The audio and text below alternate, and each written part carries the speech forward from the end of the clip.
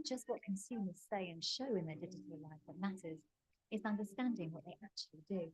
That's why Bliss analyzes vast quantities of mobile location data, turning it into real-world intelligence, improving consumer engagement and delivering measurable sales uplift for the world's largest brands and media agencies.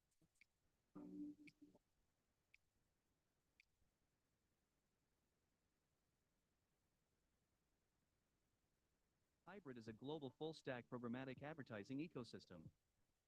Hybrid platform. Customized programmatic solutions. Vox.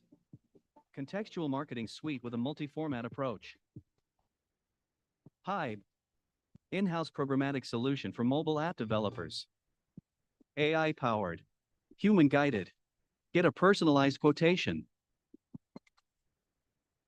Advertisers are facing really challenging times. Users are currently overloaded with the amount of information they are browsing that they simply don't see ads. Are you looking for effective ways to win users' attention? Let Vox help. Our platform is based on contextual targeting across various inventory, using AI-based stack of technologies, computer vision, Semantica 360, and SmartScore.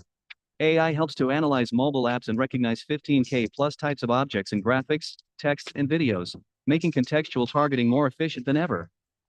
Vox offers a multi-format approach including in-image, rich media, custom mobile formats along with standard banners, video and native ads. Predictive analytics approach behind format allocation maximizes powerful impact of ads and creates memorable experience. Relevancy, engagement, safety. Leverage the benefits of AI-driven contextual targeting and catch customers' attention. Vox, powered by AI, guided by humans. Hybrid is a global full-stack programmatic advertising ecosystem which offers flexible solutions for agencies and brands. Achieve the best results with our cutting-edge technologies. Hybrid Places. Reach your customers everywhere they are. Hybrid Weather. Display ads depending on weather conditions. Hybrid TV Sync. Synchronize TV and mobile ads. One platform, endless opportunities.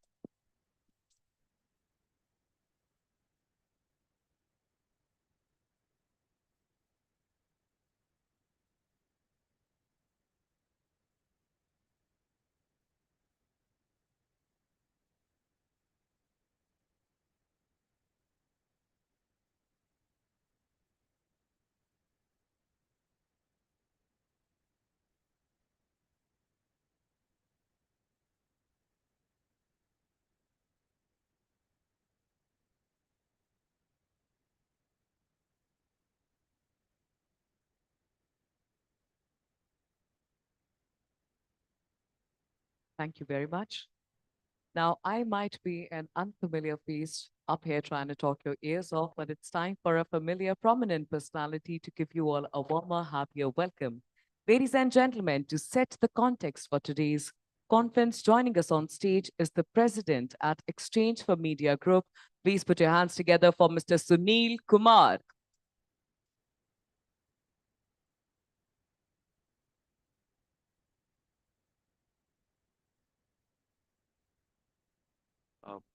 Good morning, everyone.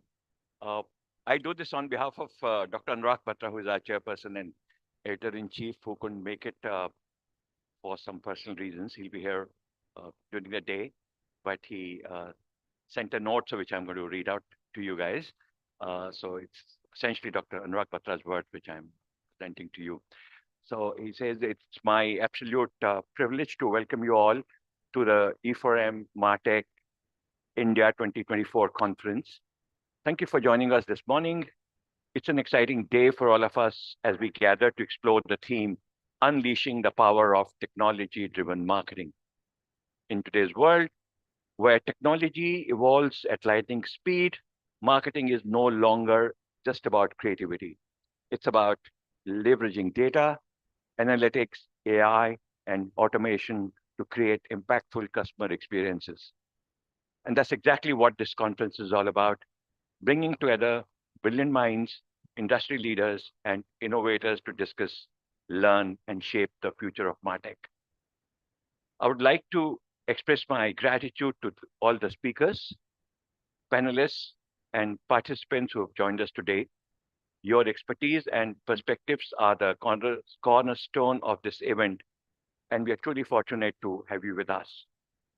I would also like to thank our partners and sponsors for their unwavering support, which makes this event possible.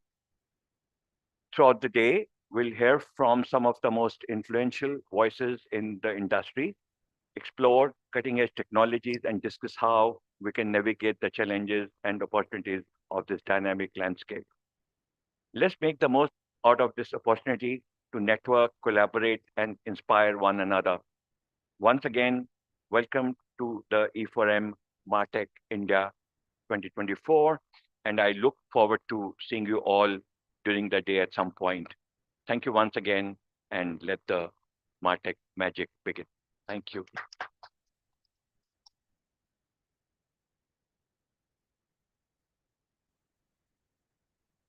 And now, ladies and gentlemen, it's time for the keynote address. Joining us on stage to share her insights on reinventing marketing in the age of AI, future of customer engagement, is the India lead for marketing, sales, and pricing practice, and the managing director and partner at Boston Consulting Group.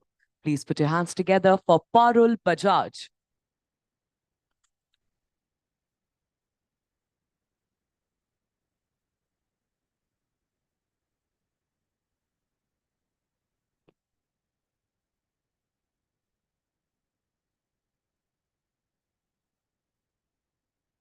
Good morning, everyone.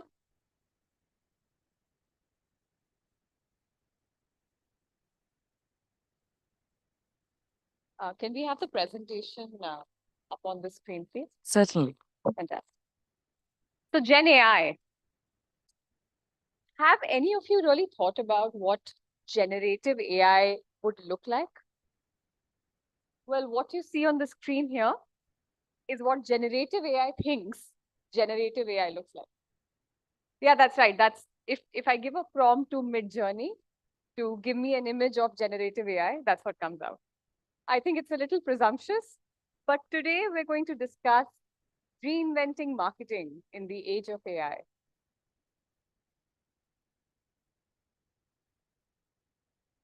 As Boston Consulting Group, we went and spoke to about 200 CMOs last year. And we did this across multiple markets, including India. And what we found was that 70% of the CMOs were actually very optimistic about GenAI. And in fact, 84% of them had a strong investment pipeline and had already plans to deploy GenAI in their functions.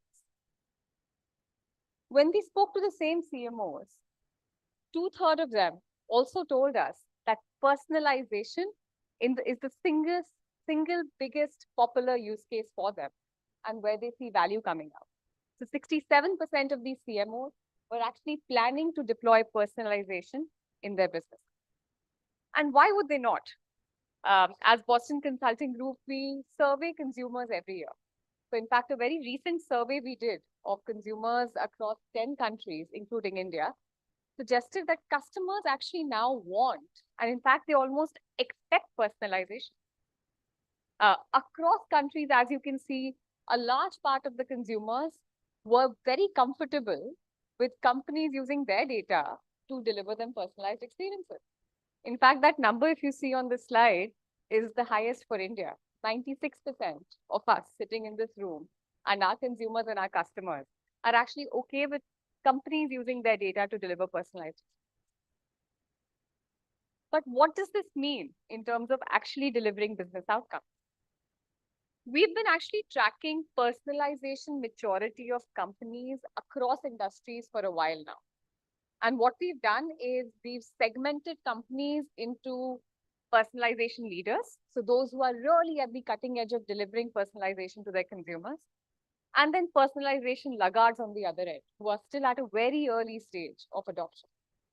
And what we see is that there's a 10 percentage point difference in the delivered growth between personalization leaders and personalization laggards. If I were to put it differently, the cost of not adopting AI-powered personalization is 10% growth. That's a sizable number.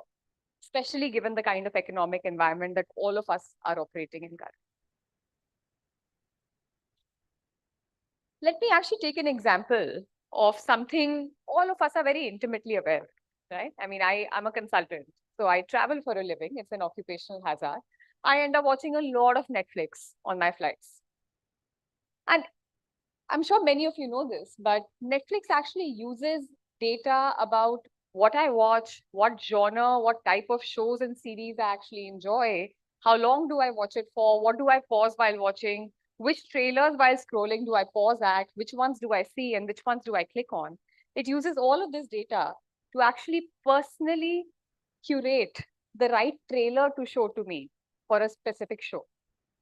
So let's take Stranger Things, right? It's a show all of us loved, or many of us loved on Netflix. Actually, I'm pretty sure that the version of the trailer that I saw for Stranger Things on my Netflix home screen is completely different from the version of the trailer that Sunil saw on his Netflix home screen.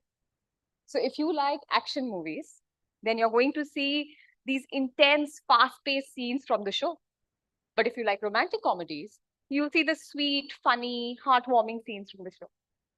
And the entire algorithm works on maximizing the probability of you clicking on the trailer because it's appealed to you. It's caught your attention and then actually watching the show. Let's go to another example, again, travel consultant, so can't go away from airlines. So this is actually an airline we did some work with a few months back. Like most airlines, they have a fantastic content management system, right? So they're able to create, a lot of these offers and creatives and send them out to their consumers. What we actually did was we layered a GenAI engine on top of the CMS. We gave it a few rules, that this is the voice of the brand. Here are some whitelisted words, some blacklisted words, some tonality of the messages and so on.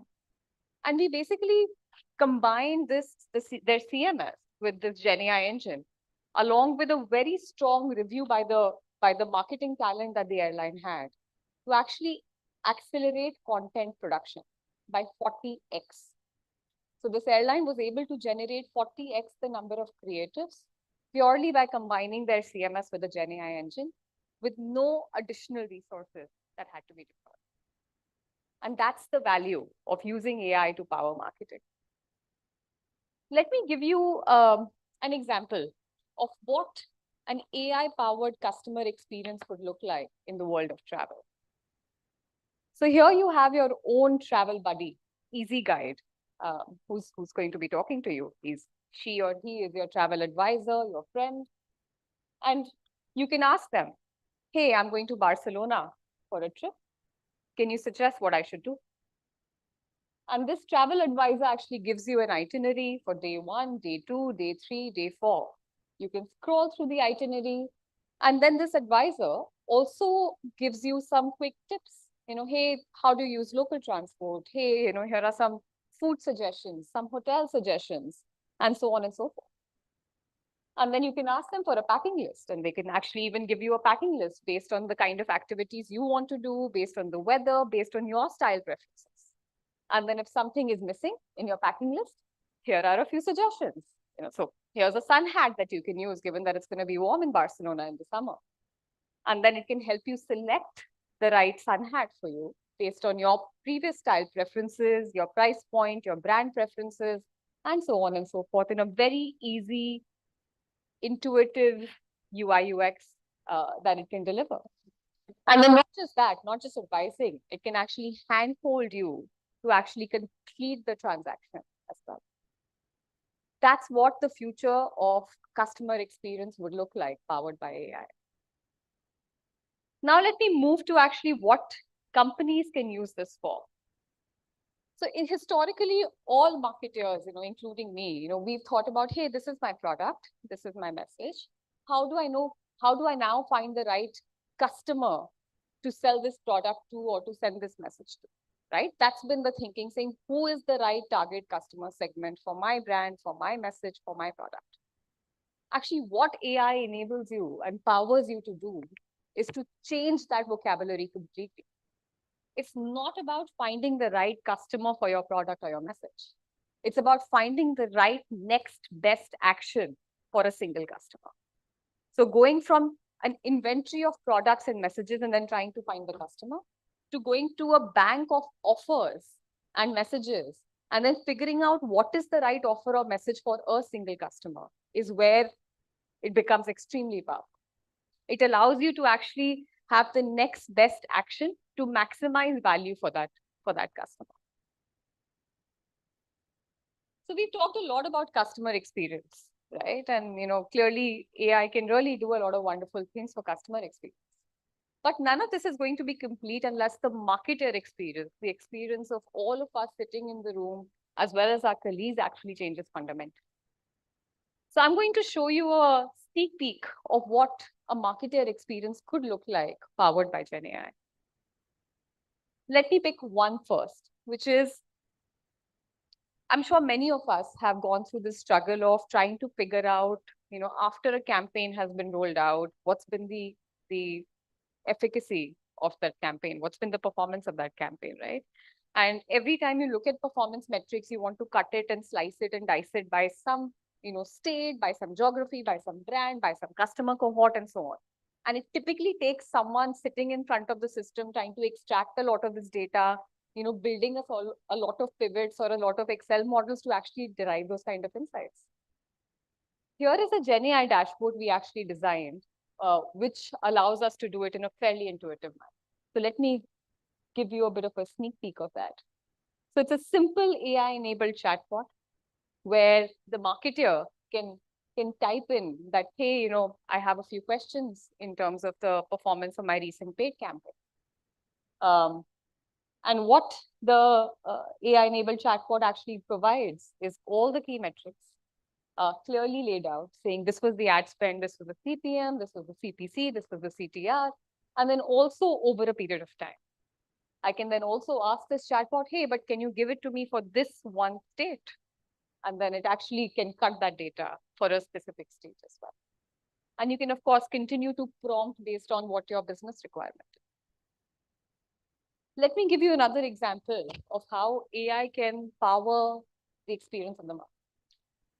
And this is a tool that, again, we at BCG have developed called Fabric, which allows you to do end-to-end campaign execution. So we've all been in situations where we've had to set up a very specific campaign, right? So for example, if I have to set up a campaign to win back my disengaged customers, how do I set it up? And here is an example of that. I want to run a campaign next month for my disengaged customers. And what this allows you to do is actually, it gives you campaign parameters saying this could be the audience, this could be the engagement model. Here is what the offer type could look like. Here is what the frequency or the duration could look like. And then it allows me to actually make changes fairly quickly to say, hey, but my audience cohort should not be people who've not bought from me for the last 6 months.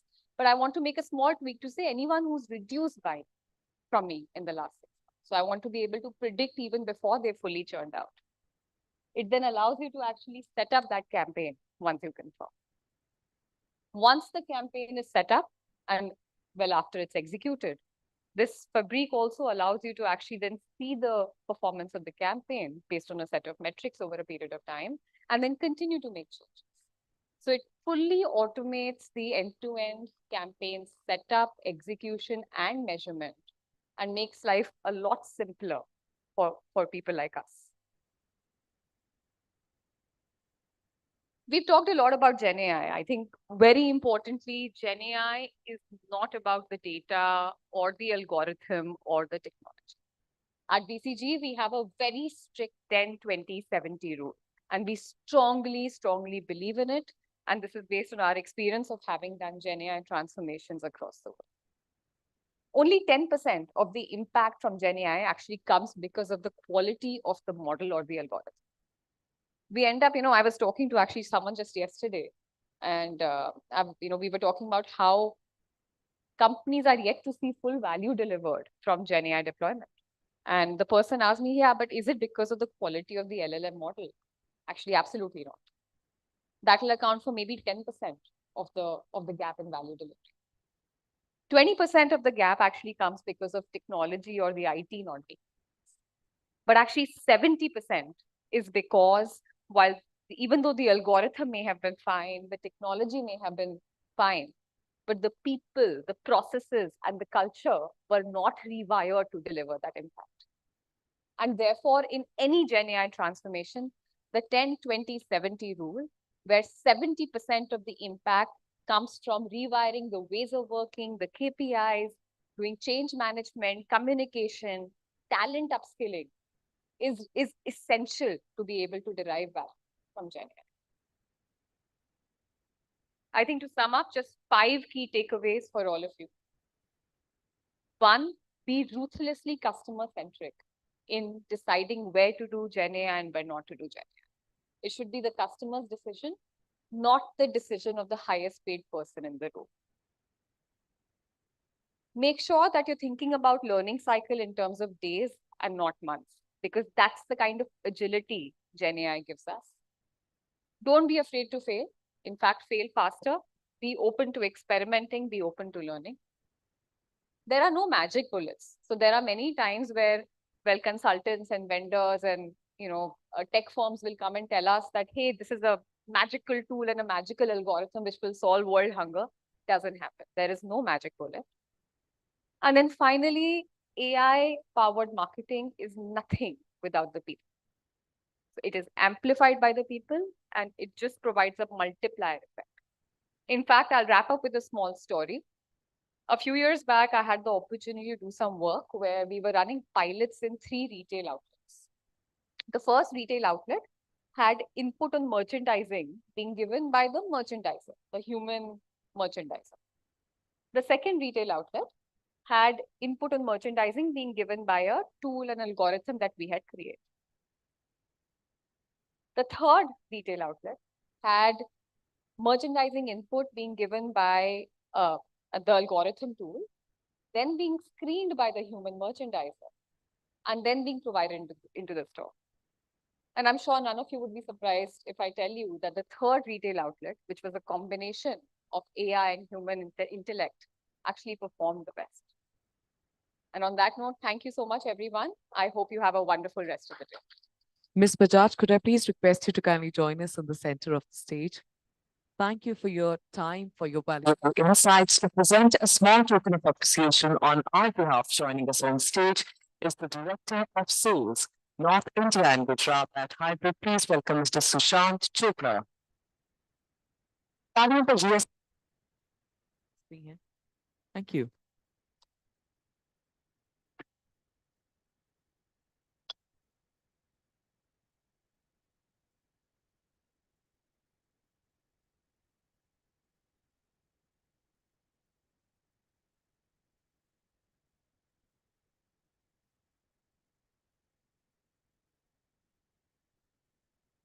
Thank you very much. Thank you. All right, before we move forward, I have something interesting for everyone. Our social media contest is live. All you have to do is visit the Exchange for Media Instagram page, hit follow, look for the pinned post with a question on Martech. Post your answer in the comments and you could win a fantastic hamper.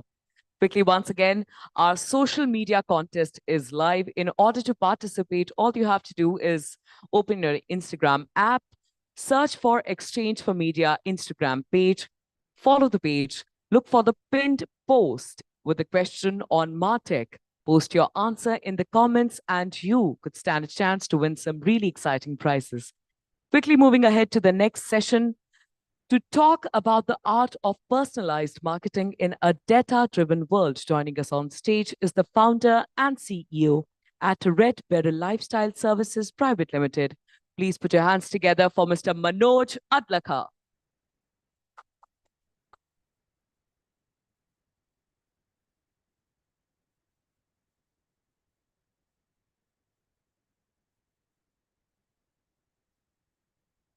Morning. Good morning. That was a fantastic presentation, and I think it stole away half of what I was going to say. So I'm not going to keep all of you that engaged over here. I have about 15-20 minutes. I'm going to try and make the best of that. So the topic I was assigned to speak about today was on personalized marketing, and that's exactly what I'm going to do. Let me start by saying that personalized marketing, in my opinion, is not just about addressing a customer or a client by their name. I mean, that's passe, right? It's about curating an experience that resonates with their aspirations, it resonates with their values, desires, and in this space, which is the space I'm really, referring to, which is on luxury, personalization actually is the new luxury. It is a key imperative. It's an honor to be here, and thank you. Thank you for having me here. Um, I was briefly introduced. So luxury is something I have been personally involved in. I founded my own company about a year and a half ago, which is Red Barrel Lifestyle Services. Before that, 33 years at American Express, wherein it was, as close to luxury as you can be. I launched something called the Centurion card in 2014, way back, that was 10 years ago at American Express. And I was the CEO for American Express for the last 10 years before I took on an international marketing role over there. And the reason I founded this company was because I believe there was a big opportunity or a void in India in the luxury space, which, as we all know, is booming. And there were a couple of gaps that could be addressed by a lifestyle company. So we are really what Red Barrel Lifestyle is. It's a lifestyle company. It's not a credit card company, and neither is it a concierge. Concierge is nothing but a fulfillment channel that we deploy in our company. Uh, so let's talk about personalized marketing.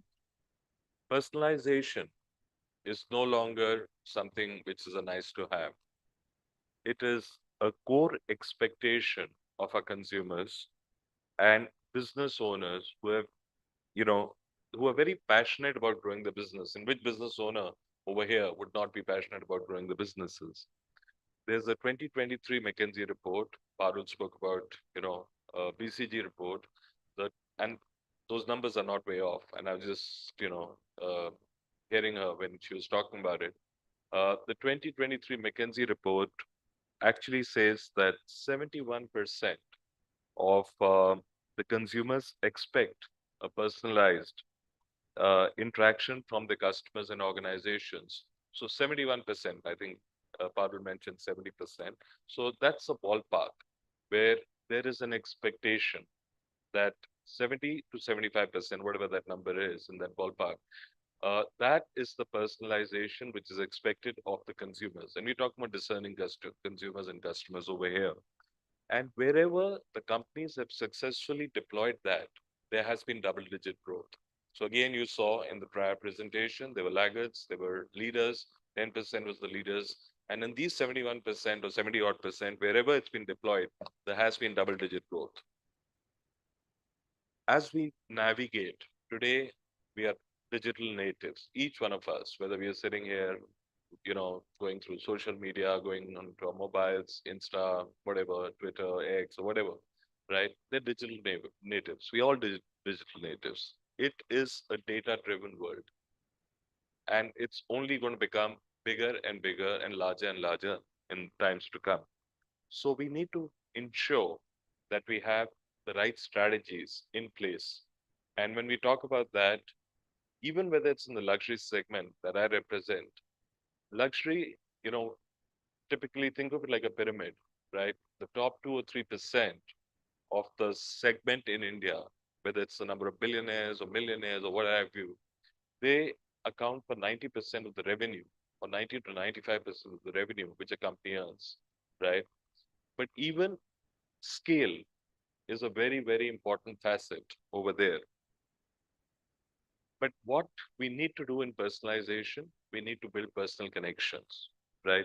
So at its heart, personalization is all about forging emotional connect. It is very critical that we actually forge. Everyone in the organization forges a personal connect. And that's why, again, I'm sorry, I'm, using Parul seems to have gone, but 10, 20, and 70, it makes so much of sense. 70% is around the people, the processes, and the culture, right? That's what she referred to over there. The algos will take care of 10%, technology will take care of another 20%, but the balance 70% is all about the people, processes, and the culture. So think about, right, a moment when you encountered a service, and I have it in my, in my, I don't want to use the word speech, but in what I want to share with all of you here. But some of the examples are absolutely similar, and it's not that I don't even know her. We never exchange notes. I was going to talk about Netflix. I was going to talk about streaming. So I'm going to skip all of that because that is, an ultimate example. All of us, OTT, whether it's Netflix, whether it's, Disney, or whether it's, any other channel that you like to watch, they know so much about us, right? We always knew, Google knew so much about us, right? With the key search words and everything. Right now, technology has taken us by storm. And this is just the beginning. It's just the beginning. Technology knows exactly what we would like to do. So why don't we turn this on its head? As founders of companies, as marketing professionals, why don't we leverage technology to the fullest to meet the customer expectations? It's as simple as that. So use technology as a key enabler and use it to your advantage. Think about a moment when you encountered a service which was tailored precisely to what your preferences were or your customers' preferences if you're a marketing head over here or a marketing personnel over here. So again, like I shared with you, in Netflix, I think it was very well presented earlier. Uh, you will be told, go and watch because, of a particular limited series you watched, whether it's a thriller or a drama or a crime or whatever, horror or whatever, it will give you 8, 10, 15, 20 recommendations, which are what are called lookalikes, right? And it is basically what it's doing is playing with your mind. It's actually diverting you and taking you into the direction in which it does. And that is what marketing is all about. You want the customer to go in the direction where you want. At the end of the day, marketing is, like I said, an enabler, a facilitator for driving more sales, which is more top line and more bottom line at the most optimal cost for your organization. Again, another study, which is, and I do believe in a lot of these, consultant studies. I may have my own view on consultants, but I think some of the consultant studies are fantastic. There is a 2023 Accenture study. It revealed that over 90%, that's not a small number, over 90% of consumers are more likely to shop with brands that provide relevant recommendations. That's a lot, right? So if the brand is giving you a relevant recommendation, you will go back. And it's all about recall and it's all about, a repeat. That's what you want. You want a repeat consumer. So I'll give you one example at Red Beryl Lifestyle Services. So really what we do is we have 14 or 15 verticals, starting right from travel to dining to, bespoke tailoring to, we have it all. Even small thing like pet care. A lot of people bought dogs in COVID. They reach out to us and say, you know what, we want to go out on a holiday. Can you look after? And our organization does that. We look after the pets when they're away for the 2-3 day weekend. Somebody wants nanny care, or sorry, finding a nanny or a secretary, or somebody wants, whatever. So anything and everything is possible. And and of course, travel is one of the key components of our offerings. So there was a frequent traveler who reached out to us, and he mentioned his passion for art.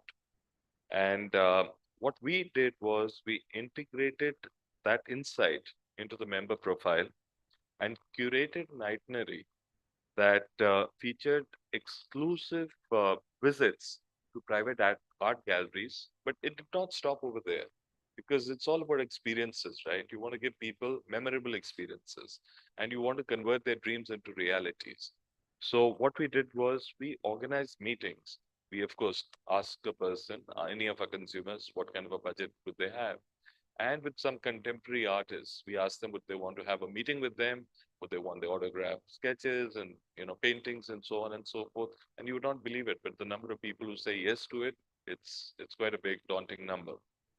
And the end result is a deeply meaningful experience that leaves a lasting impression. And in the business that at least I am in, or the luxury business, it's word of mouth.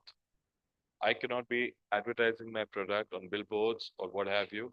It's all about one consumer in his or her circle of influence telling others that, you know what, try this product or try this service. It works. It's good. And that is what they become brand advocates or brand ambassadors of yours. So, what is the role of data in personalization? Uh, the foundation of effective personalization, in my view, lies in data. Data is absolutely key. In today's digital world that we all live in, every interaction, and by that, it could be going into LinkedIn, going into Insta, wherever. So, any other Facebook is probably dead, but wherever you want to go into, even putting a comment over there. A lot of us, we underestimate by putting a comment on somebody's post, there are suddenly all kinds of things working at the back end, which are figuring out your insight. What are your interests? Where are you headed? What are your views on a particular X or a particular Y? And those things, before you know it, get beamed up to you. That is what sometimes it could sound scary, but that's what technology does. And another very interesting, figure I came across was that by end of 2024, and we are, 20 days away from that, the global data creation in terms of just, the data points that are going to be picked up, they're expected to reach a number we've heard of MB, when we buy an iPhone or whatever, Android or whatever, MB, GB, and terabyte.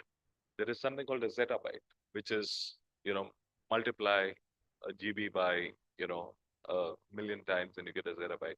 181 zettabytes would be consumed. That is the data consumption. Those are the data points that are going to be available to you, to each one of you in this room. That is the amount of data you can have. You can't naturally going around, doing it on Excel and all that. That's why tools like AI and others come into play. We're going to do the algos at the back of the screens and help you figure out and make sense in what we need to do and how we need to present the data that we need to do. So while data is the bedrock of personalization, it must be used thoughtfully. Again, it's something about, it's not to do with the volume of data that we have, but it's all about the intelligent application that that data needs to be, deployed with. And to create meaningful experiences, and again, I'm sorry, I'm referring to meaningful experiences, because marketing is all about experiences. It's not about just giving a product or a service. Brands must combine that raw data with robust analytics and very, very important. Again, go back to that 70% you saw over there, which is human insights. Call it culture, call it people, call it processes, or what have you. But that 70% is again a very important component. So at Red Beryl, we believe that data must reflect the human, which is the individual behind the interaction. I encourage my team. I have a small team, about 40, 45 people. I encourage them to, interact with, these are the relationship managers or what we call lifestyle managers to to interact with the HNIs and ultra HNIs who we have. But having said that, every person, as we know, in any organization, there's a cost involved. So we have a robust app, we have a microsite and other channels of communication where we encourage customers to go and interact with us through those channels, whether it's AI or what, all of that is available. But a lot of consumers, more so the HNIs, what is their first resort? They pick up the phone and they want to speak to you. That's a reality. So we will do what we have to do. We will go the AI way. We will do everything. We will provide those avenues for them to reach out to us, or those channels for them to reach out to us. But we do have to take into account the customer channel of choice with which they want to communicate. And that must be made available whether they use it or not. For us to be making it more pertinent to them, we have to make everything very robust in that channel, and everything which wherein if they were to go into that channel of communication, with they could communicate through that channel with us, either providing some incentive or ensuring that all accurate and updated information is provided to them. So raw data is really meaningless without the ability to distill actual insights. If you're not able to do that, the data is not worth anything. Uh, there are challenges in scaling personalization. So a diverse customer base presents significant challenges. And, we all as marketeers, as business leaders, as, running our own companies or what have you, we have to come to terms because in India, a country of 1.5 billion people, one of the biggest attractions is the sheer number of people that there are, right? So even if you go into a tier two, tier three cities, I personally am learning literally by the day after spending 35 years of work ex. I'm still learning by the day that, when you go into a Kanpur or a Ludhiana or a Jalandhar, uh, you know, the per capita revenue that I'm going to get from a consumer over there may be 4x than what I'm going to get either in a Mumbai or a Delhi. It's just mind-boggling how this country is shifting. Similarly, if I was to give you another demographic over there, which is that people below the age of 40 are consuming luxury about 3x more than people above the age of 40. And in India, where 70% of the population from a demographics viewpoint is below the age of 30, just imagine the opportunity that exists. So these are small numbers. And then with the backdrop of overall luxury market, again, something I'm familiar with in India in 2023 was $30 billion, growing at an annual rate of about 30%. And that luxury, $30 billion, is expected to hit $100 billion in the next 4 years. $100 billion. When you look at the number of dollar billionaires in India, we're already number 3 after only US and China. And, there are about $300 billionaires. That number is increasing by literally by the day, by the hour. So let's come back to data integration and fragmentation.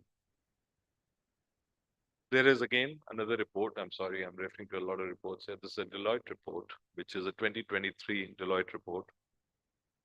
1 out of 2 CMOs, chief marketing officers, said that data integration, they found that data integration to be the most significant roadblock to achieving personalization at scale. So it's all about data integration because remember what's happening. The interactions that a customer is having with us, with an organization, could be physical, could be online, could be at various, so while various data points are being generated, it's all about integrating and putting the data together. So as an example, a customer's purchase history in a brick and mortar. So if a person goes into a Zara at, let's say, a DLF mall or Emporio, whatever, right, may not sync in with the preferences which they have expressed online when they've gone into an Amazon. So it could be very, very different. And that is where there could be a few challenges. Again, something we just touched upon, and there I may have a bit of a difference of opinion. I saw that statistic, it surprised me a bit. The earlier speaker, it said that 96% of the people are very comfortable in sharing their data. I feel differently. And the reason I feel differently is because a lot of the 96% of the people, and India was right number 1, if you saw that chart before this, which was presented by the esteemed speaker. But in that 96%, a lot of people don't know that the data is going to be shared. So, that is something which a lot of us sign. Think of it. Each one of you is a credit card member here. I ran a credit card business for 30 years, right? There were long application forms and stuff like that. And you would straight away say, Acha sign that. That's what the member would say. They wouldn't know what they're signing. So and you don't know, you're giving your life away, right? Your data is like oil. And it is so critical that you have to be very, very careful.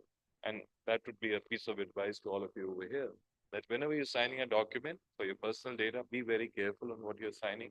And similarly for companies, that's the best entry point to make sure that you've literally signed your life away, because everything on you is something which is now available with them.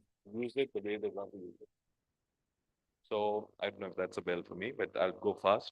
So there is, GDPR, as you know, in Europe, there's a Digital Protection Act in India, and those have to be followed very, very strictly.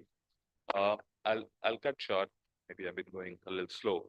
You have to balance data, everything that we do with data and automation with a human touch. Again, unless there's a human touch, we will not be able to get anywhere. I want to give you one or two examples in some other industries. I want to talk about financial services. There's another everyone knows about HSBC. It's fantastic. Well, there are many companies who probably do the same. I want to give you one example about HSBC.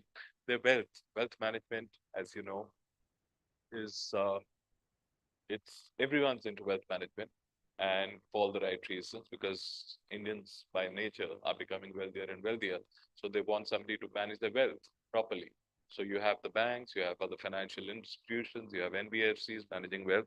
And what HSBC has done, to my mind, and I, analyzed that, they have looked at the individual spending habits, goals, and a risk appetite. And all this is through AI. They've leveraged AI to do this. They've done a very smart job about this. Similarly, healthcare sector, personalized medicine and medication now is revolutionizing patient care. So there is a movement in healthcare. What is the future of personalized marketing? There is going to be predictive personalization, right? So before even a customer knows that this is my need or this is what I want, it's all about need or anticipation. So you got to figure out as a marketer that this is what the customer would want next, and we go ahead and provide that. Immersive experiences through AR and VR. Again, good fancy terminology. Do it smartly. Do it, in a way that is not intrusive, and the customers would like you for it. There's a Gartner report predicts that by 2025, 60% of luxury brands will integrate AR and VR into the 2025 is around the corner, into the customer experiences. Uh, there's going to be hyper personalization with the AI. And there is, one example I want to give you is around personalization, to my mind, is more than a business strategy. It's actually a philosophy. Each interaction as a marketer that you have an opportunity to tell a story. You have a conversation. It's a storytelling thing, right? As a marketer, if you're not telling a story, you're missing out on building trust and creating value with the customer, right? So we had a scenario where a customer reached out to us, had a milestone wedding anniversary. Uh, we wanted to know, and the relationship manager. So that wasn't technology, but the relationship manager, what that person did was figured out, okay, which is location this person wanted to go to. Then we used a bit of technology. Then we went into the person, which was a public account, Insta account. Again, technology is important in terms of the amount of data you want to share. And there we figured out, okay, this person likes a Bruce Springsteen or X or a Y, which is, and we got all of that organized, and that person loved it. So it was an immersive experience and in the location where the person wanted. So it was a blend of technology and human interaction and, conversations, of course, wherein we got the desired end.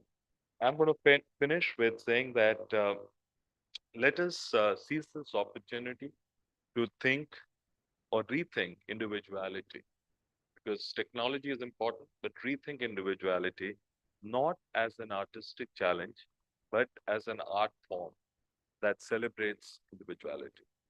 Let's not look at, you know, let's strive to see our consumers not just as, consumers, but as people with unique stories, dreams, and values, and embrace this opportunity to rethink personalization, not as a technical challenge, but as an art form. So that was where I would end. Thank you very much for your attention. Thank you. Thank you very much, Mr. Atlaka. Could I please request you to kindly join us in the center of the stage? To present a small token of appreciation for your valuable insights, please welcome on stage Ms. Priyanka Padoria, Associate Director, Exchange for Me.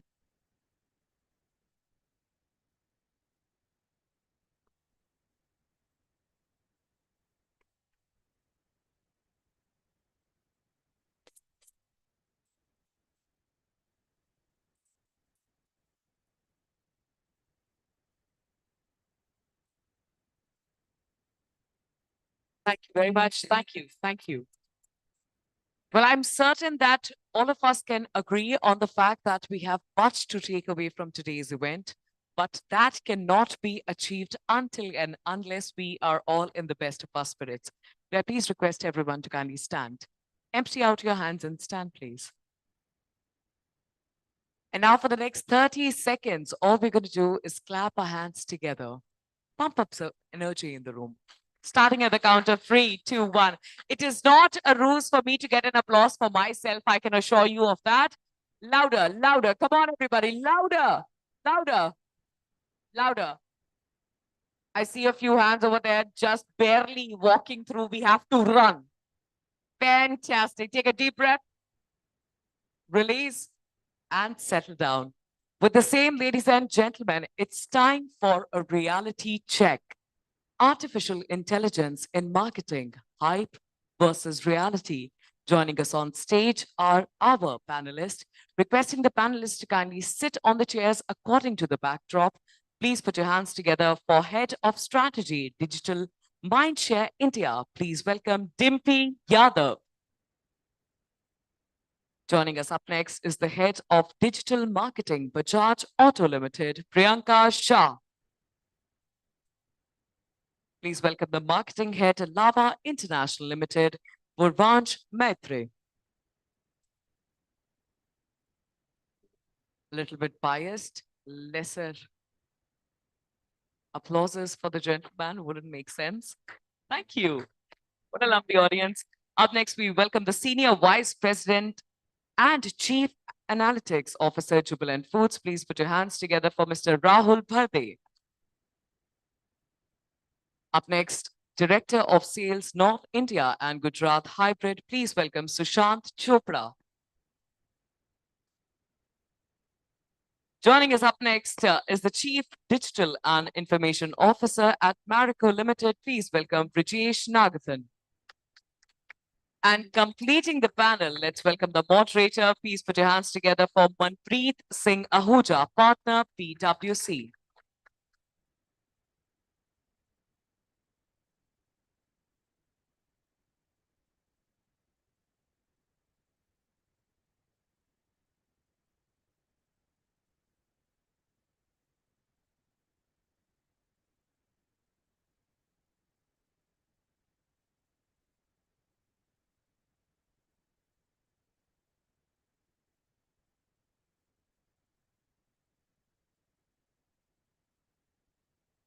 Well, thank you so much for setting the stage. We've got a interesting topic, and I'm sure we'll try and get to whether AI is a hype or is it actually a reality that we can't live without. Uh, but before I get to the audience, just a raise of hands. Which way is the room divided right now? Is AI a hype in the world of marketing, or is it something that you can't live without? Can I have a raise of hands on people who think it's a hype? In between. How many of you are in between? Okay. Good. Interesting. So, when I was sort of like thinking about this, and when we go around talking to people in companies, and I mean, at PwC, you're always in the market talking to customers. A lot of people go back and say it's AI right now seems like the overhyped Ivy League intern that seems to create a lot of promise, but often doesn't meet the crazy deadlines that you have to meet. So that's a piece. Hopefully, this group will help navigate. But thank you so much, E4M, for getting this very diverse panel organized. We've got a range of sectors represented here. We've got a mix of people who run sales, marketing, digital, technology, all of that in the panel. So this is fantastic. Thank you so much. And really for the discussion, I thought there are 4 or 5 blocks that are critical that we should try and talk about in the limited time we have. One is this whole, madness around hyper personalization to a level that it sometimes begin to scare you. That the world around seems to know more about you than you yourself. Uh, you know, the second bit is around insights, where we're thinking about the world of getting to predict uh, things ahead of time, and that creates competitive advantage. Of course, there's this conversation around operational efficiencies, which is the cost of doing things getting leaner and speed getting faster around things, and of course the ethics around this whole agenda is a big debate as well. How much can you leverage to drive business outcomes? How are you sort of treading on the lens of impacting data privacy as a concern is possibly the next one. And last but not the least is there's a lot that's happened in the last, if I were to say 20 months, but, with what has happened and how much we've tried our hands on, what would the road ahead look like? Next 3 years, 4 years, you could sort of reimagine the whole world of consumer business. So those are the blocks, but, we'll go around the room and hopefully run a conversation to be able to get a perspective. I'm going to pick you up, Rajesh, in Marico first. And just on a lighter note, as much as we keep thinking about hyper personalization, it almost feels like, we are not far away from a time where, AI will recommend the hair oil after looking at my calendar. Uh, kitna stressful din hai. So, so just on that note, I wanted to check with you, at Marico, how are you looking at the impact of AI on the overall marketing strategy? And more specifically within that, you've got a diverse portfolio of products. You work across diverse geographies, digital, physical brands. I mean, so how is it that AI is sort of making a tangible difference to the way Marico is looking at customer segmentation and campaign targeting? Thanks. Thanks. So if you look at here, we kind of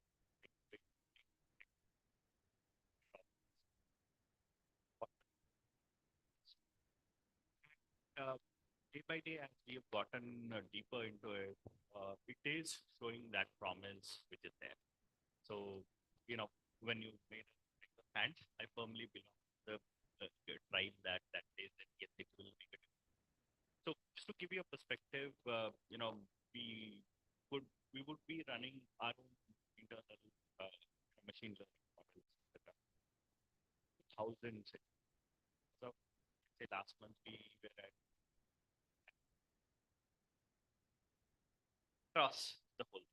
And coming specifically to the marketing part of it, what we feel is there's so much that we are doing, and we want to do more in terms of understanding the market trends. The amount of data that is now available, let's say based on the search histories which are there. How do you make sense of it? How do you plan your interventions? How do you kind of really execute them? Our ability to kind of, how do you say, segregate and differentiate in terms of what are the most optimized and most return on investment yielding kind of campaigns. So those are something which are now being driven by these models. Our ability to kind of, how do you say, subscribe to, the auctions or the bidding in terms of what will be the ones which will give us the most impact is all being generated by all of this. So to that extent, yes, there's a lot happening, but a lot more is on its way to make it happen. Thank you for that. I'm going to go to Rahul, uh, you know, at Jubilant Foods. And I think, your business, the whole QSR industry pretty much thrives on the fact that you want customer love, customer loyalty, and almost like creating a habit of liking that product. And I'm sure data plays a very important role, and you run the analytics, you're the chief analytics officer there. So can you just bring this to life for this room as to how is it that you're kind of driving customer loyalty and love through analyzing data and taking decisions? No, thanks. Great question. First of all, good morning, everyone. Nice to be here. So, in the prior session, I think gentleman was talking about every interaction you have with customer is a chance to tell a story. In a world where content we are surrounded with and the attention is fully fragmented, how do you stand out and how do you make sure that you connect on a personalized level with customer? That's where AI plays a role. Food is very indulgence. No, I think it's not like it's a very, very involved category. When you're ordering a food, it could be for occasion, celebration, could be time of the day when you want to relax really. So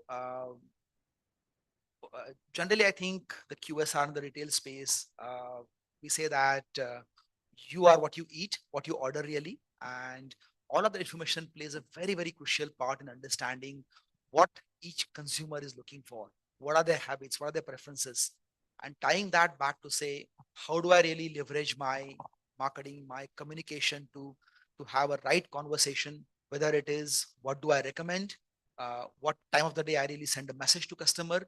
um, Similarly, when you are ordering from an app, I think these are very, very personalized these days. I think how do you really make sure that the right food pops up in front of everyone? It's all about, I think, removing the friction of how do you order the food. But more importantly, I think the right recommendations makes a huge difference in where do you end up ordering on.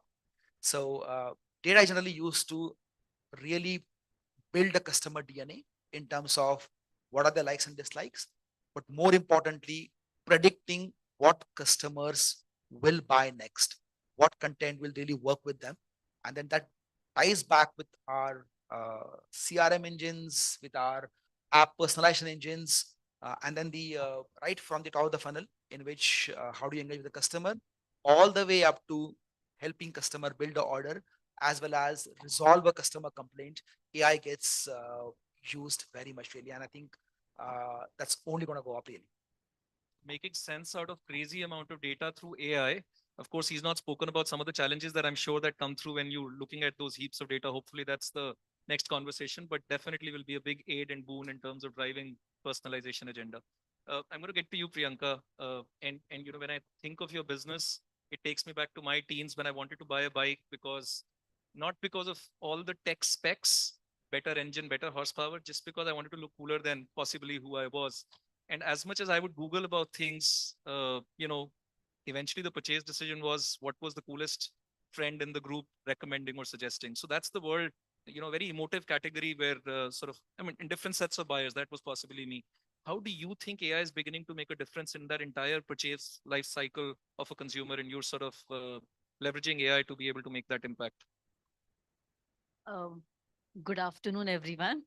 We are around 12ish. I hope you guys are having a good time till now. I think it's a brilliant question, and you basically led your conversation into me telling the exact example of AI implementation that we have done recently. We've recently launched a bike which is called as NS400Z. Now, this is the most powerful bike in that segment that has come in. To your point, that person wants to look cool. So, and a customer wants to be felt that this is for me.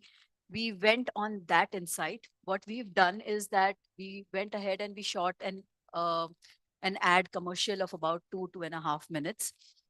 And using AI and in collaboration with Meta, what we went ahead and we did is that we basically democratized this. You could put your photograph and then you would be actually featuring in that ad. Because what we realized is that more than me just shooting an AV and sending it out to people, if I am in that ad, the virality of that content, okay, will be far higher than me just sending out the AV in the space. So this is how we've leveraged. We couldn't have done it without AI. And of course, WhatsApp, that's how Meta comes into play. And we definitely used influencers also because we needed to spread the word around and people look up to influencers. If they create the video, then these guys created. So I think this is one very good use case of AI that we did, dovetailing into your insight that you want to look cooler with the bike. So now you look cool.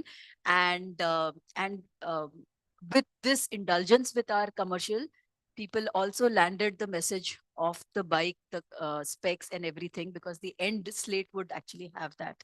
So we landed the message using AI. And by virtue of being at Bajaj Auto, and because I handle a lot of brands, I'm taking the liberty to give one more example. We were just launching Bajaj Chetak, and Chetak is now the biggest electric EV vehicle in India, ahead of our competitors. We wanted to land the message of saving. So what we went ahead and we did is we partnered with DV360, and we picked live API of petrol prices in those areas, and we made mass level campaigns where it would show savings of um, price when you would use a Chetak versus when you would use a regular scooty, how much money you would save in the long run in the ad itself. And of course, we leveraged IPL as a season to go ahead and land the message with people, because there was a cross. And our recommendation audiences said that, my TG also watches cricket. So we are using AI at two levels. One is for mass creation, and the second was to land what type of audiences I need to go. Well, thank you so much. Very credible, real examples. And who in this country of billion people would not want to be a model in that, that advertisement. So very, very creative. Thank you for that. I'm going to get to you, Purvansh, at Lava. You know, you're a electronics company, you're a mobile company. There's a ton of data that you have access to by virtue of your core business itself, but it's also an extremely hyper competitive segment in space. So how is AI making a difference to you in terms of, I'm sure it's making a difference in the whole life cycle of the business itself, but if you were to pick up the marketing side of it, the segmentation and the targeting and the offerings that you're coming up with, how is AI making a difference in your sphere of business? Thanks. Yeah, thanks, Manpreet. I think as many of the panelists mentioned that answering the first question which you asked and started the session with, whether it's a hype or whether it's actually leading to something meaningful. So when I look back past couple of years, and I kind of bucket the kind of changes which AI technology has brought in our day-to-day operations, I can see three distinct areas in which it has made an impact. One is obviously the content creation turnaround time, the ideation time. So and the kind of formats you can generate, long format, short format. So that has gone down a lot with coming of this technology. Like one example is that we were trying to make one video 3-4 months ago, and the concept came, and it required a very extensive shoot to be done. Then and there were some budget considerations also. Then the agency came up with AI being the tool to make that video. I was very skeptical initially with the kind of delivery which can happen, whether it will look real, it can replace the actual shoot or not. But when I saw it, it's really surprising. So it's not there yet, but it's very, very close. And the turnaround time was, I'll say, almost 30% of what an actual shoot would have taken. Second is mass customization. So as she mentioned that she was able to customize her ad to a vast majority of people. I did a similar thing this Diwali. So I also created one video. We have a very large retailer network in the country. We have close to 60,000, 70,000 retailers in the country and 1,000 distributors. So we wanted to make this Diwali greeting slightly personalized. We also created a video which could have been customized with some bit of, you can input your details, and it'll generate a customized video for you. we released that, and we were not hoping that many of these retailers will take it up.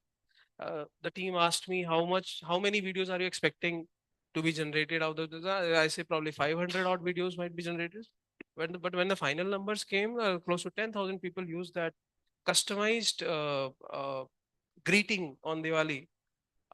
So this mass customization is also something which has, and some of the other brands have done incredible job in customizing their marketing messages. Third is real-time optimization, as she said, DV360 and all these real-time customizations are possible. There are many ad types which are coming in from Google, YouTube, etc., Meta, etc., which are really real time customizing the, so it's selecting the ads which are working for you, it is rejecting the ads which are not working for you, and there are some capabilities coming up, it is creating the ads also, so ones which are working for so similar types of things you can experiment, this capability has come in static and video ads also. So these are the three areas which I'm seeing real time impact in our operations on a day-to-day basis. And obviously it utilizes all the data as you were saying.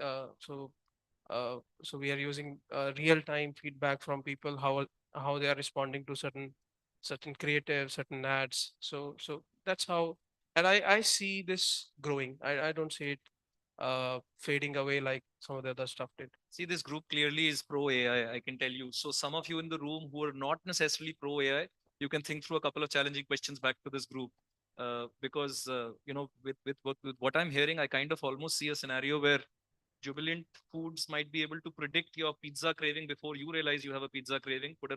An auto order could happen, and somebody like a Lava could go back and as a service offer saying craving को divert करने के लिए I can throw content so that you stay healthy or whatever, make a choice there. So life's going to be quite interesting as we move further ahead. But Dimpy, I want to pick you up because you're constantly with the customers and the market, right? And there's a lot of conversations around AI. Everybody's a Gyani Baba on AI these days. Everybody talks AI. So there's a lot of know-how, but there doesn't seem to be a lot of do-how, if I were to talk about that.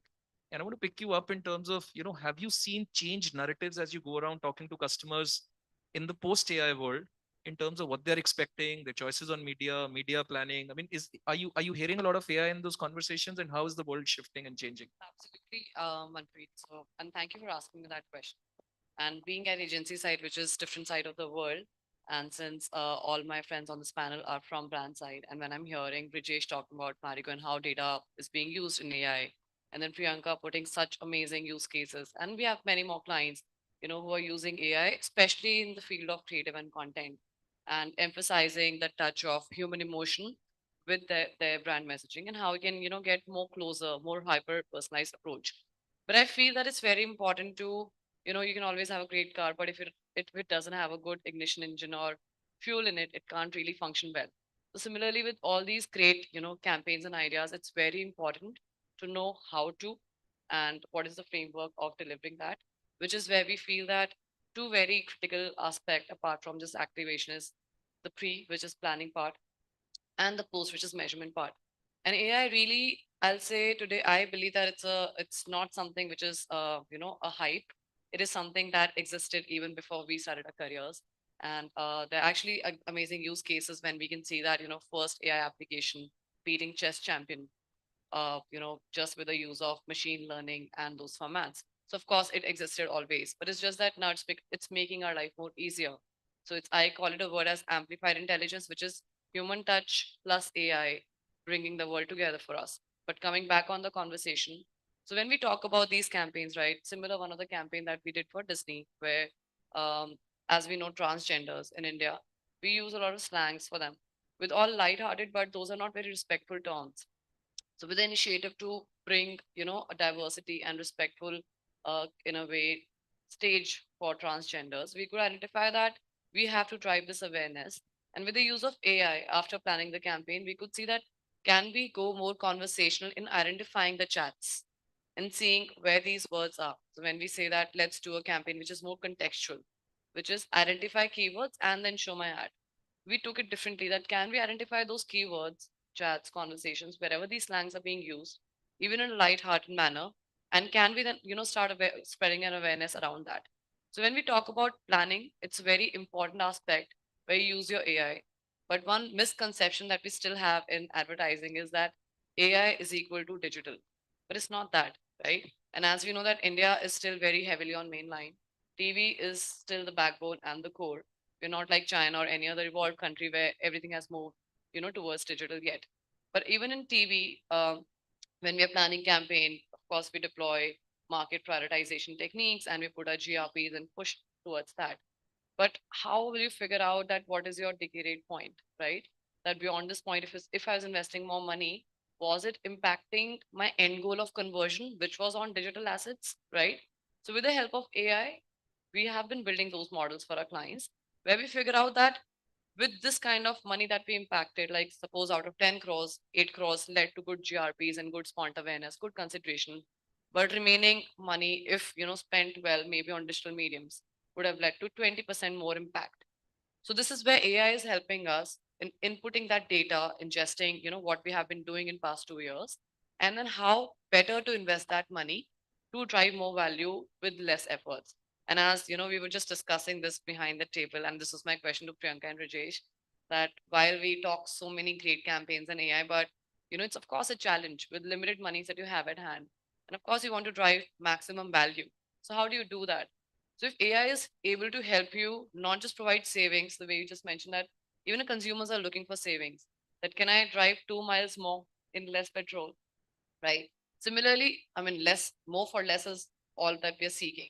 So AI really is helping us. I'm not saying it's a promise that's going to come our way, but these are use cases. So it's building the bridge for us, even in advertising from both mainline and digital. And of course, in measurement, same way that when we talk about AI, the biggest challenge today for every brand is that it has become so conceptualized and so personalized that your outcome for an equity brand could be very different. Where you're saying that, how many app installs, how many people are actually trading on the website versus FMCG, where they have to drive sales even in their offline, brick and mortar stores. You have your dealership as well to cater. So your outcomes and goals are so different for each brand.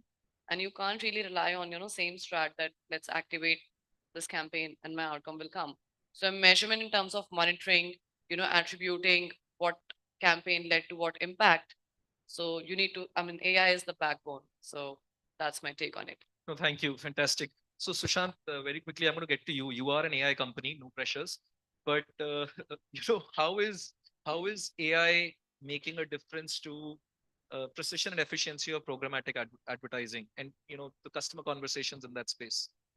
Thanks, Manpreet, for asking this. And I was just listening to all the brands who are basically my clients from Group M to Bajaj to Marico to Lava also and Jubilant.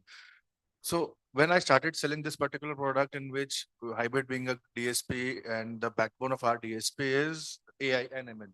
So I was like, what AI can change in this particular product? Because like how DV was in that phase when they were pushing that we are going to get cookieless and we are implementing sandbox soon, going again cookieless, all those things. So there was a recent campaign for a brand, EV brand, which is basically from the house of MG, Morris Garage. We launched MG Windsor, and the target task was we launched with the help of AI the kind of optimization in the campaign we did. Main KPI was to deliver more CTRs, then more footfalls on the stores, and third, most importantly, leads. So they want to optimize for inquiries also. So with predictive analysis coming into AI and the kind of optimization my team does, and my AI also, so we delivered more CTRs and we came to certain factors. First factor was government subsidies and government offices are consuming more content in terms of EVs. Then second pointer we came across that in the age group of 30 to 40, people are consuming more content on weekends. So my AI, my DSP optimize the campaign and change the strategy in a way that more content to be this particular age group will be pushed on, more spends will be on Saturdays and Sundays. And there are certain content which government subsidies and government offices or officers were consuming. So that sort of budget was allocated those part. At the end of the campaign, that was success for us. That's an award-winning campaign for us, and we delivered more CTRs. We delivered a CTR of from normal display campaign, and yes, some innovative formats also, somewhere around 2.6%. And we got recognition from MG also that their top lower funnel and the top funnel, all the KPIs are met, and all the inquiries targets, all those targets in terms of performance are also achieved. So that's a success when we hear these kind of stories from the clients. But yes, AI is a game changer in terms of advertising, in terms of AI can actually help with respect to our product we talk about. They can push the separate narrative for each and every user. For example, in this particular hall, somebody is more interested towards fitness, and somebody is interested towards, I guess, food, yes, or everyone is interested, but yes, some sort of Mexican or continental or Italian part of this. So my AI can actually help you to show these kind of relevant creatives as per the need. Like how you mentioned, there will be time when some push notification from Domino's will be there. That's craving for pizza. It happens with me. My daughter is she is basically a pizza lover. So every second day she needs either butter chicken or a pizza. So I got a notification from Zomato. It's time for pizza. And at the same time, when that's the time she came back from school. So that's how AI works. Thank you so much. So again, like I said, the panel's pro AI right now. So if there's any question that's brewing up, you could raise a hand and hopefully I can fit that in within the conversation. But Priyanka, I want to pull you in. You gave a couple of great examples that sort of made the whole use of AI at scale very, very real and live. And we're all beginning to talk about predictive analytics here. And the ground reality again, as PwC, when we go around meeting companies, they've spent multiple crores in setting up technology stacks. I mean, SAP hai, Oracle hai, Workday, Salesforce. I mean, there's everything out there. And there's, of course, a lot of data. But it's still against the promise of AI. It's not like you get like a decision support system that lets you take that real-time decision at the pulse when you need. Any real examples of predictive insights sort of coming into your world where customer preferences are very, very important? Very interesting question. I have two use cases which I can talk about.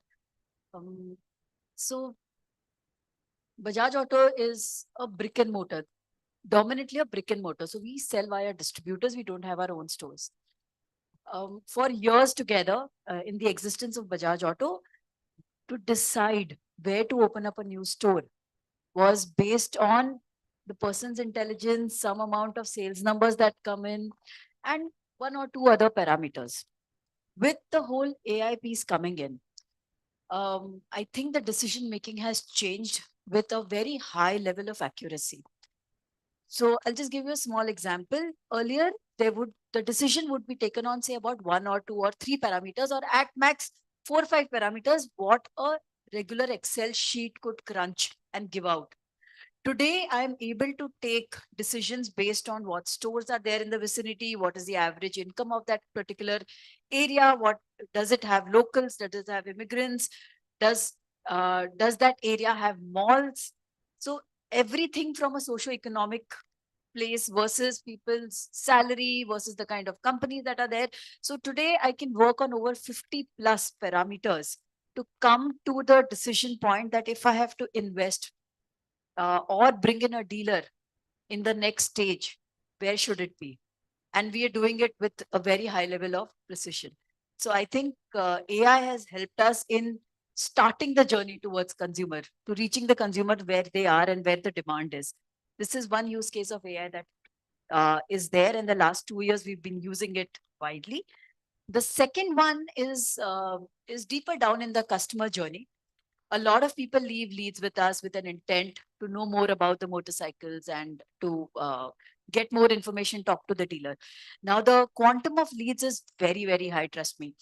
And all of it goes to the call center while we try and have something pushed directly to the dealers. But how does a call center actually go ahead and prioritize whom they should call? How does a dealer prioritize when they have 10 leads, which is the lead which has the highest hit rate of conversion?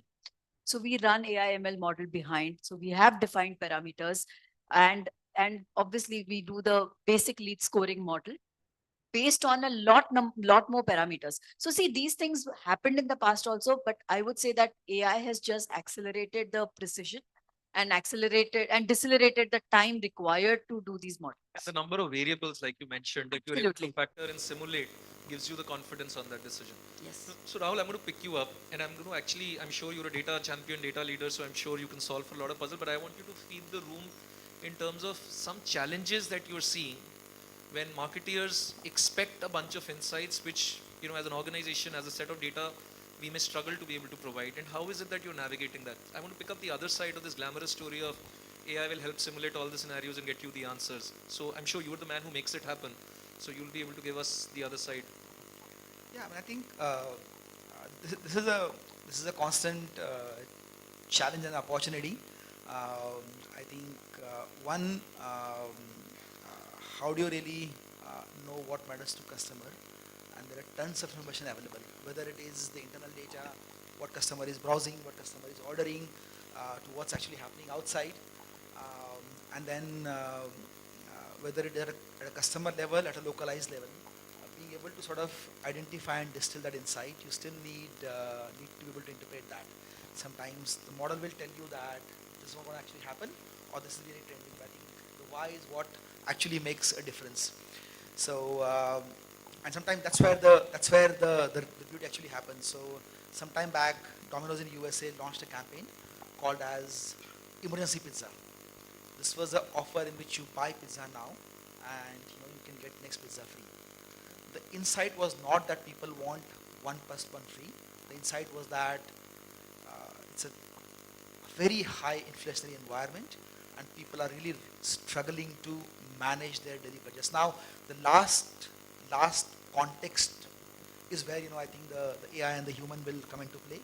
The AI can tell you that yes, I think the spendings are decreasing, people are downgrading, they're ordering less really. How do you put that in the context and say translate into a way works well? They got really great response from consumers, both in terms of liking, in terms of ordering, and just change the game for them really. So that's where I think the beauty lies really, not just finding out what matters, but also to then say what does it really mean for the business, for the brand, and telling a story. Oh, thank you so much. So, very interesting. So the other day we were with a customer and we were talking about the possibility of saying how you can talk to data. Gone are the days where there's somebody in analytics creating a dashboard or a SQL and giving you results. You can talk to data, hyper personalized to your context, your role, and your situation. And the market's getting so much more demanding. They came back and said, but what if I don't know what I need to ask? Can AI tell me that? So, this is the world of AI that we're sort of getting to, where, the expectations are sky high. And of course, this in turn has to graduate to be able to deliver to that opportunity. Actually, AI can tell you that. If you look at that, if you the bunch of applications, if you upload your data or document, it does. It will not only tell you answer the question, it will recommend question also you can answer. It's fascinating. Absolutely. Absolutely. I'm going to, Vijesh, for your role, which is sort of broader than marketing, you're the CDO, CDIO for the organization. I'm going to draw the connect between marketing and some of the other functions. So all this analytics and predictive work that's happening in the world of marketing has an impact on the broader organization beyond just marketing. And in an FMCG context, I want to draw the connection between those insights making a difference to supply chain in terms of product availability and some of the other aspects that eventually feed back into the marketing agenda as well. Are you seeing that interplay and connection sort of come through in terms of outcome? Yeah, very much. So, for example, if you look at the way we go about now in terms of traditionally how people maintained inventory or stock levels, etc., was you defined at a point in your supply chain versus now you try to do what is called as a multi-echelon inventory optimization. The AI will also be able to tell you whether it is better, you're better off keeping your inventory more at the factory and then move it closer as the particular season or the campaigns hit, or you're better off spreading it evenly, or you're better off taking it to the front end. And again, depending on category, depending on the event, etc. So these things do change. The other aspect of this is also what you would call as demand sensing, which is a bit more evolved and bit more nuanced than the traditional demand forecasting, which is there. So at a retailer level, you try to sense the pattern in terms of how is the demand at a very micro level going to go up or down. And your ability to kind of manage your dispatches basis that is something which is playing out. No, fantastic. So, I'm going to pick you up, Dimpy, for this whole conversation around AI feeding into content creation, right? And the efficiencies it can bring, and how many, your ability to sort of do a much bigger outreach and be at on the face of the customer all the time. How do you? I mean, two reactions. One, are you really seeing that benefit because you get a lot of those mandates and you have to deliver to those mandates? And second, how is it that the blend of human ingenuity in this world of just unlimited content that'll keep getting thrown, powered by AI? I mean, how do you stand up and differentiate a brand? So how is it that you're seeing the balance between the two and the market reacting to that? Right. Thank you, Manpreet. So I'll say that there are two sides to it when you talk about content and creative, right? One is where you say that can I create more renditions and more variations? Like if I have one creative and I want maybe 500 more, can I use AI to do that, which is more operational? And of course you can. Second is, can I use it more data, led, which is what we all call as DCO ever since, always there. But when we talk about today's world, if you see, world is also moving beyond display, beyond video, and we have influencer marketing as a big space. And in fact, that's also educating our audiences. That's also driving the growth room for growth for us. So when we talk about influencer, the biggest problem today is how do you manage the profiles? How do you figure out which influencer to pick? What will they talk? How can I track the conversations that they're doing? And when I say Gen AI and content and influencer, which is the biggest space today, I mean, that lies the answer. And that's also, in a way, upcoming trend, which is where AI is helping us. That you can have your Gen AI created influencers, which will pick up the sentiments and the conversations which are happening in real world with the audiences. And they will throw content their way to bring relevancy.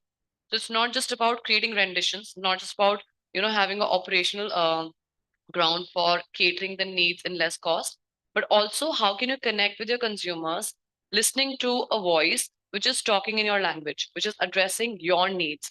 And as we all know about consumers, and nobody can understand more than this table, that meeting unmet needs of consumer is the prime forte of any brand, and which is where you can drive your growth. Now, of course, every brand goes with their key USPs and how do we want to connect with them, but everything eventually lies with the consumers, and that's where you're gonna go.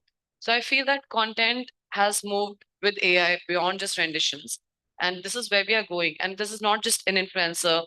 You talk about aggregation, you talk about SMS campaigns and marketing, you talk about WhatsApp, right? So as we all know, commerce, social commerce, quick commerce. So landscape in India, we are blessed also. We can also say it's a challenge that is so complex for us, given the diversification of languages, of states, and many more. That AI is not just helping us in building and easing the life for us, but it's also helping us driving better outcomes with the help of better connectivity with consumers. Yeah, thank you. So, I won't do justice without getting into the world of ethics and privacy. And as brand leaders, I'm sure you don't want your campaign to go viral for a wrong reason. So, in the world of AI and marketing, and I'm going to pick you up, Professor Lava, and hopefully, another quick reaction as well. So let's get the short. Let's get the answer short. How is it that you're sort of embedding the right balance in terms of how much personalization, how much data tracking, how much is acceptable? And second, how do you make sure that in that world of specific targeting, we are not missing inclusivity? So, sorry for putting you on spot on a tough question, but quick reaction. So especially the inclusivity part. But I think this is an ongoing project. So you must be aware about the new data privacy laws, which have been drafted, but phase of execution. Now we are a smartphone brand. We have millions of customers. We have sold close to 200 million devices in our 15-year journey. So and by default we get a lot of data. We get tons and tons of data. And it is very important and it is the responsibility of the organization that it needs to be respected. It needs uh, you must be remembering, like some of us were giving the Zomato example. There was some controversy around a competitor sending too personalized messages, and it was borderline creepy to that extent. So there has to be a boundary for sure. We in our wearable devices, we are capturing very personal data of people, where they're going, how what's their routine and all of that. So it's very important, and we as an organization have uh, our legal teams have made sure that we are adhering to what the norms are, and there are certain guidelines which are getting shaped. They were not there probably 2-3 years earlier, but they are there. So it's the responsibility of the corporates to use that data and respect the privacy of the individuals. So I completely understand. It's a deeper discussion, but I think just a call for action is, as a marketeer, you have to take the responsibility of defining what is that responsible AI boundary. That's important. If it needs consultation with your legal folks, absolutely fine. But you can't delegate it to legal. You can't delegate it to a DPDP Act that's coming through. That's a very important message, and it will become increasingly important for the customer trust to stay. I know the time's up, but if the room can allow us a quick single question rapid fire, 30 seconds, less than that. 100%. We've been saving a couple of minutes for the same. Thank you. So, what is the one prediction in the world of AI that you would sort of make in the next few years in the world of marketing? Any quick take on that? In the next few years, Yeah. I see our campaigns getting set up and activated with AI, that we don't need traders to do that. Big business, right? I think agentic AI will take over. So we will, for people who watch Suits, you'll know, so Donna's here coming. Yeah. I think the most content you consumed will be built by AI, and you'll talk to AI a lot more than you talk to Content human. will be built by AI and consumed by agents. Yeah. hyper personalized content and marketing, I see it's a no-brainer. I think it will be very personalized in the future. You will get the ads which you want to see. With respect to advertising, I will say creatives will be made as per the generative AI benefit consumption, and targeting will be purely contextual. While all of that is definitely true, but I believe that our organization is much bigger than just a marketing part of it. So to connect all sorts of the particular data with marketing and making all of it more effective, I think is going to be a more tectonic shift. Yeah. No, thank you so much for candidly sharing your views and making some examples come to life. This has been brilliant. Just to wrap this up, I think as much as this panel was biased towards AI, I'm deeply biased myself. Let's stop fighting AI. AI is here to stay. It is profound. It is making a difference. Let's embrace that. Human and AIs together is the future, and that ingenuity is going to be very critical. And I think last but not the least, this whole piece on ethics and drawing the boundaries is going to be very critical as well. So with that, thank you so much, panel. This was wonderful. So technically, you're burdening us with one more relationship. Is that so? All right. Before we move on to the questions with the audience, I do have something very interesting. As I said earlier, that I'm certain that everybody agrees to the fact that we are here to take a lot from today's event. And in context to this particular session, ladies and gentlemen, kindly raise your hands. What was your one key takeaway from this particular discussion? Your one takeaway from this particular discussion?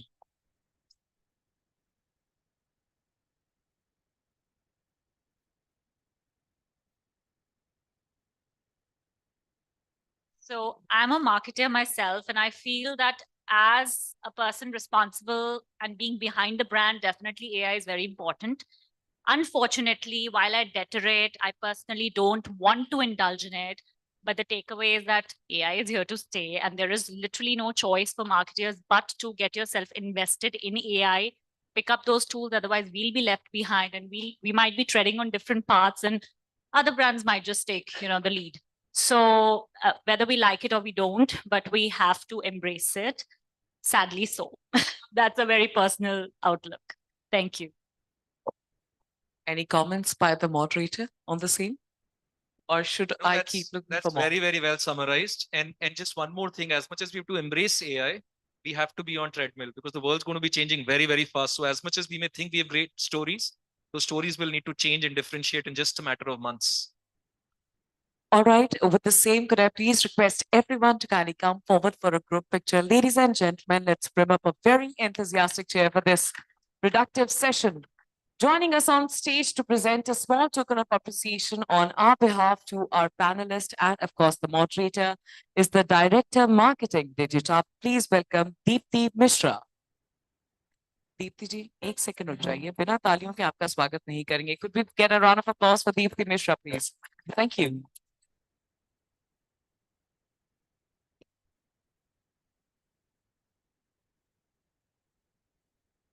Also, on that note, ladies and gentlemen, our social media contest is live. In order to participate, all you've got to do is simply open your Instagram app, visit Exchange for Media Instagram page, hit follow, look for the pinned post on the question, on the Martech.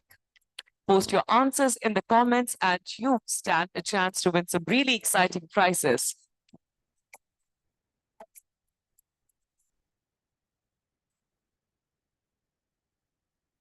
And in case if you're planning on posting any pictures, stories, or any comments related to this event across any of your social media platforms, please do not forget to use the hashtag e4m Martech India.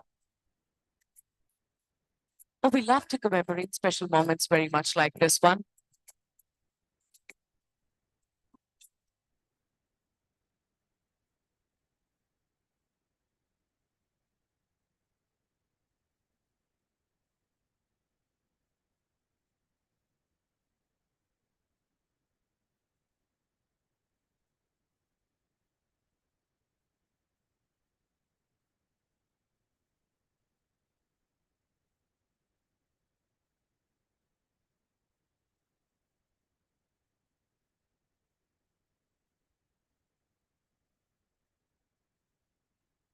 Your Instagram page, follow the page. Once you are at the Exchange for Media Instagram page, look for the pinned post with a question on Martech. Post your answer in comments and you stand a chance to win some really exciting prizes on behalf of Exchange for Media. Now, without any further ado, ladies and gentlemen, let's quickly move towards the next session. To talk about the past, present, and future of customer data platforms, joining us on stage is the Vice President of Research and Advisory at Real Story Group. Please put your hands together for Mr. Apurv Durga.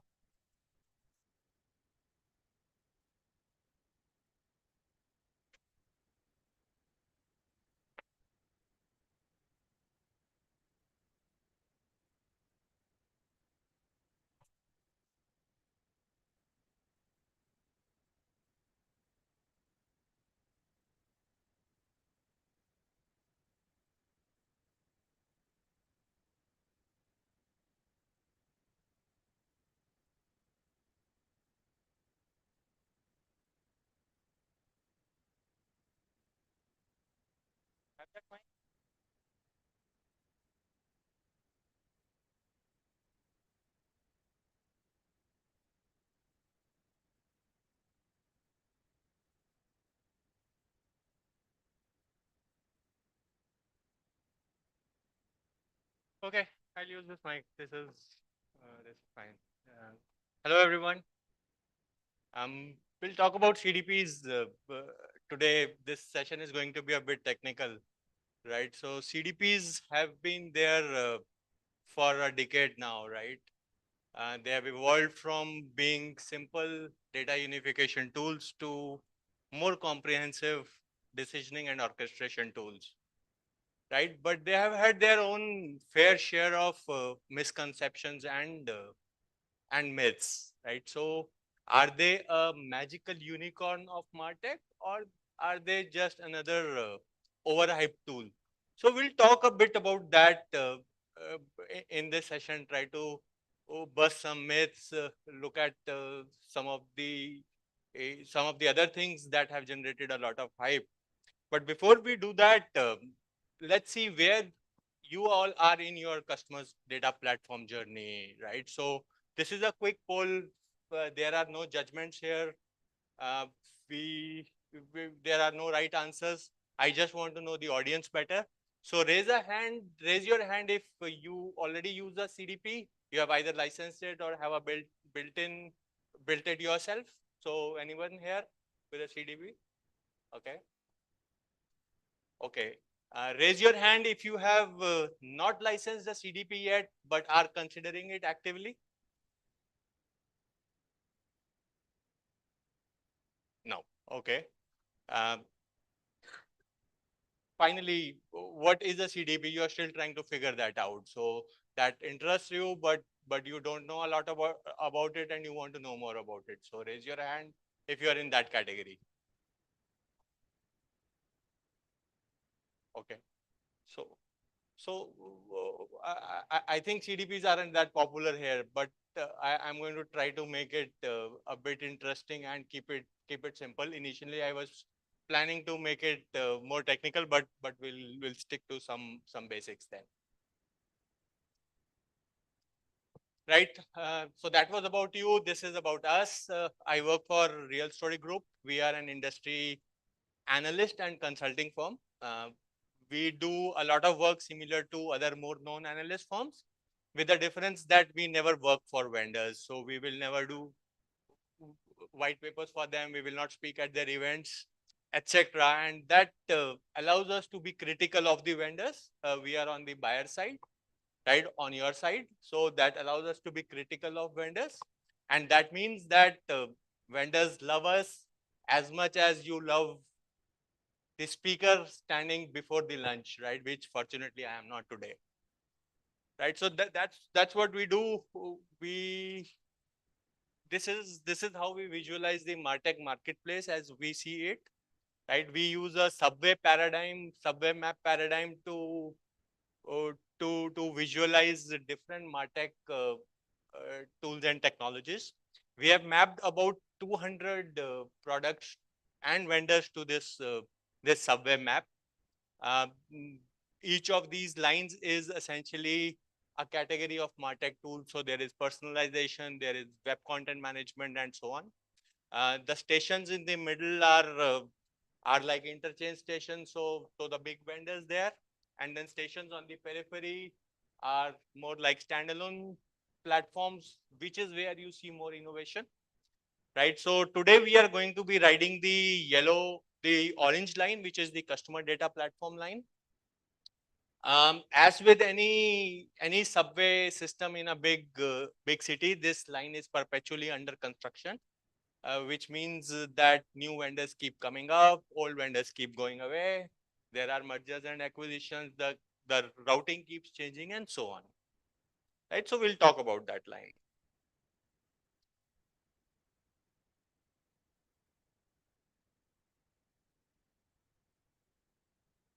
To point it that side. Okay, so this is what we'll cover. We'll talk about the past of customer data platforms.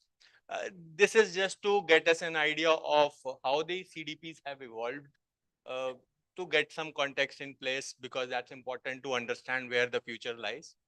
Right. Then we will look at the current trends and marketplace landscape. So we'll look at some key vendors, some things that you need to keep in mind if you were evaluating customer data platforms. We'll do some sort of crystal gazing here and see where this market is heading in future. And finally, we will summarize this. So that's really the broad agenda. So a timeline of how CDPs have evolved, right? So pre 2013s were like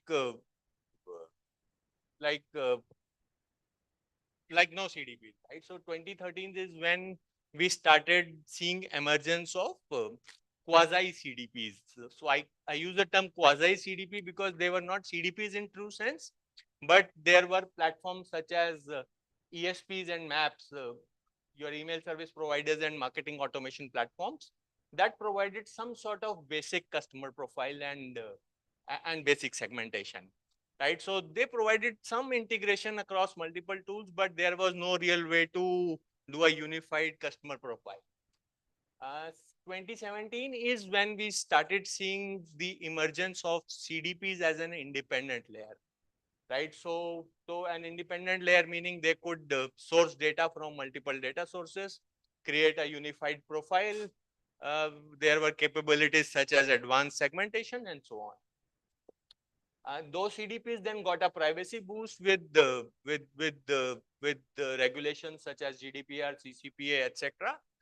Those kind of regulations provided a more provided a push for consent management, and that's how the CDPs evolved their offerings by building in those kind of capabilities.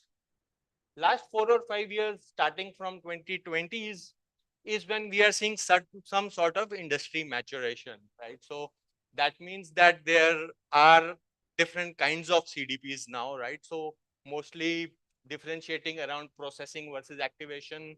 There is an emergence of AI and ML within CDPs. And then the suite vendors such as Oracle, Microsoft, SAP, Salesforce, all of them joined the party. It was like your parents joining Facebook and making it more crowded and not cool enough, right? So that's what happened. And then 24, 25 is what we call the modern CDP. So there is talk of composability, there's talk of AI-driven insight, and there is a reality check on the real-time claims of some of the CDPs. And the future, more about decisioning engine, etc. So we'll talk a bit more about each of these in future slide, but this gives you some idea of how they are evolving. Right. So before we start, we always talk of a reference architecture. CDPs are not standalone; they are part of a Martech stack. Now, this was a sort of a Martech stack for the 2010s, right? The exact combination of, so you have the engagement channels on top that your customers use to interact with you. You have the delivery and interaction environments. You have engagement services. Right now these kind of stacks were quite popular. Right, the exact combination of these boxes varies across different companies, but this sort of a layered architecture is quite common. Now, as we moved into 2020s, we found major problems with this kind of an architecture, right? The main problem, there are several problems, but the main problem was that it is almost impossible to do any sort of omni-channel experience using this sort of a stack, right? So omni-channel personalization, omni-channel messaging, omni-channel campaigns, etc. And why is that so? That's because each of these platforms have their own built-in content, for example. So let's take the example of outbound marketing here, right? So you probably use MailChimp or something of that nature, which helps you do email messaging, right? So what do you do there? You go there, there is a content entry template there is a delivery template. So you create content within that, right? And then once you have that, you have its own data, right? So in your email messaging platform, you have data of your customers, their email IDs, using which you can segment them and then send those email campaigns. Your outbound marketing platform has its own set of rules. So you use those rules to personalize your emails, for example, and other things, their own planning, their analytics. Now, the problem is that not just the outbound marketing platform, but your WCM also has its own content, data, rules, planning, and analytics, and so do all the others, right? So what this means is that because each of these platforms have their own sort of repositories for content, data, rules, planning, and analytics, each of them becomes a silo in itself, right? So they are like an island, each working independently. So if you wanted to do something cross-channel, so for example, using the rules in outbound marketing to do personalization in WCM, that would be very non-trivial, right? And the result of that is that your customer experience varied from very unhappy to happy and everything in between. So there was no consistency. The customer experience was disjointed, and so on. Right. So that is the major issue with this platform. These kind of stacks. Right. So the things that you see below, we call them legs, right? Those are the things that your engagement services used to stand upon, right? So there is some structural change happening there as we move into 2020s. Right, so 2010s, you would have heard of this term called headless, right? So in headless architectures, you separated presentation from engagement. But what we are now calling is the emergence of or transition to legless architecture. So here, you are disconnecting core enterprise services from the engagement environment. So you are disengaging or abstracting out services like content, data, analytics, rules, personalization, etc., from each of the engagement services and bringing them to a layer of its own, right? And that's where the CDPs have led the CDPs have been like a sort of a harbinger in that trend, right? So what CDPs do is that they let you abstract data from all your channel specific services, and then you use that data consistently across all the channel services, right? So for example, this is sort of a traditional CDP model where you ingest first and zero party customer data and then second and third party data source data. You ingest all of that data into this blue middle box titled customer data platform services. And once you have that data, you apply some data management principles on that. So you apply identity resolution, data cleaning, data enrichment, all of that type of things. And then you activate that data, meaning you send that data to your downstream marketing system. Right. So this was really the model of traditional CDPs, eh, or or the way they were defined initially by people like David Raab of Customer Data Platform Institute and so on. Right, so that's really the context of how CDPs have evolved. So let's look at what's happening currently. Right, so there are four themes here. What's happening now. The first one is the foundation of composable stack. Right, so we call it the great Martech decoupling. The idea is that instead of using monolithic products to do your Martech stack, you are actually composing your Martech stacks by taking best of breed products for different types of needs. So here I am differentiating a composable stack from a composable CDP itself, right? So we are talking of stack as a whole, which is composable.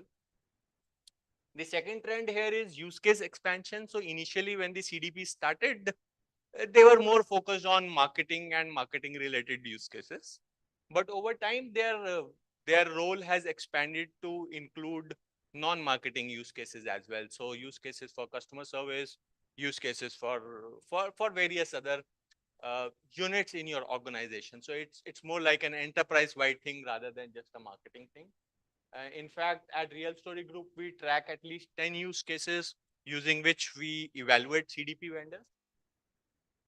The third trend here is this distinction between processing versus activation.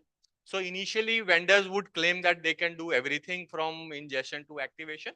But now the industry as well as customers have realized that not every CDP can do all the things equally well, right? So some CDPs are good at processing, whereas the others are good at activation, right? So that's third trend. And the fourth trend here is, like I mentioned, switch vendor joining crowded marketplace, already crowded marketplace.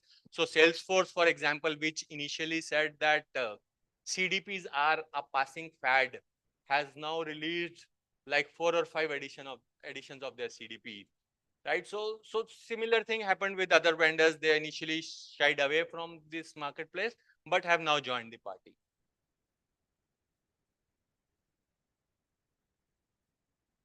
Right. So essentially, the market is maturing with significant advancements in the architecture, in use cases, and overall dynamics of the industry.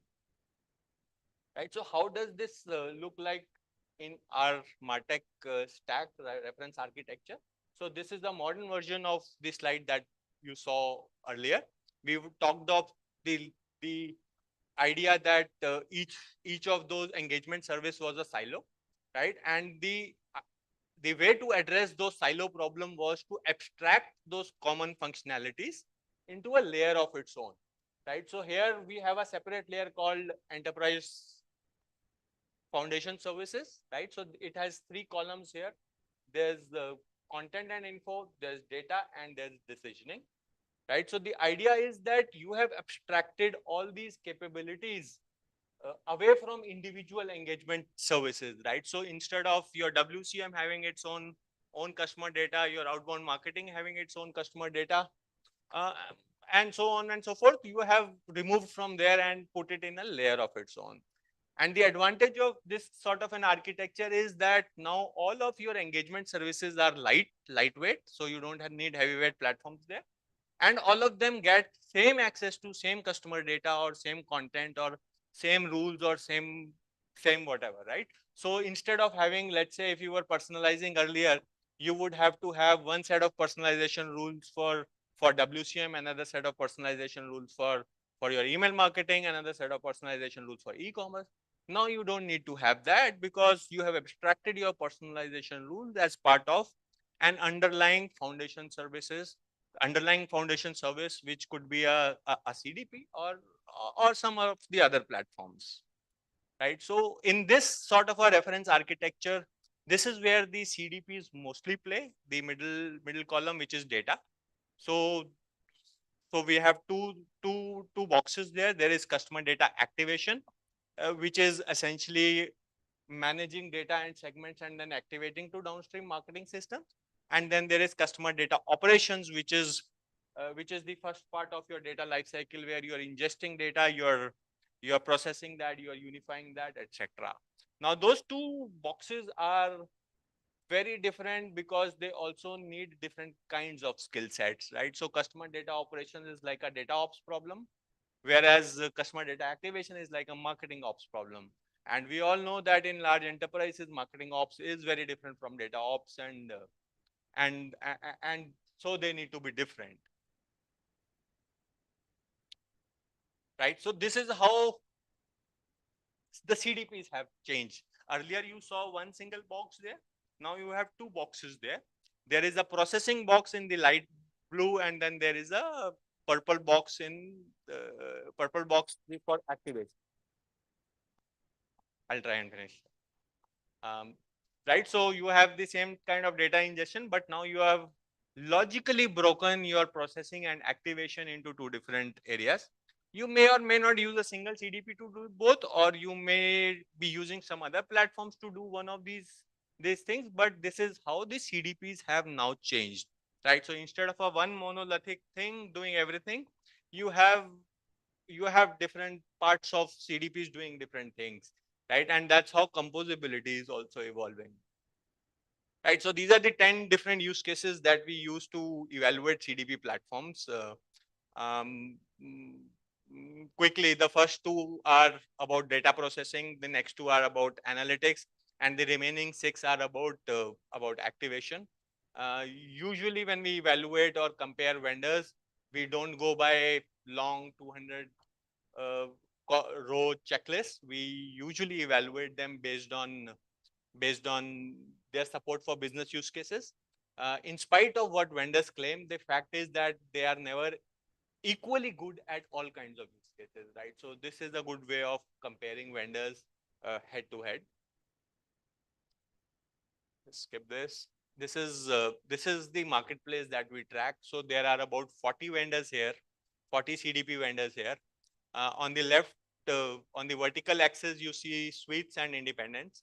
And on the horizontal axis, you see processing and leverage, right? So these are the processing oriented vendors. And then on the right side, you have the leverage centric vendors. So for example, so there are 5 boxes here. The first box is processing oriented independents. These are the vendors that focus more on data processing. So advanced capabilities for data processing, for identity resolution, and so on. Then you have the activation oriented independence, decisioning oriented independence. There are the suits at the bottom. So essentially this gives you a good idea of what are the key vendors in the marketplace. Now, as analysts, we try to put them in boxes. In real life, the separation is not always that clear, but this still gives you a good idea of a starting point to look at your shortlist. Okay, so quickly, where are they going? We think that CDPs are moving towards more towards decisioning and orchestration. Earlier, they were more towards data unification, but I think a lot of organizations have their own data fabric to do that kind of thing. So some people are doing it using using data warehouse, for example, to do identity resolution and tasks like that. So CDPs, we believe, are moving more towards decisioning and orchestration. Skip. Yeah, just one slide about AI and customer data. We've heard a lot about AI and all the good things about what AI can do. Specifically in context of customer data, we have a very contrarian view of AI. We don't believe that for large enterprises, generative AI is going to be most beneficial.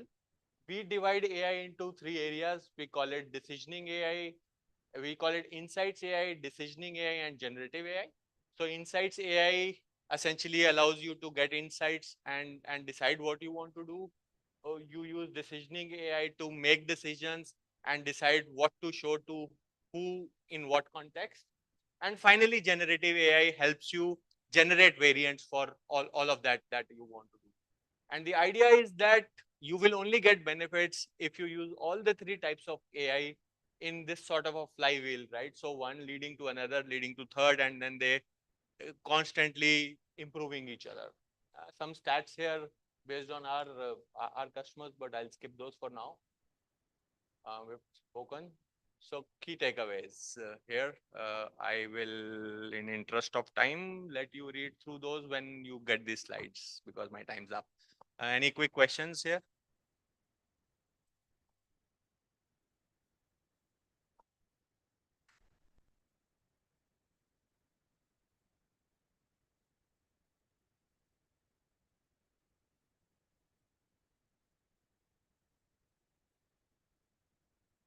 Hello, can you hear me?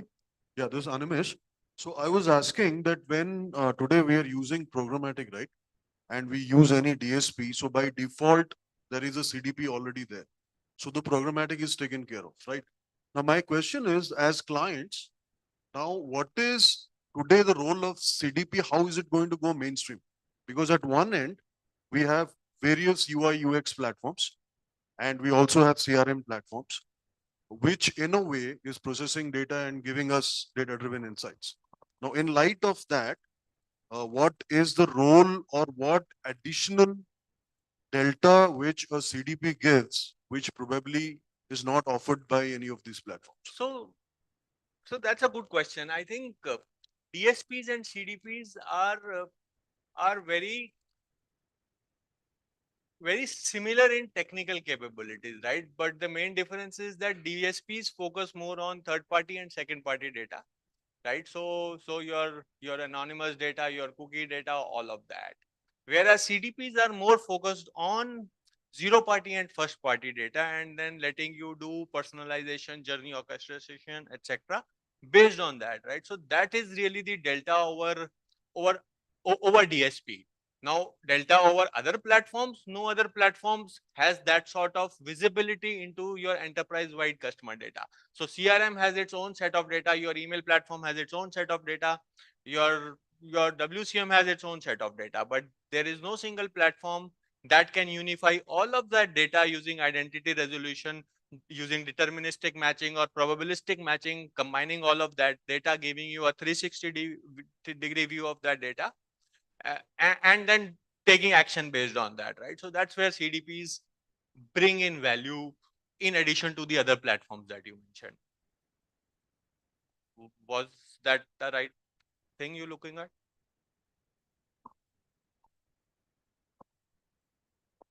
Okay. So thank you for taking time out. These are our details in case you want to connect with me. My company details as well as my details are here. You can also download a research sample from our site. You will see that our evaluations of these vendors are very critical and technical. You will not see a Forrester report that says this vendor sucks, but in our report you will actually see that we say that. So we are quite technical and critical. So you're welcome to download stuff and try for yourself. Thank you.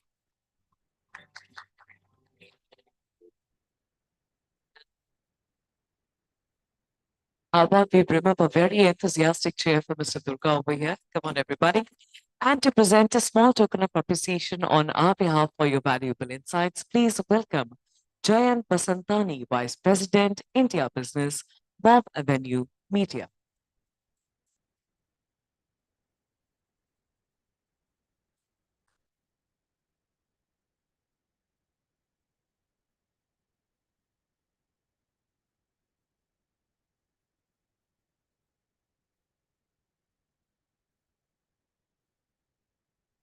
Thank you, gentlemen. Thank you very much. Thank you. Our social media contest is live, ladies and gentlemen. In order to participate, simply open your Instagram apps, search for Exchange for Media Instagram page, hit follow, of course. Moving forward, look for the pinned post with the question on Martech. Jot down your answers in the comment section, and you stand a chance to win some exciting prizes on behalf of Exchange Media. Moving forward, ladies and gentlemen, one final session before we take the break for lunch. Personalization at scale, strategies and tools. Joining us on stage are our panelists. Join me as I welcome the Associate Director, Sales, Bliss. Please give it up for Ishika Sharma. It's not really that hard. The procedure to clap, all you've got to do is bring both of your palms together. Right, just like that, super easy. Up next, joining us is the head of product and marketing Tata Starbucks, Mitali Maheshwari.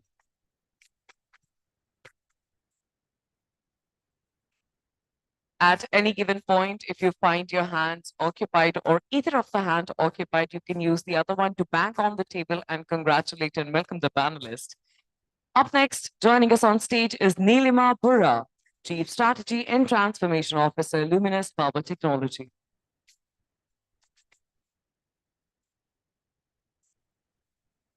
Let's bring up a very enthusiastic chair for Neha Kant, the founder and director, Clovia Lingerie.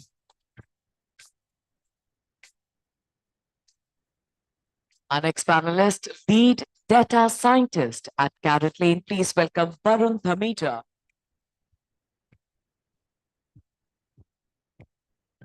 Completing the panel, let's welcome the moderator, co-founder and CMO, Track here. Please welcome Udit Varma.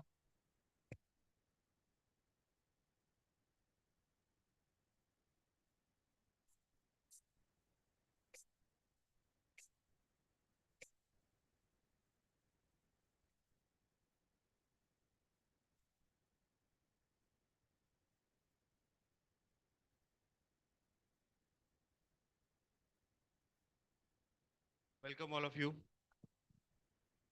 How are you guys feeling? We are the last panel before the lunch. You have to feel energetic. Just let me know in between, like if you feel a little bit dizzy or if you are like want to sleep, you can go outside and have a good sleep. All right. So welcome everyone in e4m Martech Conference 2024. We will dive into personalization and, at scale, strategies and tools. The topic which sits at the intersection of creativity, data, and technology. As a marketer, our job is to deliver relevance to the customers everywhere and all the time, and which is not very easy. So, but with the right strategy, tools can transform challenges into powerful opportunity. In this session, we will unpack actionable insight and explore cutting edge technologies that can help us meet and exceed customer expectations. Let's get started with the amazing panelists. I would request each and everyone to introduce themselves, and then we'll start with the question. Just a brief introduction. A very good afternoon, everybody. I am Ishika Sharma. I am from Bliss. Bliss is into hyperlocation targeting. I lead sales for the West region, and I also supervise business for India as well. Hello, everyone. Good afternoon. My name is Mitali, and I head product and marketing at Tata Starbucks. It's a very exciting time to be in the coffee space now. I've always been a lover of coffee and marketing, and here my personal passions intertwine with what I do at work. So that's a little bit about me.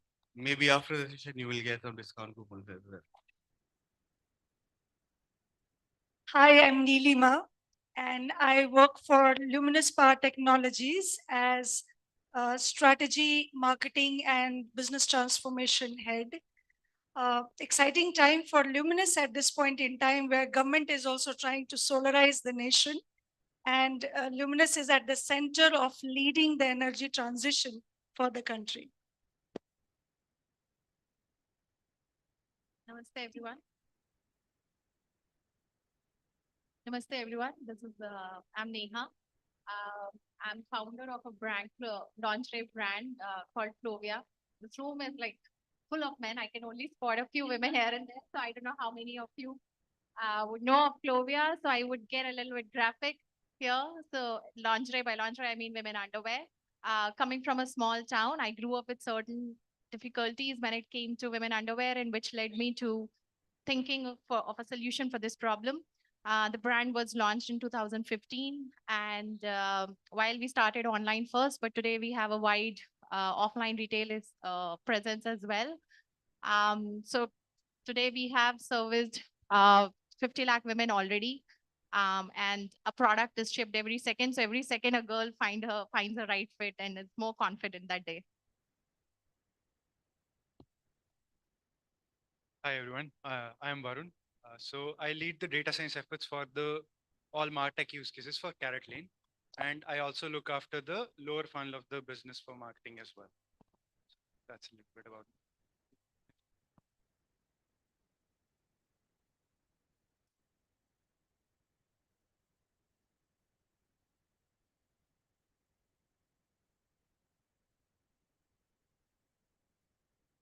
Hello. Yeah. All right. Let's start with the session. My first question is with Ishika. Ishika, how is location-based technology evolving, and how can it empower brands to deliver personalization experiences to their customer? Uh, Location-based advertising technology is rapidly evolving, and it is definitely enabling brands to deliver hyper-personalized experiences for users, for their customers. Let's talk about how this entire location-based advertising is functioning. So now that you look at cellular data, you look at or GPS, you look at Wi-Fi, you even look at latitudes and longitudinal data for that matter, which can even narrow down to a particular building. That's how precise you can target from location-based advertising when it comes to latitude and longitude, and that's what we do. Other than that, when it comes to uh, artificial intelligence, when it comes to machine learning, now a lot of location-based advertising platforms are using uh, machine learning and artificial intelligence to understand the user's behavior, understand their patterns, and then customize their brand communication to users and reach their and engage their interest levels. Um, how about me giving you an example of how this entire thing works is, so there was this one FMCG brand we worked with, and in that particular case, they wanted to reach out to the users who, it was rainy season going on, and they wanted to reach out to users with a customized message that every time the temperature was dropping, they wanted to tell the users to have tea because everyone enjoys tea when it's nice and cold and it's rainy. So in that customized banner that we targeted to users, and it was in vernacular language, like in southern parts of the country, in Karnataka, it was in Kannada, in Maharashtra, it was in Marathi. So what was going on was that uh, every time there was a slight drop in temperature, each and every user was getting a customized, personalized message saying that it's time for tea because of the weather outside in their own language. So that's exactly how personalization can come into play and how brands are leveraging personalization and customization for their particular users. All right. I think personalization is very important for each and everyone. I think just as you said, so I can recall the brand name, which it I think you were talking about Zomato, right? I'm So talking about a tea brand. All right. So there was a so Zomato also did some personalization for their customers. So when it's 5 o'clock, they just push the notification for tea. Like instead of so this is how like we have approached to the audience. So Mitali, my next question will be for you.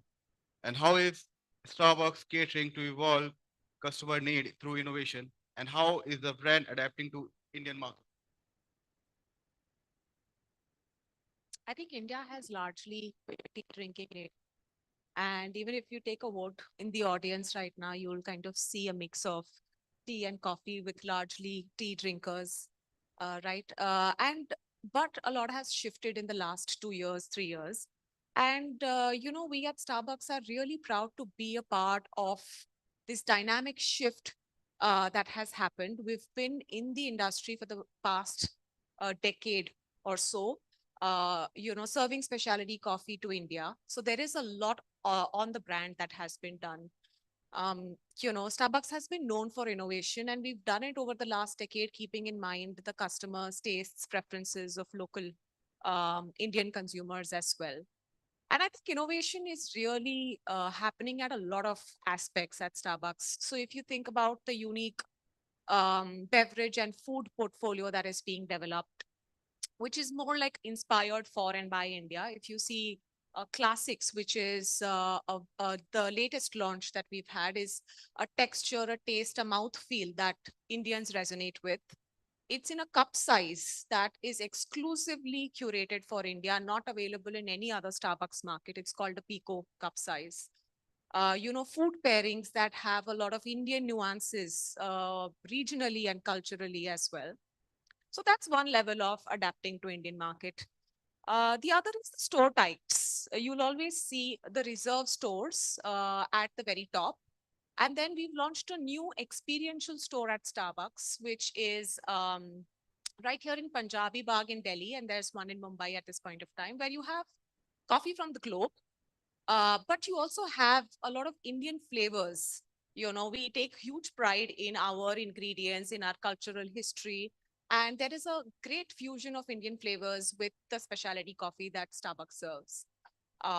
So that's that. Of course, there are other store formats like the Metro store, an all women store, a signing store, 24/7 stores that really cater to the different consumer needs in India. And lastly, I would say, while the list can go on, one thing I would really focus on is innovation in personalization, right? So Starbucks has always been beyond just a coffee company. We feel that the role that we play is, nurturing the limitless possibilities of human connection. And what does it really mean to kind of easily translate? It just simply means, how does a customer feel at a Starbucks? So if you go often enough, um, they'll probably know you by your face. They'll call you by your name. They'll know your tastes and preferences. They'll know your favorite beverage even. I have seen, baristas starting to write the name on the cup and the beverage that the customer is going to order just as they've started to walk into the store. And that's how well they know the customers. And I feel that this level of, personalization is also possible digitally now with the amount of tools, tech generated tools that we have uh, to kind of, and it gives opportunities to brands to kind of move from this broad segmentation that, we've always done to to a lot more hyper personalized approach, really. I think that, it's like this dynamic interaction that's happening between a customer and a brand through the use of data, through the use of advanced analytics, through the use of AI to really bring these rich connections to life in the digital world as well. So that's how I would say that Starbucks is getting very, very close to catering to needs of the Indian market. And if you want, I can give you an example even of what that would look like in the world. All right. So you being an international brand, so how feasible, how difficult it for you to personalize for the Indian audience? Because like Starbucks, like so you go Europe, there's some different taste. Yeah, absolutely. I think, India overall is a very diverse, culturally rich country. And to be able to cater to the vast needs of an Indian audience really takes a lot of effort. But at Starbucks, we believe that every customer needs to feel special, whether it's the, in-store experience or a digital experience.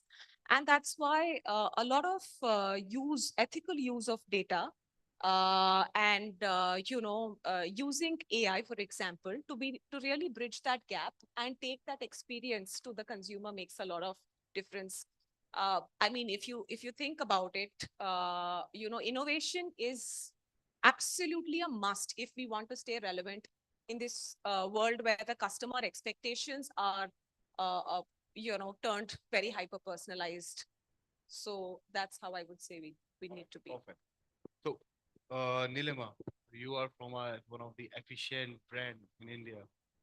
So, how does data-driven decision making factors into transformation strategy at Lumen?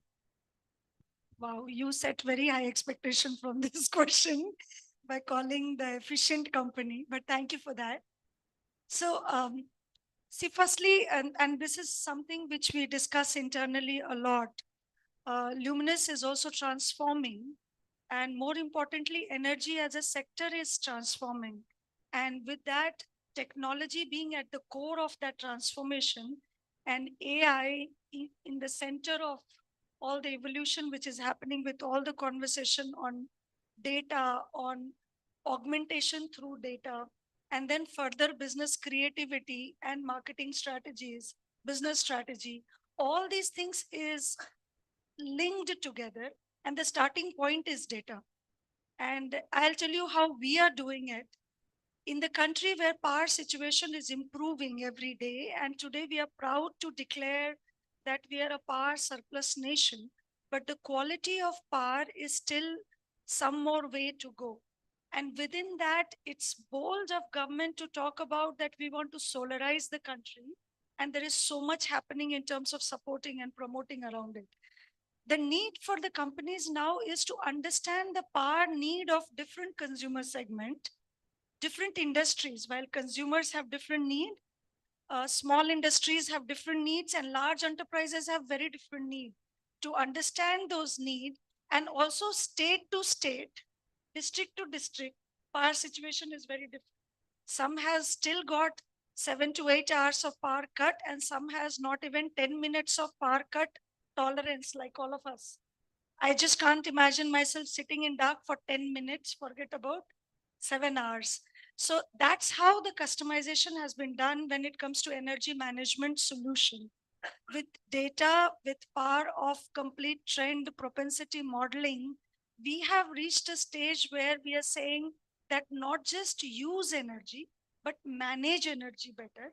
And there are tools, technology, products, app ecosystems, which is available now to enable you do that. Get products and services which is far more connected, which is far more integrated with your home, and then manage that energy even better. So that is what we are trying to do at Luminous. And also what we are trying to do is look at the trends, build the machine learning yet, because the data is still not so perfect when it comes to grid and electricity and how it is consumed well. So we are still doing a lot of learning models internally to actually make the products far more conducive to the usage of each and every state of the country. So, like you have a direct, you guys are having a direct access to the government. So, what do you think? In how many years can India produce 1/4 of electricity through solar? We are today already the third largest country when it comes to solar, right? which is actually a big leap. If I look at the data 7 years back, the growth rates were not more than 12 to 14%.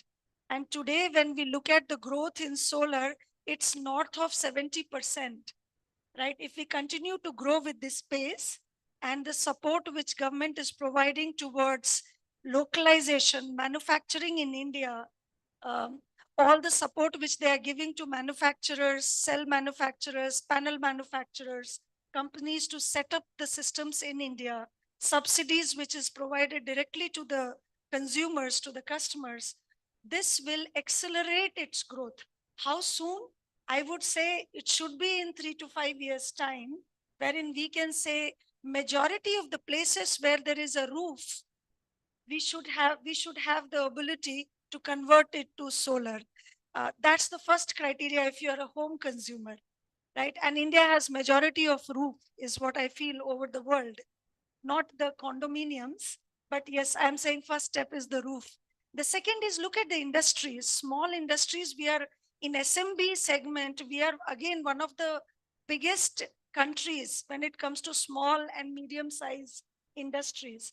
The efficiencies and productivities of those industries can be phenomenal if they used solar, not just to, consume and save electricity, but to store, generate, and give it back to the grid. Perfect. One of the wonderful answer that I have ever got. So Neha, moving forward with you, Clovia's personalization has been a popular touch point, and how has technology enhanced the experience for the user while scaling it across platforms? And I'm sure you guys are very good at retail. And what about digital? Yes. So before we speak of what the tool does, let me just give you a brief on the personalization that Clovia has done for its audience, to the audience here. When we started out, I think the big problem that we faced was the problem statement for Clovia was that women in India do not have access to the right underwear. Why? Because most brands up till that point were making very, very basic sizing and basic fits. Why? Again, because the typical counters that sold underwear in India for women were just 10, 100 square feet shops selling it over the counter. There was no conversation about sizing and fit. And that's how, even how my mother bought for me up till I reached college and, started to earn on my own. And that's when I could visit a mall and understand what really sizing fit. And that also didn't happen in India. It happened internationally. And that is what I carried back to India. So when we started out, now we wanted, internet is like democracy. People will vote you in or out. We wanted our customer, our user, to tell us what to make, and not the retailer to on what to make, what is easy to stack. So therefore, we floated this tool. At that time, it was more of a UX play for customer to become very comfortable and to tell how is her burst shape. It's a very difficult question to ask in a simple manner. How is your burst shape? Where does it settle? And so on. So very simple tool we floated, and then we put an algorithm at the back to crunch that data and come up over a period of time 1 million women in India. That's a very large number to tell us how their burst is shaped and what is the problems that they are facing with their underwear. And we came up with 9 body types that India can be divided. The whole length and breadth of India, it's like a multitude of market, different um, body structures, but 9 body types can broadly cover 80-85% of India and across 6 life stages. So we plotted our user's journey also across 6 life stages. And then now we are able to come up with fits. And that also underwent a lot of iteration by, again, using personal feedbacks and collected all remotely, not like one-on-one over phone or anything, to figure out the right fit for the right customer. Now, this was all hunky-dory up till very recently when we decided that now we want to get into offline. And again, the same problem, 100 square feet store for us to ensure that the catchment of women in that area is catered with the best sizing fit, best, those 100 options in that store are best optimized to her. Where now we use in recent times a lot of location intelligence that you spoke of, helps us enrich our first party data on as to her age, whether she goes to Starbucks, CCD, or McCafe. That's how that's how we got from location, mobility intelligence. What store is she visiting? So that also helps us figuring out. So for example, if in Delhi, if my store is in Kamla Nagar versus it's in Roopnagar, another store. So what should be the difference? While 80% or 70% of the assortment will be same, there'll be 30% assortment which will be different, which is different on the pricing and will be different on the sizing as well. So student versus a matured women versus a married women. A lot of this helps us because while the category may seem very exciting and kind of glamorous also, but it's the same old boring problem of how much to make of what. And that is the problem we solve using a multitude of a lot of tools nowadays. Thankfully, a lot of engineers have made our life easier. And so this is what we are doing right now. And interestingly, Mitali, your and my life revolves around cup size. So Neha, you got some engineering team in your team, but just out of the curiosity, why don't you have something for men? We do. Glad you asked. We do. We just launched men underwear as well. It's under the brand name of John Players. It's an iconic brand from 90s that we just launched. So moving towards the most lovable product on the panel, Carrot Lane. So Varun, how does Carrot Lane use data science to bridge the gap between online and offline customer experience? So basically 80% of our traffic is online influence, right? And where basically the discovery of the products happen online and the purchase happens offline. So in between these two things, we put in a data science layer to identify who will buy from us, what will they buy, when will they buy, and where will they buy. So who we've already solved by using something called a prospect model, where we use machine learning to identify our prospective customers. Now, when and where has been solved by one of our data analysts, where we have built a sort of dashboard where we have identified for what occasion the customer will buy, when will they buy, using their past purchasing behavior. And now where will they buy at is something it's in works. It's called preference center, whether a customer likes to buy online or store. So this is how we are bridging the gap, and this also helps us in doing something called inventory management. We know how much of what to keep where, right? How much of what to make and how much of what to sell. So it helps in inventory optimization and management as well. So yeah, that's how Perfect. we So Shika, moving forward. So can you share an example of how Bliss has successfully leveraged customer data to achieve personalization at scale to its client? Sure. So while I'd already mentioned an example of a tea brand before, I like to change it to a different vertical. Maybe say, let's talk about a telco brand, right? So we done a campaign for a telco brand. I wouldn't want to name it, but we did a campaign for a telco brand where using personalization, what we were doing was in every pin code, the customized messages were being thrown at the users and the names of those locations were coming. Like if it's Andheri East, it'll be 40072. If it's Marol, it'll be something else. Like each and every pin code had a different message. So that's where personalization was coming in, and their main intent was to tell the users to, okay, go come and buy a new particular SIM card, which they were redirecting traffic to their particular store in that particular location. So it was like a mix of using hyper personalization in terms of customized messages, plus location targeting in terms of the pin codes per se, and obviously driving footfall to those particular stores. So Neha, sorry, Mitali, next question is from you. So how is Starbucks tackling the unique challenges in personalizing customer experiences for India? Because we have less time, we have to ask the question straightforward. Right. Then I will also keep it short so that we're not keeping you away from lunch for too long.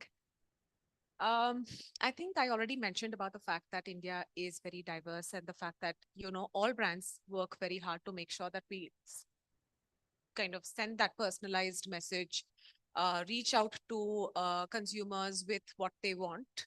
For us, what has changed the game very off lately is the loyalty program, right? We have revamped our Starbucks reward program. Um, you can already kind of see that if you guys were Starbucks users, you'd had to top up your card to redeem your beverages, earn stars, etc. But we've made the consumer journey super simple. It's through WhatsApp. It starts with just a simple scan or a click. You earn stars however you pay. You don't need to use the card, reload the card anymore.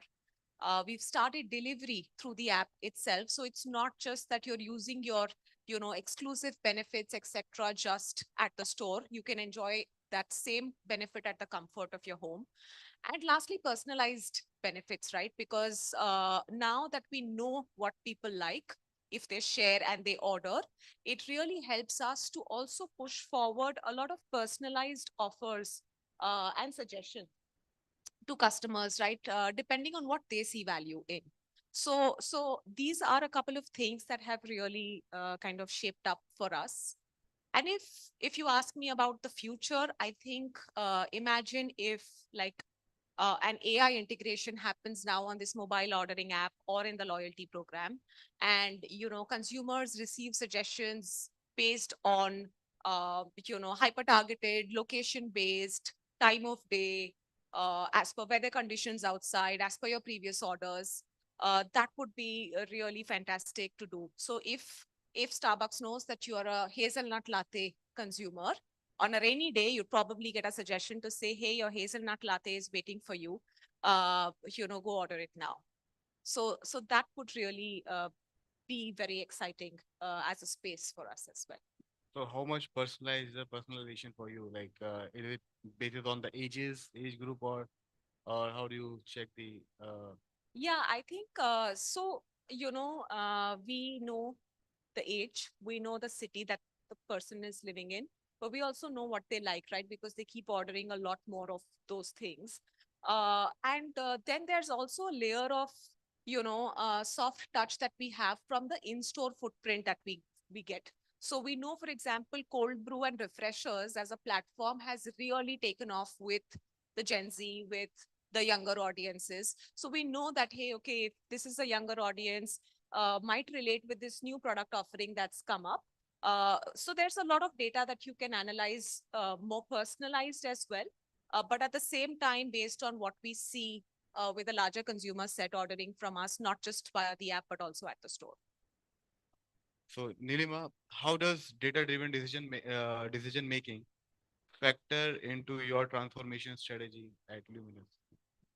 Um, I'll give you one example to just simplify because there's a lot of technological jargons for the audience who's just sitting before lunch. Um, we recently launched one product which They can wait. Huh? They can wait. Thank you for such a lovely hearing. Um, so we recently launched a product which is called Ambox, and this is just an example how data can change the way you do product innovation or bring a product which is more closer to the day-to-day usage of the consumers.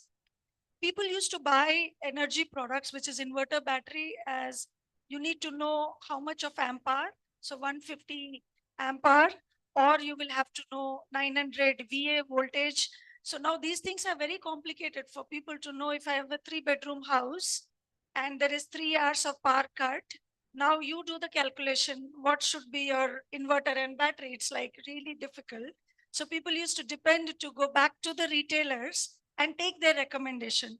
Retailer will see where is their margin profitability and push you the product which they want to push.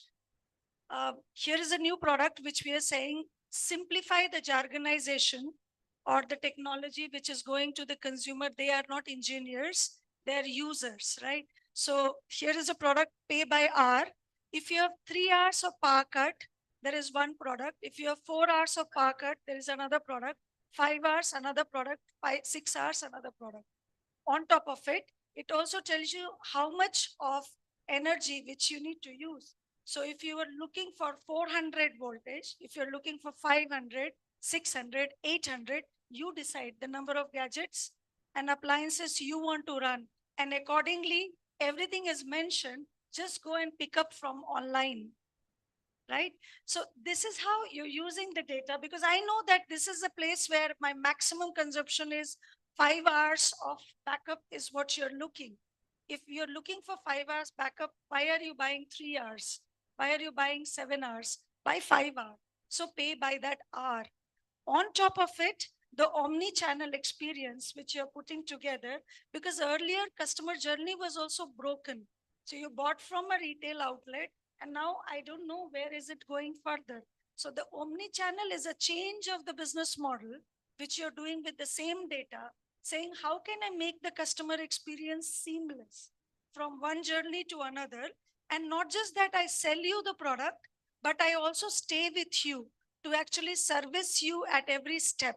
And when you're ready to actually scale up or get higher up capacity because you're upgrading your home, you're renovating your house or building newer capacity, we are there to actually advise you and say, this is the product which you need to have.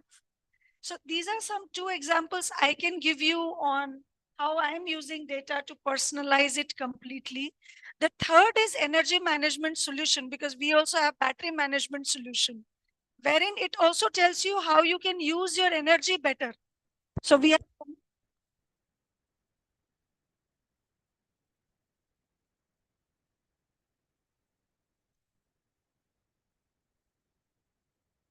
Looks like that we are. Hello. Check. Hello. Yeah. All right. Hello. Yeah. Looks like that we are like sitting in the rocket. We are about to get launched. All right. Thanks a lot. And how accurate is your tracking for the offline retail to the online stores? So how accurate was your tracking for the user? From the wonderful offline? actually, because the way we are digitizing. Because I am from the tracking background and I want to, fit in my product into this session. That's why I have to ask this question. I know now, Udit, what's the interest of this question. And I think we should connect offline on this. You can write me online as well. And see, the world is as seamless as that. And what's happening is sometimes, as a traditional industrial category, you would feel, why should it go off online? But the reality is, look at the consumer behavior and how it has changed post pandemic. And it was high time that the brand was available online. Today, as I speak, the omni channel is more than 5% of the business, and it's going to move towards 10 to 15% of the business. So that's the success. How is it moving? And it's not that the marketing teams or the e-commerce team is doing a fab job. Of course, there's great team sitting internally, but consumers are phenomenal the way they are changing and adopting to the change. They're learning, searching, and then buying with their experiences. I also feel cross industries have done phenomenal job how EV automobile as an industry have educated consumer on lithium, on batteries, on energy management. All these things have rub off on the industry, which is further scaling up all the changes which you're seeing online. Wonderful. So Neha, as a D2C brand, how do you balance prioritization and privacy in your approach to the customer engagement? Yes, so one of the things that we could have possibly done, and we did think about it, is what she was also speaking, that as soon as somebody walks into a store using their device or even face recognition, one could be very, very personalized, like our person sales assistant or fit assistant there could make personal recommendation. But again, privacy concerns, and because we do not store any data which can identify a person specifically. So what we now do is, at least in the online sphere, first we used a lot of generative AI. We used to get a very basic query or feedback from our customers that why do you use models when you show products, show real bodies. And when we did show real bodies, funnily enough, the sales would tank. Funnily enough, sales would tank, because I think women do have that, you want to aspire to a certain body type, but not really when you look at your actual body type, it's not that great. So with now, thankfully, with generative AI, we could have glamorized version of real body types placed there. And then that helps us visualize helps her visualize whether this product will fit her or not. Now that was online. And when we go offline, India again also has one problem. You need fit assistants. That was our thing, that a girl is there to help you out, to understand your body better, to help you find the right size. But in India, various states have different laws at till what time a woman can work in a retail store. She has to leave in some states by 7:30, 8 is the maxima. There are certain exceptions to that rule, but if you're in organized retail, then you have to comply. Now at the peak shopping hour, there is nobody at the store. At between 7 to 9, typically 7 to 10, there is nobody at the store. So how we are, in fact, maybe audience will have some better ideas how to solve this problem, and I'm all ears offline after this. But we are trying to see if there is a self-serve model which we can create for her, where she could, see her avatar on through her device. We could push it, or there is a mechanism there from where she could figure out what is her right size, body type, and then pick the product. Right. Moving from lingerie to jewelry. So Varun, can you share an You example? never have any comeback question on lingerie, I've noticed. And even like I have a suggestion for you for an influencer. There is one influencer very popular on Instagram. You have to check that. So just 5 minutes, just 5 more minutes only. All right. So Varun, just you. All right. So can you share an example of how machine learning has enabled you to create tailored recommendation for customers at scale? Have to be very quick. Sure. So as everyone in the industry, we also use GenAI. We, instead of sending a generic broadcast to our customers as a marketing trigger, we use GenAI to personalize it to every single customer. We used all the data at our disposal, like what could be their preferred category, their preferred price point, preferred channel. So we used all of that information, and we use GenAI to create a personalized marketing message to each customer, to send to each customer. And then we also pitched in the design seeker angle. So design seeker is one of our projects where our lead researcher, Sahana, who's in the audience today as well, she did research and categorized all our SKUs into 9 different categories based on our customers' design language and design preferences. So it could say range from Novos, which could appeal to Gen Zs and our younger audience, to say timeless classic, which would be something like you would choose to wear at a party or at an event like this, right? So we pitch in that angle as well, and we cater to your personalized choices using the marketing triggers. And then coming back to the first question, we are bringing them back to the store and bridging the gap between online and offline experience as well. So, all right. I think on that note, like we can wrap up this session, an amazing session. Thanks a lot, guys. Thanks a lot for joining in. You were an amazing moderator. Thank you so much. That was my first time, ma'am. So first, it didn't look like. I'm gonna Thank you. Thank you. All right. Thanks a lot, guys. Thank you. Check, check, check. I'm gonna have to second that. Check. Check, check. Am I audible? Is it working? Now it's working. Well, I'm going to have to second your opinion on him being a class apart, very chill moderator. That's exactly what we were discussing ahead.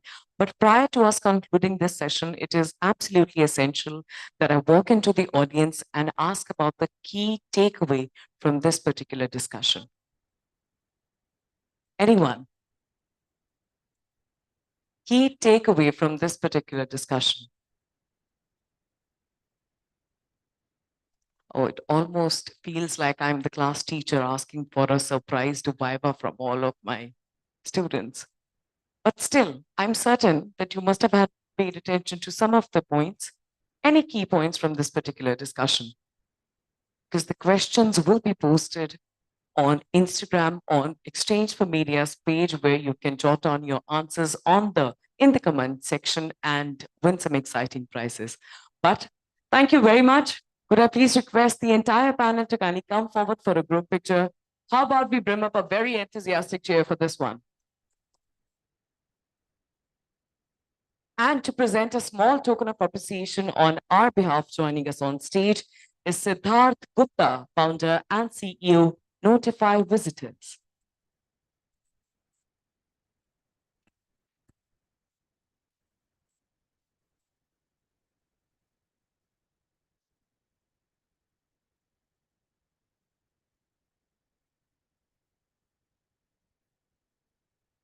Before I request everyone to join us for lunch, I have some very exciting news. Ladies and gentlemen, towards the end of the day, once we are done with the event, we have a celebratory drinks and dinner session. We'd love for you to stay back with us and enjoy dinner and drinks. But prior to that, we also have the highly anticipated Exchange for Media Influencer of the Year award, followed by Double Verify Impact Series. And with the same, as the next session commences at sharp 2:15 p.m., requesting everyone to go outside, enjoy their lunch, and join us back at 2:15 p.m. sharp. Thank you very much and good afternoon.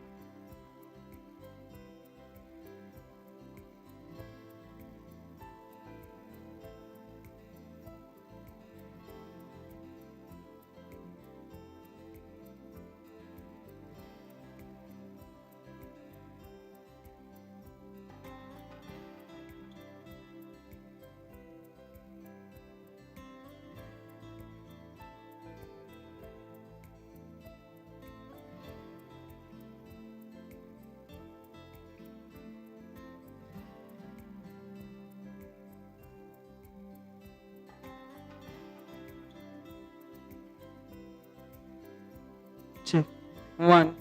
Check one.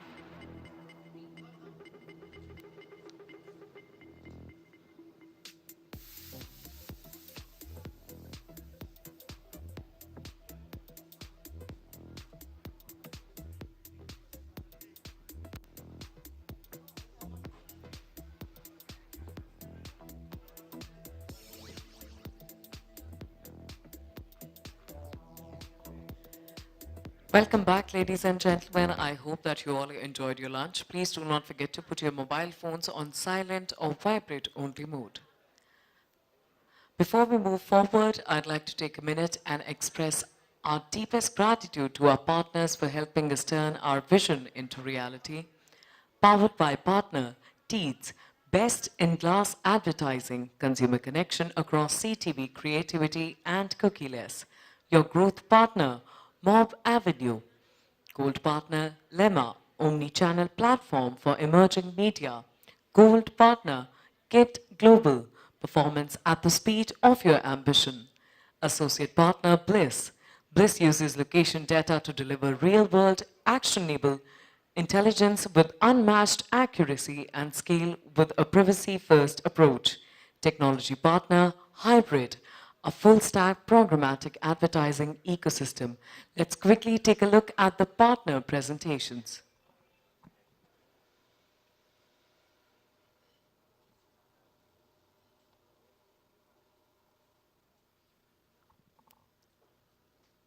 Let's quickly take a look at the partner presentations.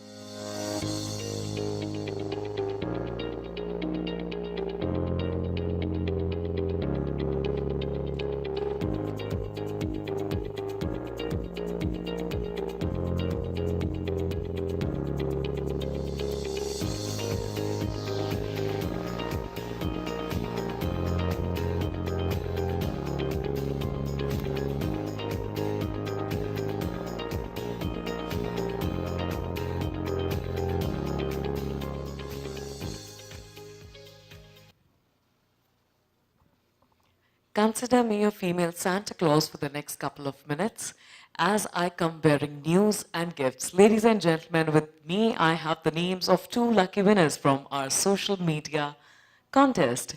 Heartiest congratulations to Manmeet Singh and Pragina Rawat, if I'm pronouncing that correctly.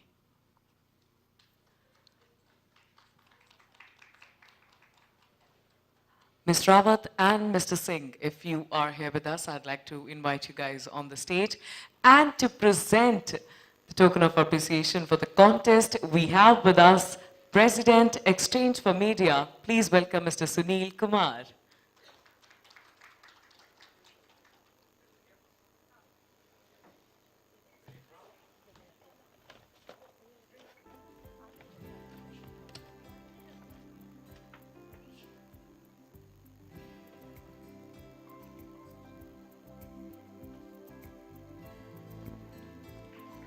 Congratulations, Ms. Rawat.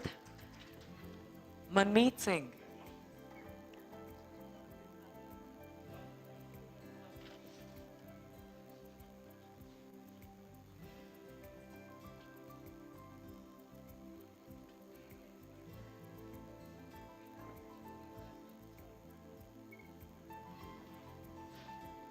And to anticipate your next question, yes, the contest is still live.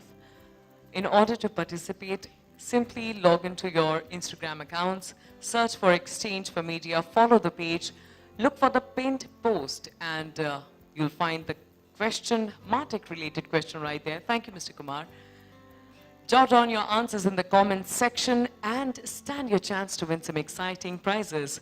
Now, without any further ado, let's quickly move on to the next session.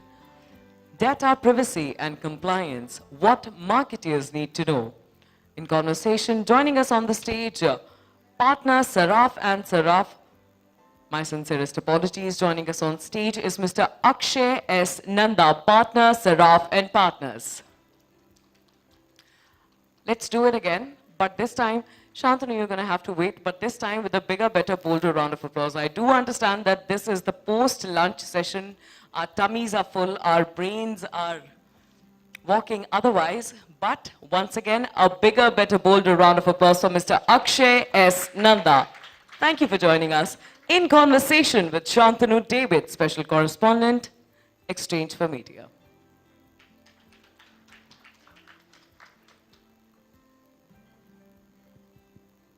Right, everybody. I know you all had lunch, but I suspect this conversation is going to give us a lot of food for thought. I will mention at the very outset that, of course, it's about data privacy and business intelligence and all of that. We will not be mentioning something that rhymes with, we won't be mentioning AI. Let me just make that clear from the very outset. So we're very lucky because I've had an incredible conversation with Akshay, many conversations, in fact, with Akshay. So I'm so excited because, you know, the DPDPA has been promised to us for quite a while now. And while it's still to make its way in its entirety, Akshay is going to take us through how this sort of informs marketing, how it's going to also benefit a lot of the people in this room, and also what they should watch out for. So with that, thank you so much for having us. So can I just start with, can you take us through DPDPA? Like what led to it, what gave rise to the concept, data privacy within India? Yeah.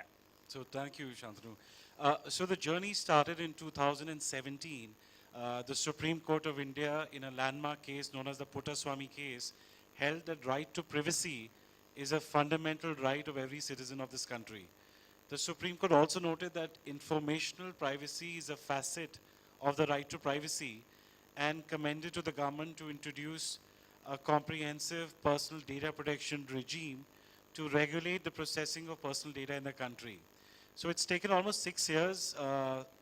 Several iterations of the bill were presented and then withdrawn.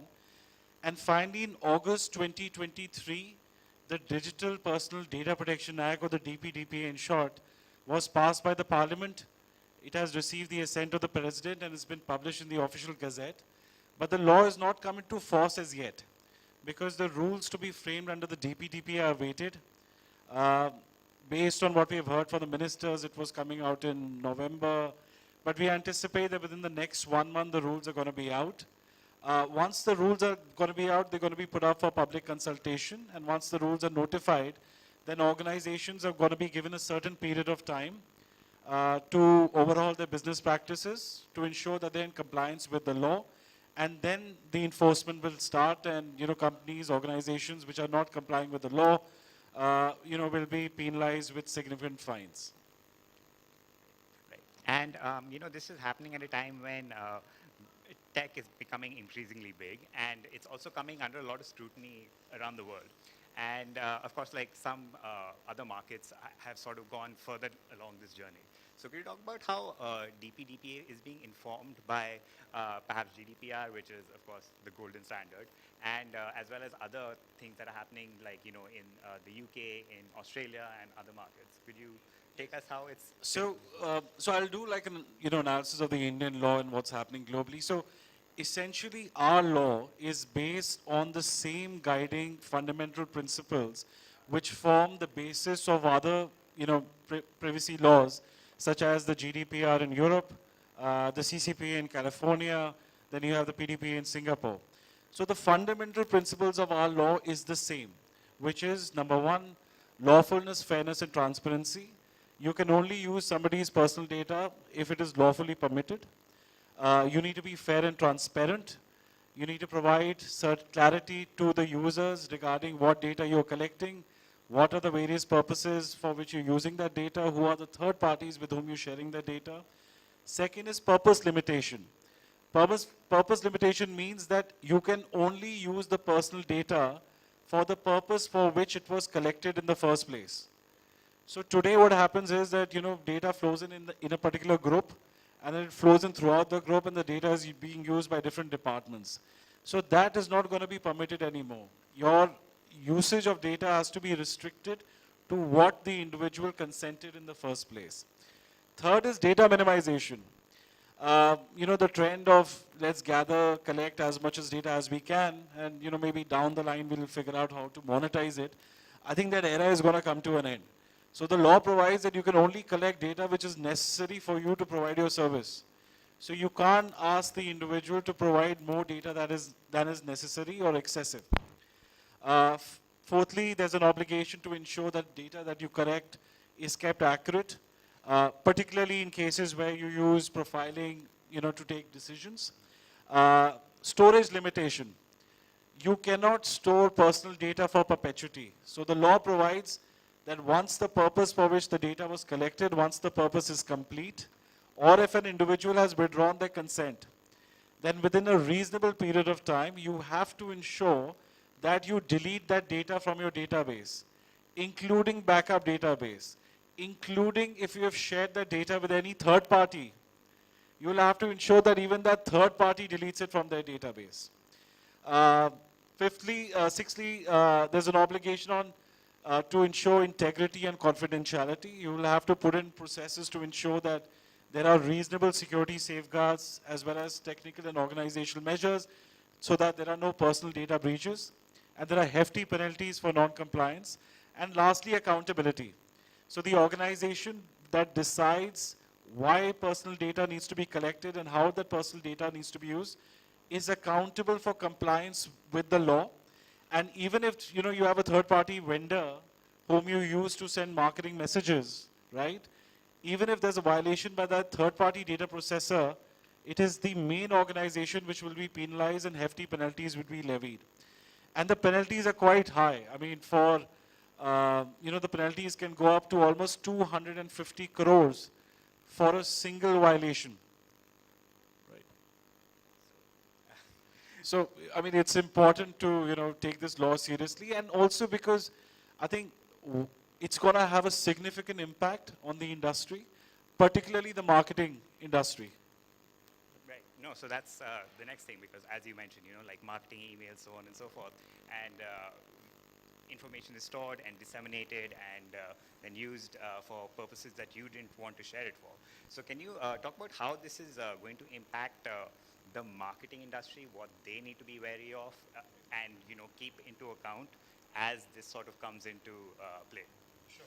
So I think, before I get into that, what will be the impact on the marketing industry, I think it's important for us to understand what is the scope and ambit of personal data, right? Is it just, information like an individual's name, address, mobile number, email ID, or, is the scope and ambit much more? So the scope and ambit of what constitutes personal data is very broad, right? So any data or any information you have within your database, if on its own or by combining with other data, if you can identify that that information belongs to a particular individual, then that information becomes personal data, right? So personal data can be both objective as well as subjective. So objective is, first party data that the individual provides to you. Subjective can be that when you take that data, when you put it through data analytics, when you create profiles, for the purpose of targeted advertisements or personalized recommendations, so that inferred data or derived data is also personal data because it pertains to a particular individual. So the scope and ambit of what constitutes personal data is very broad under the law, right? I was looking at, on YouTube, the conference last year, and I think there was somebody from the auto industry, and they said that, we gather data regarding what is the speed, how harshly the person is braking the car, and what is the idle time that the car was not used. So every bit of that information is personal data because you can relate it to a particular individual.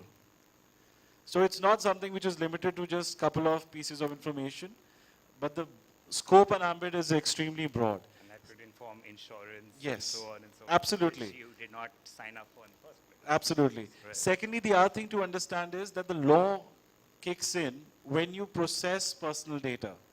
Now, what is processing? So processing is anything and everything under the sun that you can do with data. Collecting data, storing data, combining data sets, transferring data, deleting data, dissemination. So anything you do under the sun amounts to processing of personal data, and you're required to comply with the law the moment you're processing personal data. So even the act of collecting personal data is processing personal data. So it's not that I may collect personal data and store it, and my obligation to comply with the law only starts once I start using that data. No. The moment you even collect it, you are processing personal data and you need to comply with the law. So you need to take the consent of the individual prior to even collection of data. So it can't be an afterthought, right? And that, from how the marketing industry works is going to have a significant impact. Now the third critical thing, and I think which is challenging, which is complex, and which is going to give sleepless nights to the marketing industry, is the requirement for consent. Now, what is consent under the law? To give you, the law provides that consent shall be free, specific, informed, unconditional, unambiguous, given with a clear affirmative action, for a specified purpose, and limited to personal data which is necessary for that specified purpose. So you can imagine what are the various requirements of what is a valid consent under the law. But I'll make it easy, I'll break it down for you. So number one is free. See, the aim of the law is to put the individual in the driving seat. The aim of the law is to provide the individual with a genuine choice and control to determine what is their personal data being collected and how that personal data is being used, right? So freely given means that you need to give a genuine choice to the individual. So you can't force an individual to give consent. You can't use coercion. You can't use undue influence. You can't use dark patterns. Imagine we download a new app. We keep getting that thing, say yes, say yes, say yes. Not going to be permitted, right? Second is specific. Specific means that for each processing activity within an organization, you need to take separate consent for that. So right now what we have is, whether it's any application or website, we have this long privacy notice, which trust me, nobody can understand. Nobody would even read. And we have a button at the bottom of it which says, I agree. Right? So that is not going to be permitted anymore. The law provides that for different processing operations, you need to take separate consent. And this is, I think, something which is going to be a thorn for the marketing industry. Because to give you an example, let's suppose I go to an online marketplace platform and I buy a product. So they'll take my consent, they'll take my number, my address, my email ID, my financial information, so that they can deliver the product to my house. Now, just because I bought a product doesn't give them a right to send me marketing messages. They need to separately take my consent for that. And if they don't have separate consent, then sending any marketing message to me is a violation of the Competition Act, and penalty can run into crores. So what will happen is, all the organizations need to have a privacy policy and set out different, in a granular format, different processing operations which are not connected. So you want to use my data for delivering food to my house? Separate consent for that. You want to use my data for targeted advertisements, personalized recommendations, data analytics, profiling? Separate consent for that. So everything cannot be bundled together. Third thing is informed. So, I mean, has anybody read any privacy policy till date? Privacy notice? Never, right? And I think the marketing people never want people to read that as well, right? So the law provides that you need to provide a privacy notice before you collect data. So it's not an afterthought. It's not that I get the data in and then I send them my privacy notice. At the time I'm collecting personal data, I need to provide a privacy notice. Privacy notice cannot be what we have today, you know, long, full of legal jargon and legalese. It has to be drafted in a plain and simple language, and you have to provide the privacy notice to individuals in English and all the languages set out in the 8th schedule of the Constitution, and there are 22 regional languages. So today, if I go to once the law comes into force, if I go to a website, that privacy notice has to be made available to me in 23 different languages, right? And you need to provide a privacy notice at every source. So as you know, as an organization, you get data from different sources, right? You get data from third parties, you know, third-party data. You get data from the app, from the website. Now that is going to have a very profound effect because you need to provide a privacy notice and take consent of the individual at every source, right? In a first-party data, you can do that because you're getting the data directly from the individual, right? So this would, to a large extent, put your second-party data sources as well as third-party data sources in jeopardy. Because if you're getting data from a third party, from a data broker, obviously he will not have the consent of the individual. And the mere act of taking in data by the organization without consent is a violation of the law. Right. Now it doesn't end there. It's just the beginning. So for valid consent, it also says that consent has to be unconditional. So today if I'm using a mobile phone, and if it says that only if you give me marketing permission to send you marketing communication, you'll get the service. Right. So that consent will not be valid because it's conditional. The law also says that consent needs to be unambiguous and given through a clear affirmative action. What that means is that there must be some act by the individual signifying her agreement to the processing of her personal data. So currently what happens is you go on websites, some websites use like an implied consent that if you scroll up privacy notice, you have impliedly consented. Right. Some use opt out this thing where you see these small boxes taking consent for marketing communication and the boxes are pre-ticked. So even that is not going to be permissible anymore. That's going to be a violation of the law.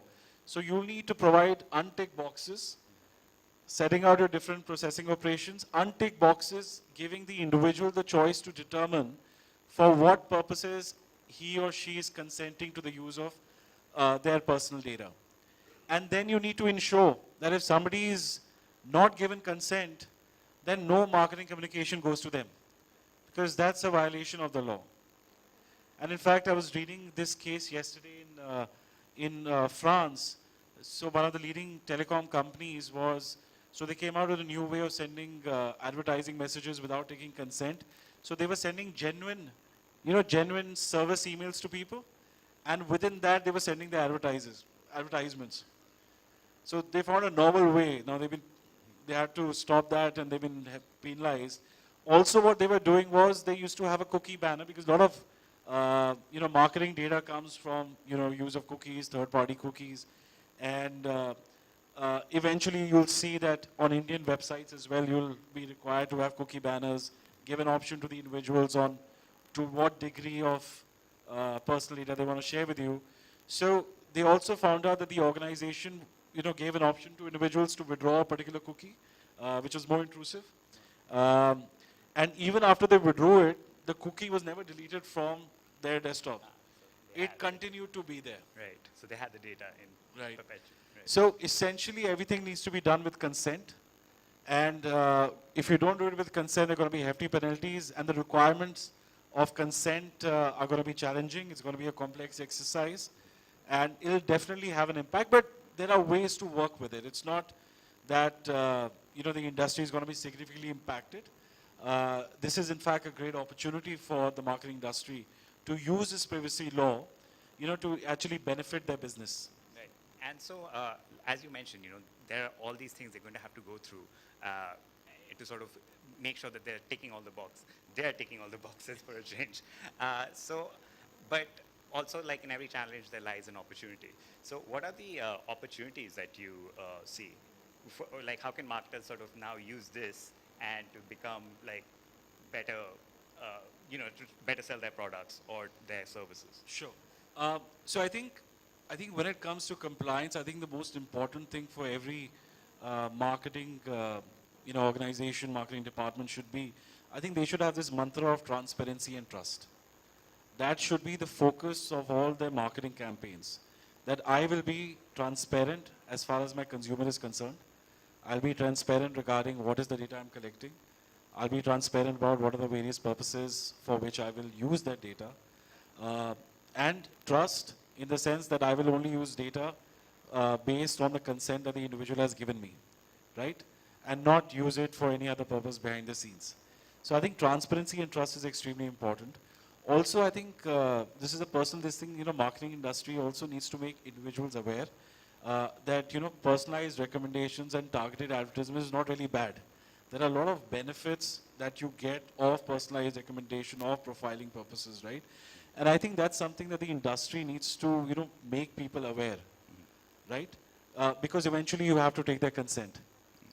So you have no choice but to focus on the benefits of this technology so that you get the user's consent to send them those targeted advertisements, to analyze what they're doing, carry out profiling activities, and send personalized recommendations to them. So transparency and trust should be the mantra.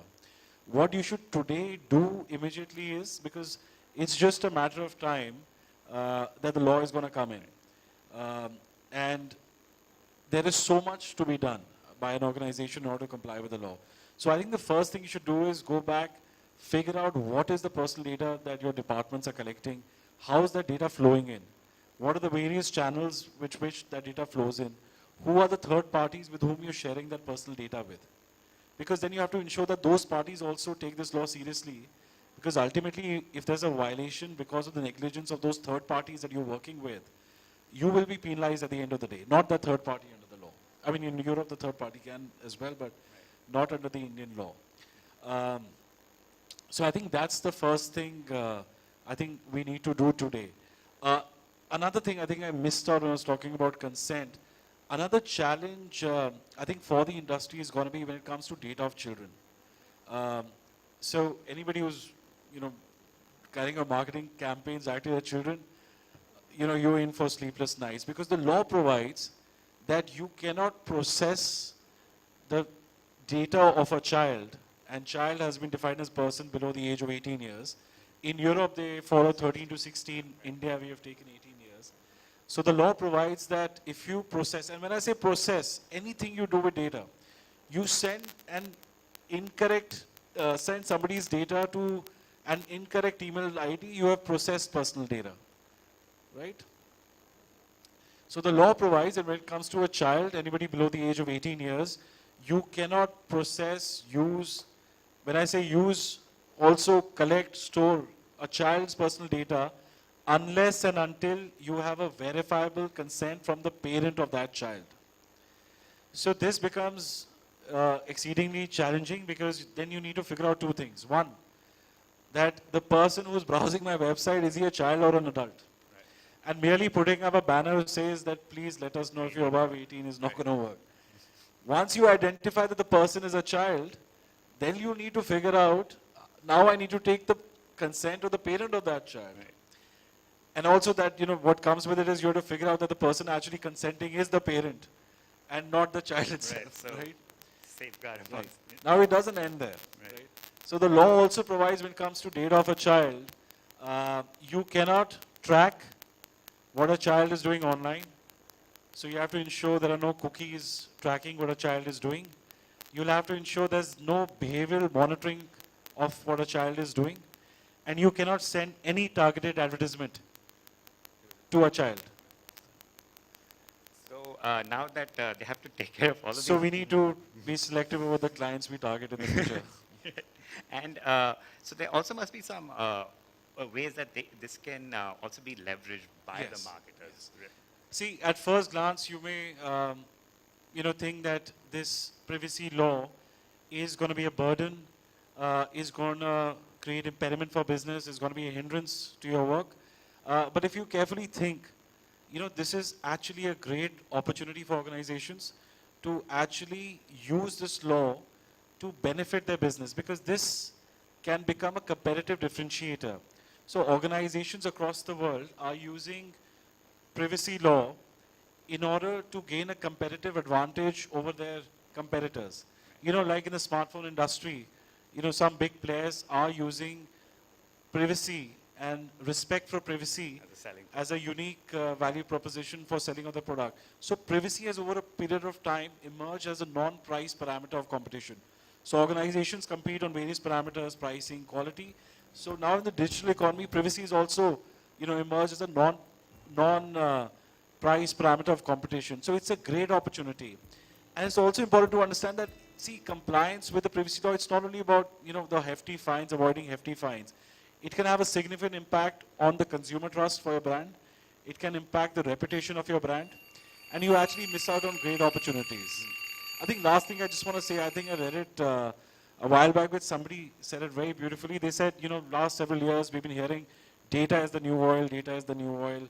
I think everybody has collected as much as data they can. I don't think they can get more value out of it. But somebody rightly said, with the privacy law coming in, trust is going to be the new oil. Because you have to gain the trust of the individual. Because if the individual has faith in you, has trust in you regarding your data practices, then that individual will give you consent that yes, use my data for targeted advertisements. You can use my data for profiling. Use my data for personalized recommendations. So trust is going to be the new oil. So I think that, and we barely scratched the surface, as we discussed, we could talk about this the entire day. But thank you so much, Akshay. And I know everyone will be sort of converging around you to ask you questions later. His hours are billable. That's like, let's keep that in mind. But no, I'm kidding. But no, thank you. And I hope this just provides a slightly better understanding of what's coming and how we have to prepare for it, which I think is important to everyone in this room. So thank you so much. Thank you, Chandru. Thank you, everyone. Thank you. It's an absolute pleasure. Thank you.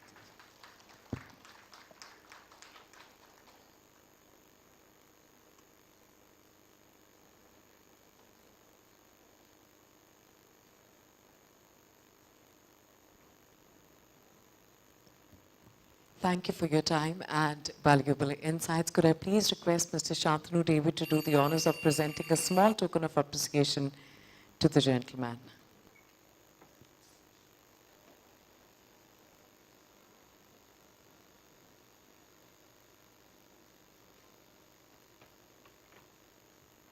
Thank you. All right, audience, how are we doing? Are we good? All right, let's take 30 seconds for ourselves. Could I please request everyone to stand? Please make sure that your hands are empty.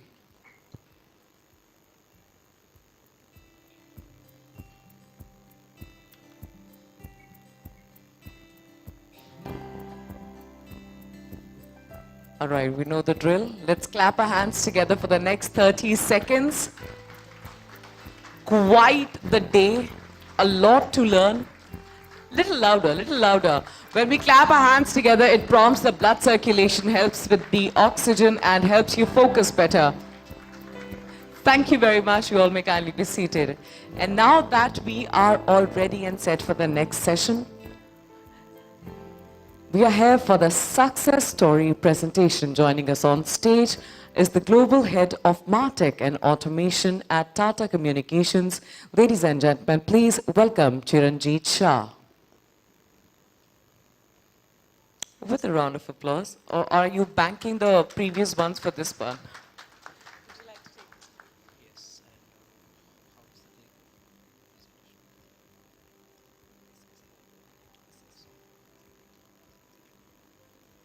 Hi, everyone. So, in this particular session, I'm going to talk to you about how the Martech stack is helping B2B companies achieve more with less resources. In next 20 minutes, I'm going to walk you through how we are using Martech stack at Tata Communication to drive more efficiency, do more with less, and using all the technologies driving the business imperative that we have set out. Okay. So before we move to the session, one of the major problem that we always faced in B2B is before any person speak to a salespeople, 70% of the journey is already completed digitally without even knowing by the vendor, right? Vendor, I mean to see any organization who is giving services and their customer do not even know they have a requirement, but they are completing their 70% journey of understanding, shortlisting the product or even understanding the product, how it solves before they pick up a phone and call to a salesperson. The same issue we had, that how we can find those 70% people who are researching about our solution and product on our various websites, also in our website, and target them using our automation, right?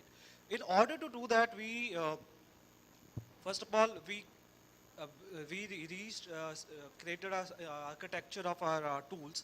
One of the challenge that we had, that how we can de-anonymize people who visit our website and find out who are the organization who are visiting our website, right?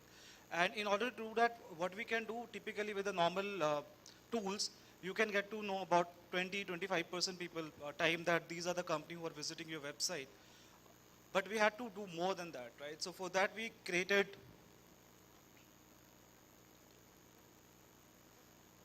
implemented this tech stack, which will take care of all the entire journey. Okay, so many of you might already know that Sixth Sense is one of the platform that we use. Sixth Sense is one of the marketing leader when it comes to the third-party intent tool and ABM full stack ABM tool. We implemented this tool, which gives us one of the best industry de-homogenization of the data, which exactly tell us which are the company who are visiting our website. And then we can again track back which are the organization that we want to track them, right? And then now we know that these are the organization who has come to our website. How do we target them, right? So we basically go back into our systems, right, into marketing automation platform like Adobe Marketo Engage, and see if we have any person there in that account. Okay. With other tools like Factor.ai also give us more information about if the known people have been doing some activity on a website. They take data from Salesforce, the first party data that we already have on our website, and the third party signal that we have, and the top of our current AI model that we use. With that, we divide entire, excuse me. Okay, thank you. Yeah. With that model, issues there, sorry about that. Yeah. With that, basically what we do, we divide all the account that we want to target.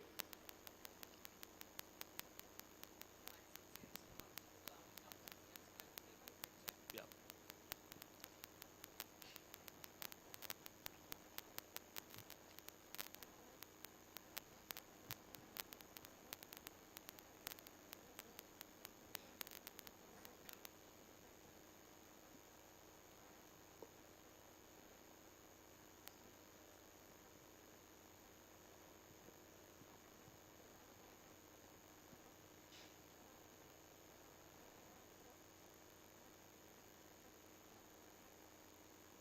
Yeah, thank you.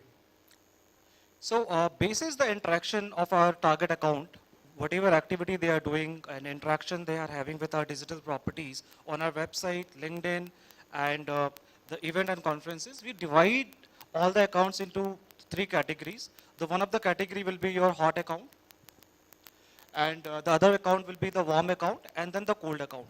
So how we have come up with this model is we basically go into our Salesforce, which is our CRM, and see, hello.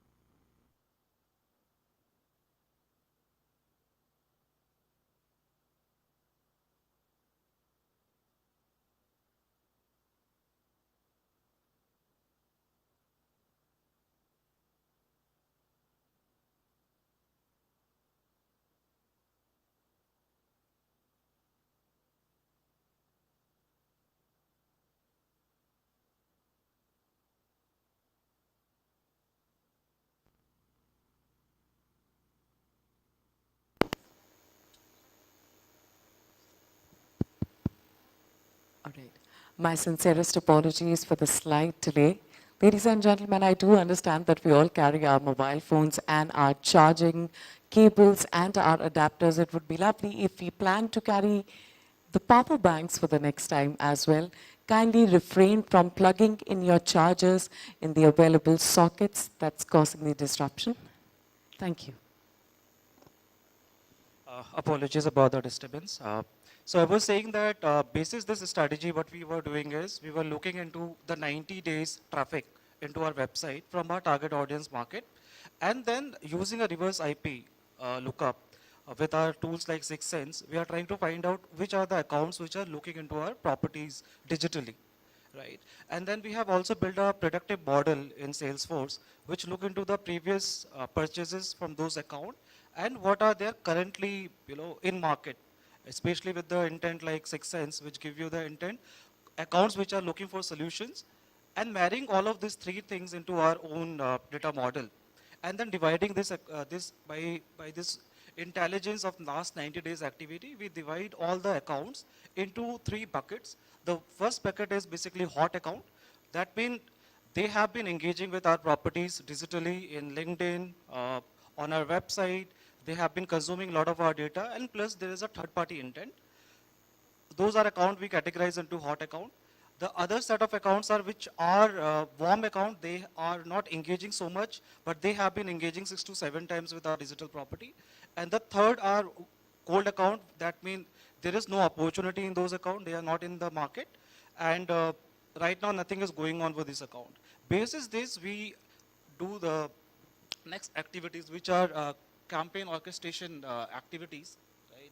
So once we have identified those are account, then accounts which are already hot, we put them into a specific nurture, which are product specific lead nurture, which contain about 9 to 12 emails.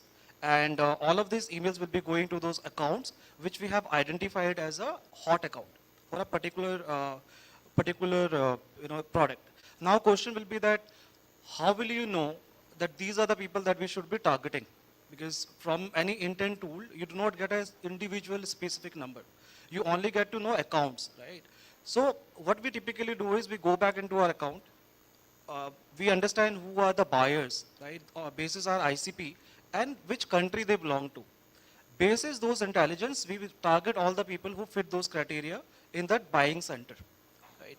And then their journey start. So we will be targeting those, all the individual that we have identified over LinkedIn, and also put them into six-step nurture into email campaign. Once they have done the, all the activities, they will become basically, if they have engaged so much with us, based on their score, we will be passing those accounts and details into our DMR team. DMR is basically inside sales team. And they are supposed to make the teleprospecting them, right? Basis that we will be giving all the information to them what they have done so far. Okay, these are some of the example that you can see of how we are engaging our account, different stages when we want to capture their lead. The one way is that we go back to our database and find which contact we can target over an email. And instances where we don't have a contact, we run a demand gen or asset download campaign on LinkedIn, from where people can go and once they download any of our awareness content, we get their email addresses and then we can again put them into a nurture campaign. Once they receive our nurture campaign, if they click the email, it will take them to a very personalized journey for them, which are curated basis what interest of area they have, what engagement they have done, basis that they will see some pages like this. This is basically a content recommendation engine. This content recommendation engine is AI-based engine, which recommend them what they should be reading next. So typically what people will do is that they will be sending one email, and that email will have one asset only. And the next time again, you will be sending another email. The chances of opening that email will be very less, right? So if you see the industry open rate, it is only about, at a very high end, 15% open rate for an email. Right? But here what you're doing is, even if somebody is opening email for 1 or 2 times, by clicking that link, they directly go to the curated content hub where they can consume as much content they want to consume. And as they are consuming the content, going through the different type of assets, we score them at the back. And based on that account score and the individual score, we pass this information to our DMR team, sales team, and then they make a decision who they want to be contacting first. So once they have established the contact, what we have also done is, in order to bridge the gap between the sales and marketing, we have implemented something called Marketo Sales Insight. What Marketo Sales Insight does is, it's like always a fight between sales and marketing, where marketing will say that we are doing so many things for you, and sales will come back to us like, what are you doing? You are not supporting us enough, or we are not even aware what you are doing. So to bridge that gap, what we have done is we have implemented something called Marketo Sales Insight. It has a direct integration between Marketo and Salesforce, and all the activity that marketing has been doing for the sales organization, they can directly see in their CRM contact page. So this is an example of one of the page of the customer where they can see what engagement people have been doing with the marketing campaign. It will give them an intelligence like how many pages they have visited, which product pages they have visited, which email they have opened, which event they have attended in the past. Right? Basis this information powered by our automation platform, the sales team can make personalized pitch and conversation with the account. While this conversation is already going on and the information is collected, we pass all of this information to the account managers, and once they have entered into a different stages, for example, now lead has become a marketing qualified lead. So if they have become a marketing qualified lead, we will be putting them into a marketing qualified specific stream of nurture. So again, this email communication will be very personalized to the stages where they are right now, what the proposal is going on with them, what level of sale acceptance is there. Basis the personalized communication we will be running.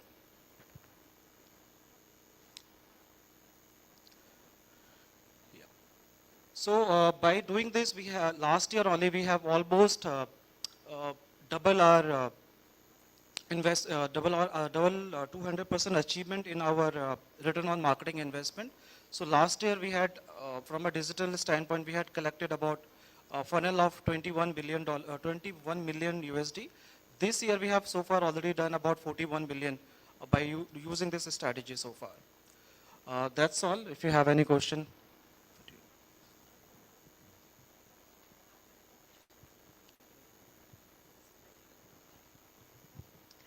Ladies and gentlemen, if there are any questions related to this particular session, you may kindly raise your hand and I shall pass on a mic. None. Thank you very much. Thank you. I'd like you to join us in the center of the stage. We'd like to present a small token of appreciation for your valuable insights. Joining us on stage is Sameer Karpe, Group Director, India, double verify.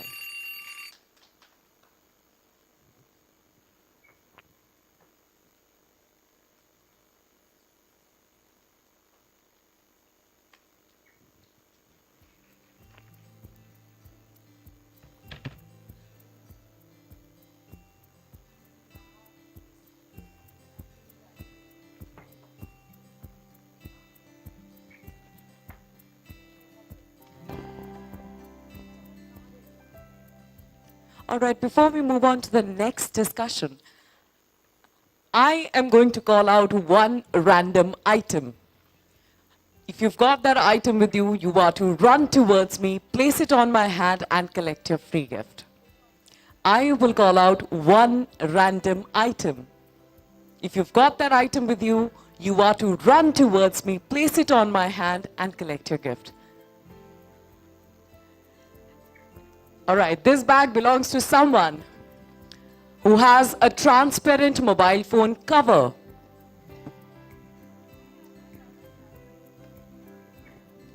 I will call out one random item.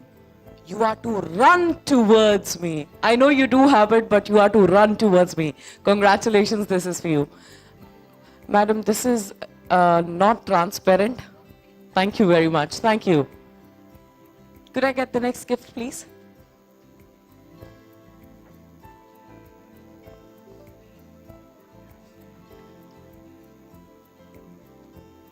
All right, next item.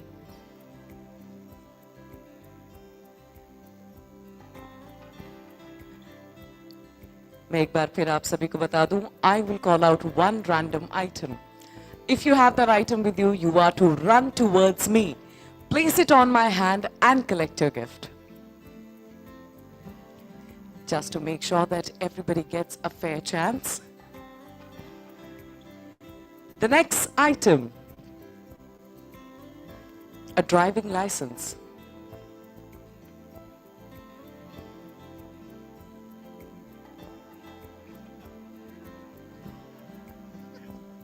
Congratulations. That easy, that simple. If you guys are enjoying your free to clap so that everybody gets in the best of the spirits. All right, another one. This final bag for now belongs to someone. Bata दूं पक्का? Who has a 20 rupee coin.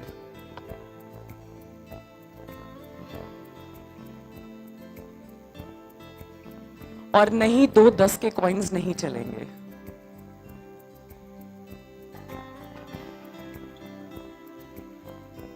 Thank you very much. Since I take my payments in advance, that is yours money.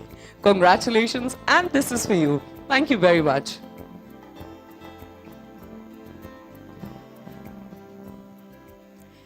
And with the same, we are headed towards our next panel discussion, Customer Experience in the Age of Artificial Intelligence. This session will explore how AI is revolutionizing customer journeys, personalization, and the human-AI partnership. Let's welcome our panelist. Please give it up for Amit Verma, CEO and founder, DigitUp. Also, throughout the session, while we are welcoming the panelists, if you find either of your hands occupied, you can use the other hand to bang on the table to give them a warmer welcome. Please give it up for Mr. Amit Jain, Senior Vice President, Customer Experience, India Mart, Intermesh.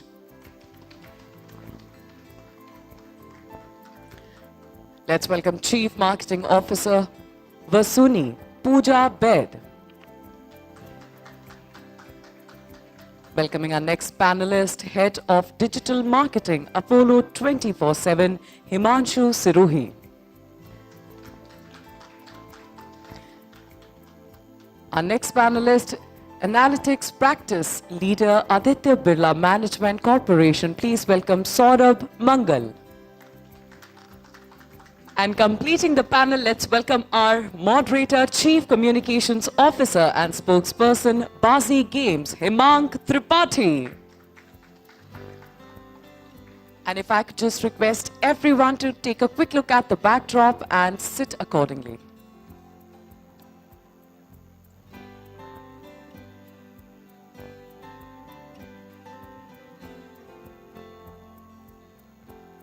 Thank you very much.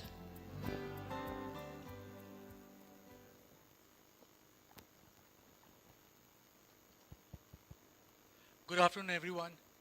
I think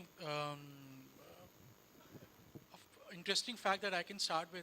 This is the first time ever that I am being a moderator. So far, I've been a panelist.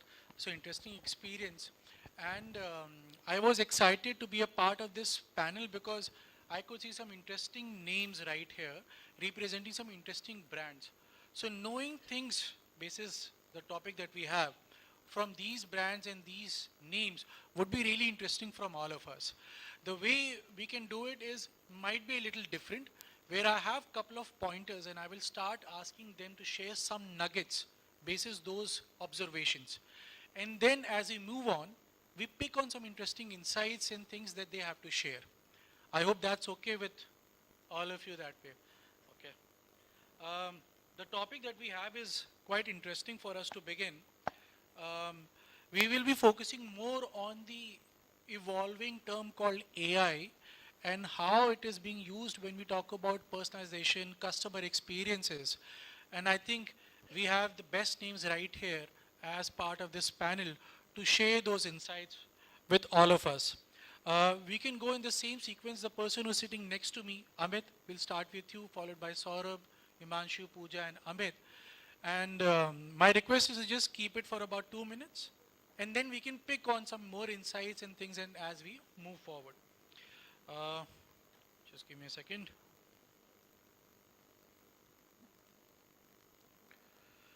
Here we go.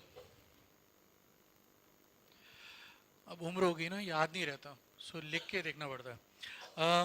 I think the first topic that for first pointer where I would like to have say a 2-minute or a minute kind of insights from each of you is about the AI powered journeys.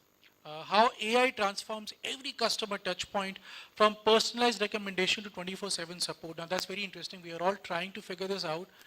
मुझे कितने सारे options आते रहते हैं.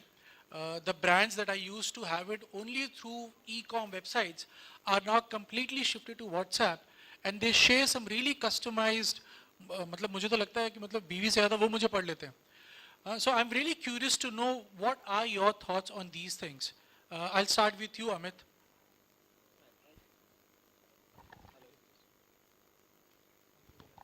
Hello. Yeah, thanks, Hemang. Good afternoon, everyone.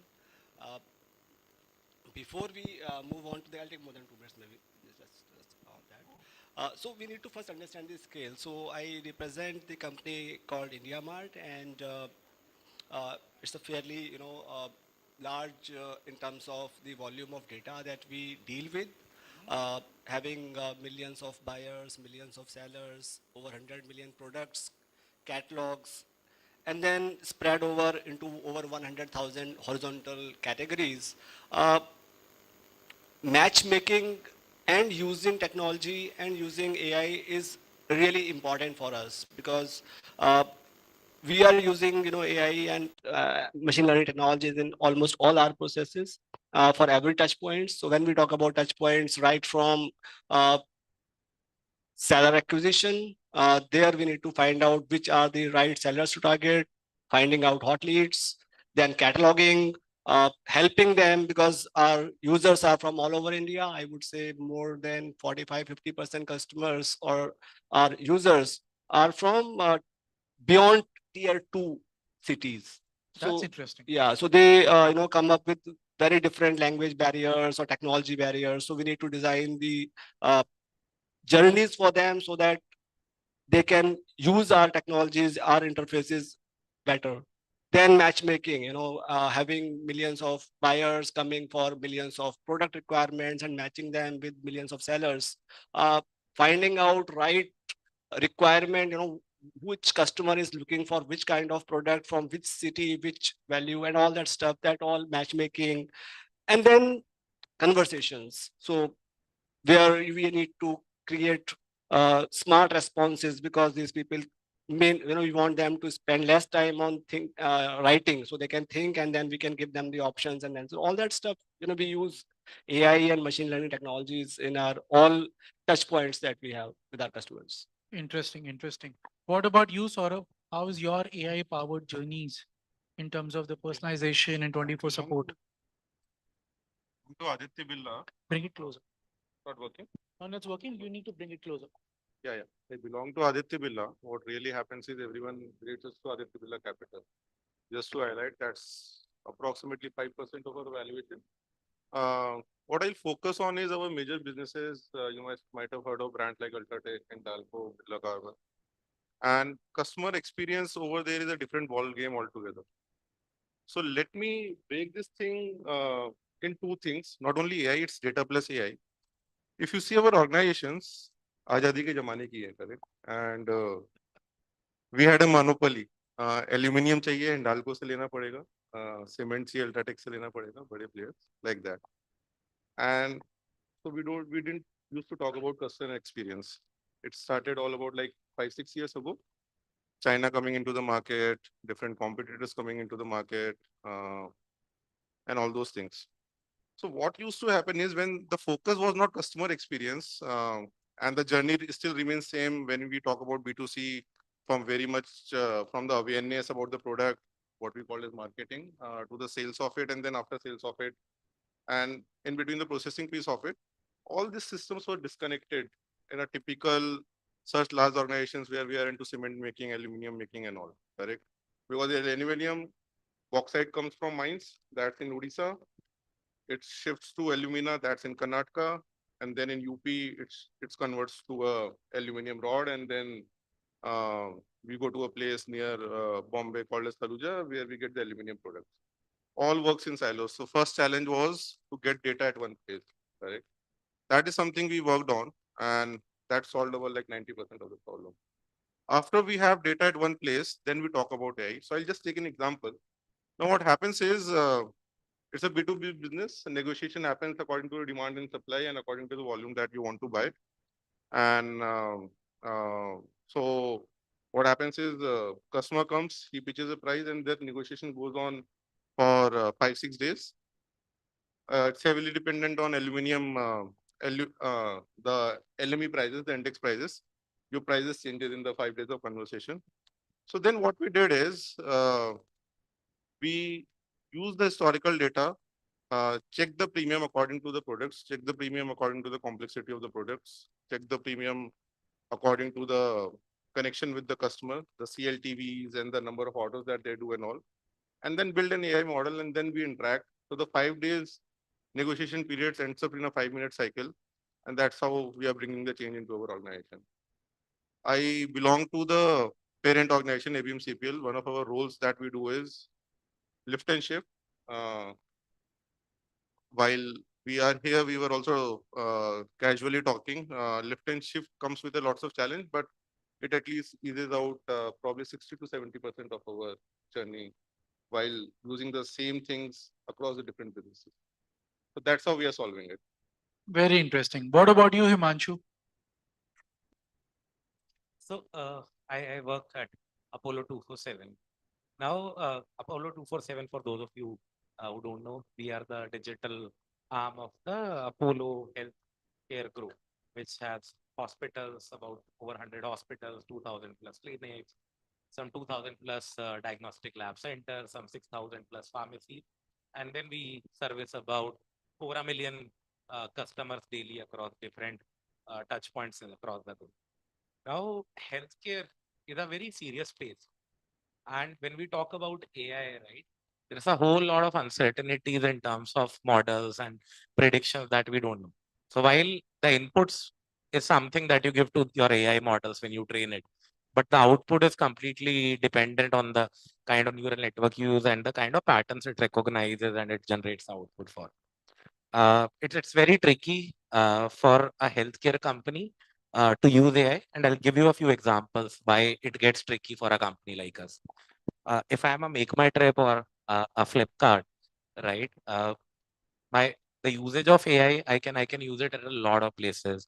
I can design a lot of campaign orchestration journeys across my CRM. I can do a lot of front-end personalization across my web or app. But for me, every single touch point for a consumer, I'm a very serious healthcare company. And health is probably one of the most serious things that are there. So whatever we put out, even if we are saying using AI to deliver that experience to a customer, for the customer, it is Apollo as an entity saying something. It can be as simple as a baby milk formula that a mother is trying to use one of our tools to calculate. And if the AI messes it up, major problem. Another example can be your flight is delayed. You get a communication from Make My Trip that it is delayed, and with a few things that you can do in the meantime. For us, there are serious implications of those reports, right? Uh, Imagine someone doing a test and cancer is diagnosed. Now, how do you use AI to kind of give this details to a customer? Because this is something very serious. This is life changing. So that is where I think we have to be very smart. We have to be educative as well as smart where to use AI, where not to use AI. While we use it to enrich a lot of those experiences, which I'll also probably discuss over our discussion in the panel. But again, we try to use it very responsibly because healthcare as a space is very tricky, and the customer does not really understand if it's AI who's answering a particular question or Apollo is answering. So that's where how we look at it.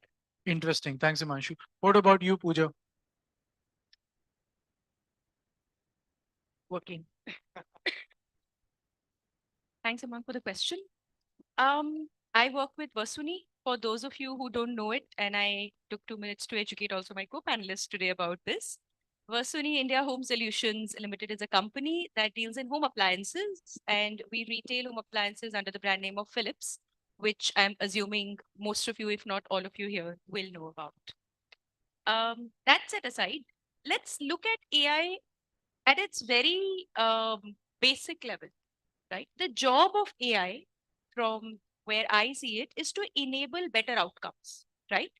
For all parties involved, irrespective of where you're using it. And that better outcome, depending on who is using it, which function it is getting deployed in, can vary. What better means for that particular use could vary from use to use. So for example, in terms of media, it could mean lower costs, better targeting, better CTRs, better conversions. In terms of product, it could mean better customer experience for users who are using it, more personalization, better recommendations. In case of supply chain, it could mean better efficiency, improved forecast accuracy, lower working capital costs, so on and so forth. Fact of the matter is, organizations like Versuni, and I'm quite sure a lot of other large organizations, started to adopt AI and ML, and the two can't be divorced from each other. AI and ML long time ago. Today, we discussed so much about AI in marketing forums because it's become the new buzzword for some reason. Also because it's probably becoming more consumer facing at some level. But AI and ML have been around for a while. Machine learning has been something that a lot of data dependent companies have been using for ages. Like in Versuni, for example, AI does not limit itself to us creating content using AI. To be really honest, that probably is one of the lower impact uses of AI, I would say, at the moment at least. AI has been influencing the organizations across the back-end operations for many years. For example, take the example of supply chain, right? Organizations have always prided themselves on supply chain efficiency, for which forecast accuracy of your demand is extremely important. Machine learning models were evolved a decade ago to look at reams and reams of sales data to predict what will be the sale of this particular SKU in the next month. Therefore, what should be the manufacturing command? Therefore, what should be the procurement command? Just as Vasuni, a lot of other FMCG companies that I have worked with, some of you guys would have worked with, have been doing that, right? It's a great use case. Second, look at in the recent times how AI has been able to improve a lot of customer experience purely in the space of consumer care or customer service, right? Gone are the days, hopefully, of 20-point IVR menus. When you call somebody to say, press 1 for this, 2 for this, 3 for this, once you've interacted with a customer care for any particular brand, most good brands, most good companies actually record that. The next time you call them, you don't have to choose English or Hindi or Bengali or whatever other language that you prefer. Advanced organization, and I've had some very, very good experiences myself, actually record what was your last issue. What was this pertaining to? Was this resolved to your satisfaction? And therefore, if it wasn't, if it's still open, they will actually begin by giving you an update. Now that's AI for customer experience in its true avatar. What we speak about these days at conferences or mostly gets discussed on social media is essentially कितना अच्छा content बन गया AI से, वो तो बहुत ही last में आता है. Customer experience को अगर improve करना है, there are hundreds of touch points in the whole journey of a product getting conceptualized to a product getting consumed, and even after, where AI plays a huge role. If I were to speak about Versuni, for example, one of the great places where we use AI, apart from supply chain and media optimization, is into our products, like a lot of other companies. But we do it very, I think, what determines where we use it or how we use it is our customer obsession. So we exist to improve customer experience. And I was just explaining to, I think, Amit outside, we are the world's only and the first organization that actually has an iron that will not burn any fabric that you place that iron on. No fabric. It doesn't matter. And you don't have to give any command. So typically, आप सबने irons use करी हैं? सबके घर में iron है? Right? हाँ या ना में जवाब दे दीजिए यार. Okay. Mostly सारी irons दिखने में एक जैसी होती हैं और उसमें एक dial होता है. Right? And you need to identify which fabric, and then you start ironing, and then there are some irons have steam and then some don't, etc. This is a clean iron which has got no dial, no settings at all. आपको human intelligence लगाना ही नहीं है उसमें कि आपका fabric कौन सा है. That iron will, you just switch it on and you start ironing. It will automatically identify what fabric, what temperature does it need, what steam settings does it need, etc. And you can improve your life. Now, सोचने में छोटा feature लगता है, but for people who take their clothes seriously, who have ironing to do as a chore on a daily basis, and frankly, दुनिया में कभी किसी ने किसी की तारीफ ये बोल के नहीं की होगी कि वाह क्या ironing करते हो, right? So it's a chore. Nobody really enjoys doing it. Look at the kind of impact it can have on customer experience. Now that is AI in its true form. And I have several other examples. We operate in air purification. We live in the pollution capital of the country, right? Products, and we were discussing smart home automation, right? A lot of that is AI enabled as well. We now have devices which you can leave at home, and when you leave office, you can give it a command to switch on. By the time you get home, your home is pure and clean air. All the pollution traces have gone.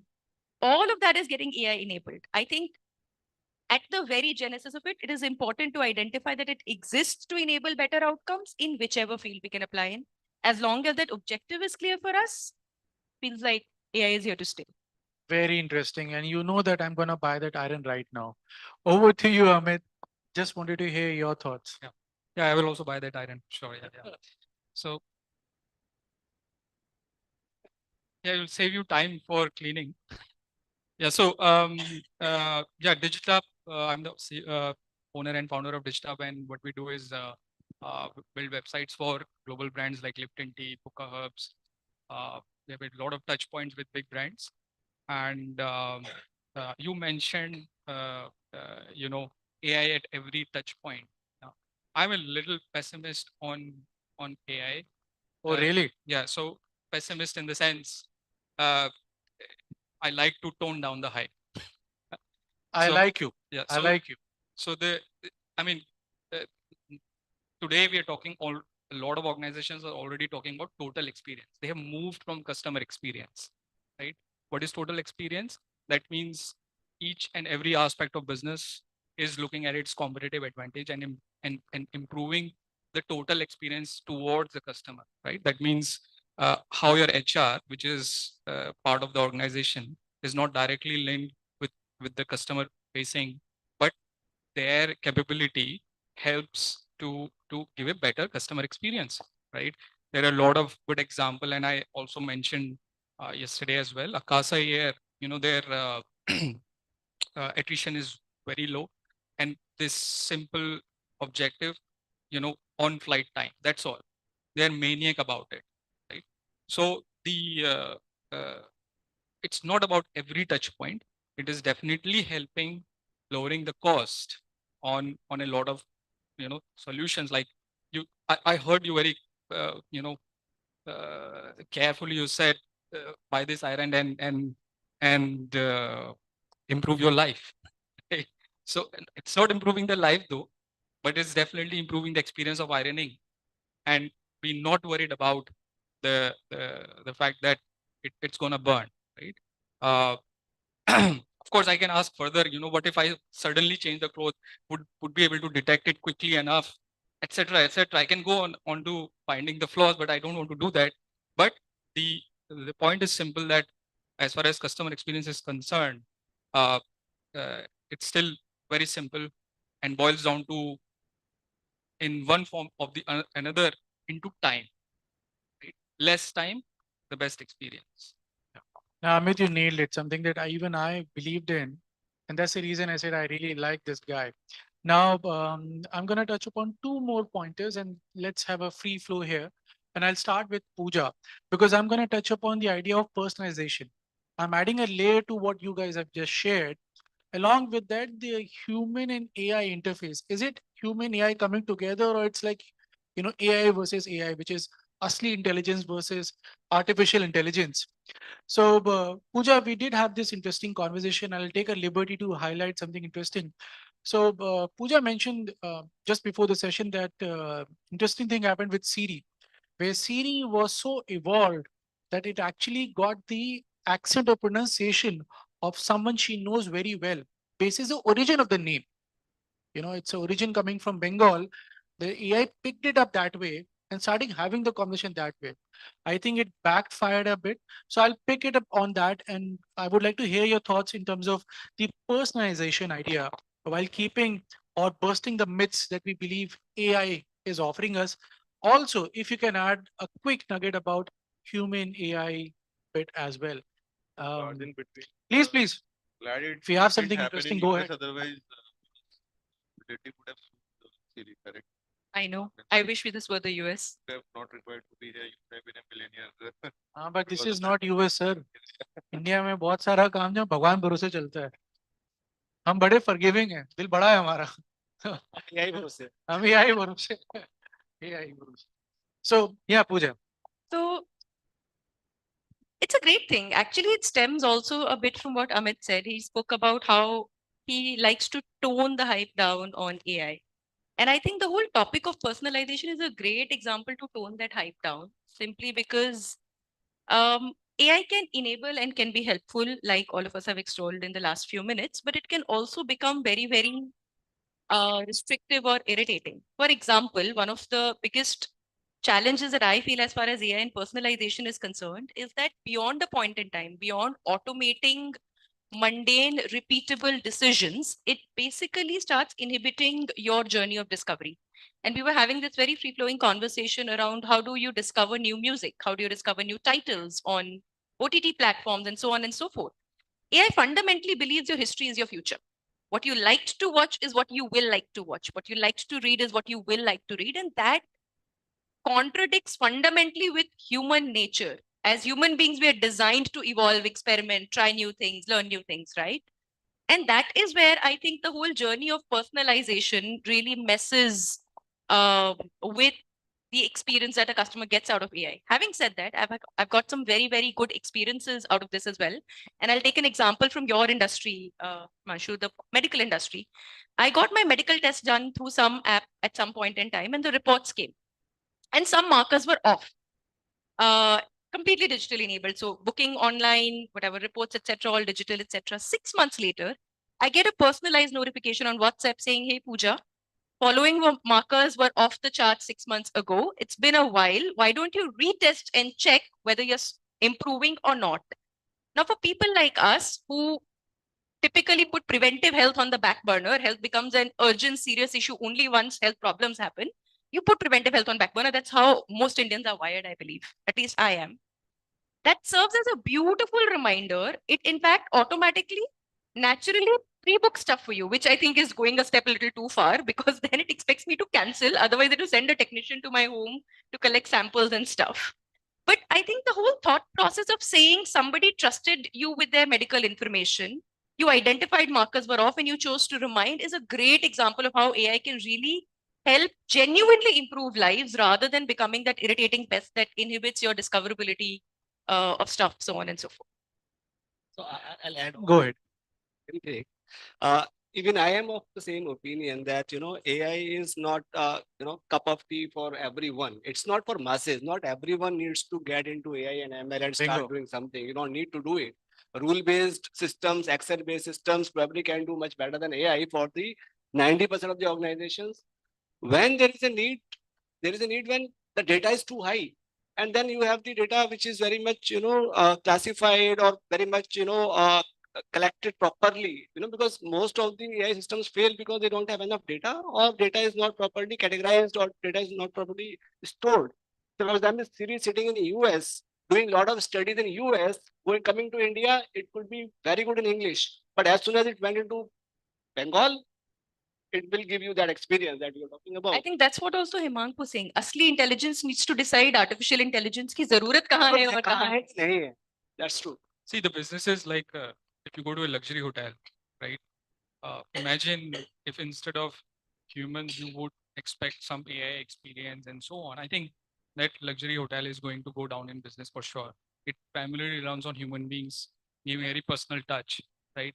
So I think this differentiation of AI versus human is going to come out sooner and sooner with respect to what kind of businesses, and they will choose, okay, no, we don't want AI, this is not good for our business. No, we want AI, this is good for our business. That kind of discussion will happen, I think.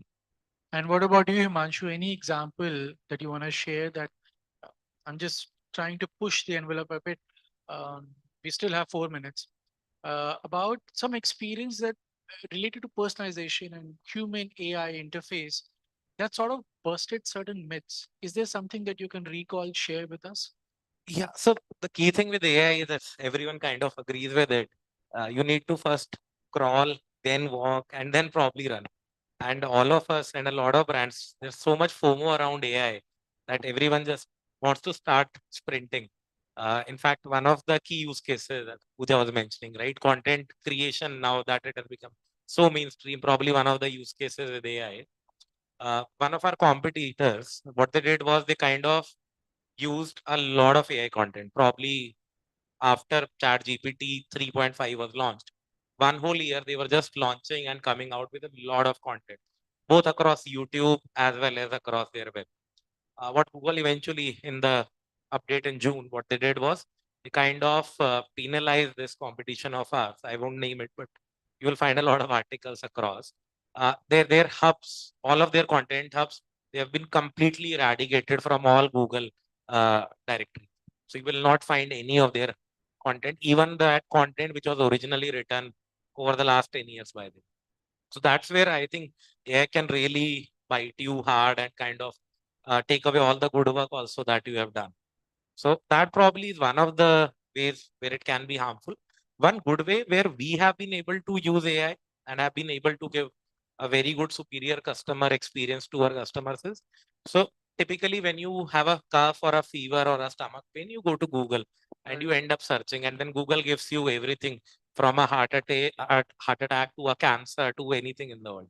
Now that's where we had this idea wherein why should people go to Google and search stuff? We are Apollo. We have more latitudinal, longitudinal data about this country's health than anyone else.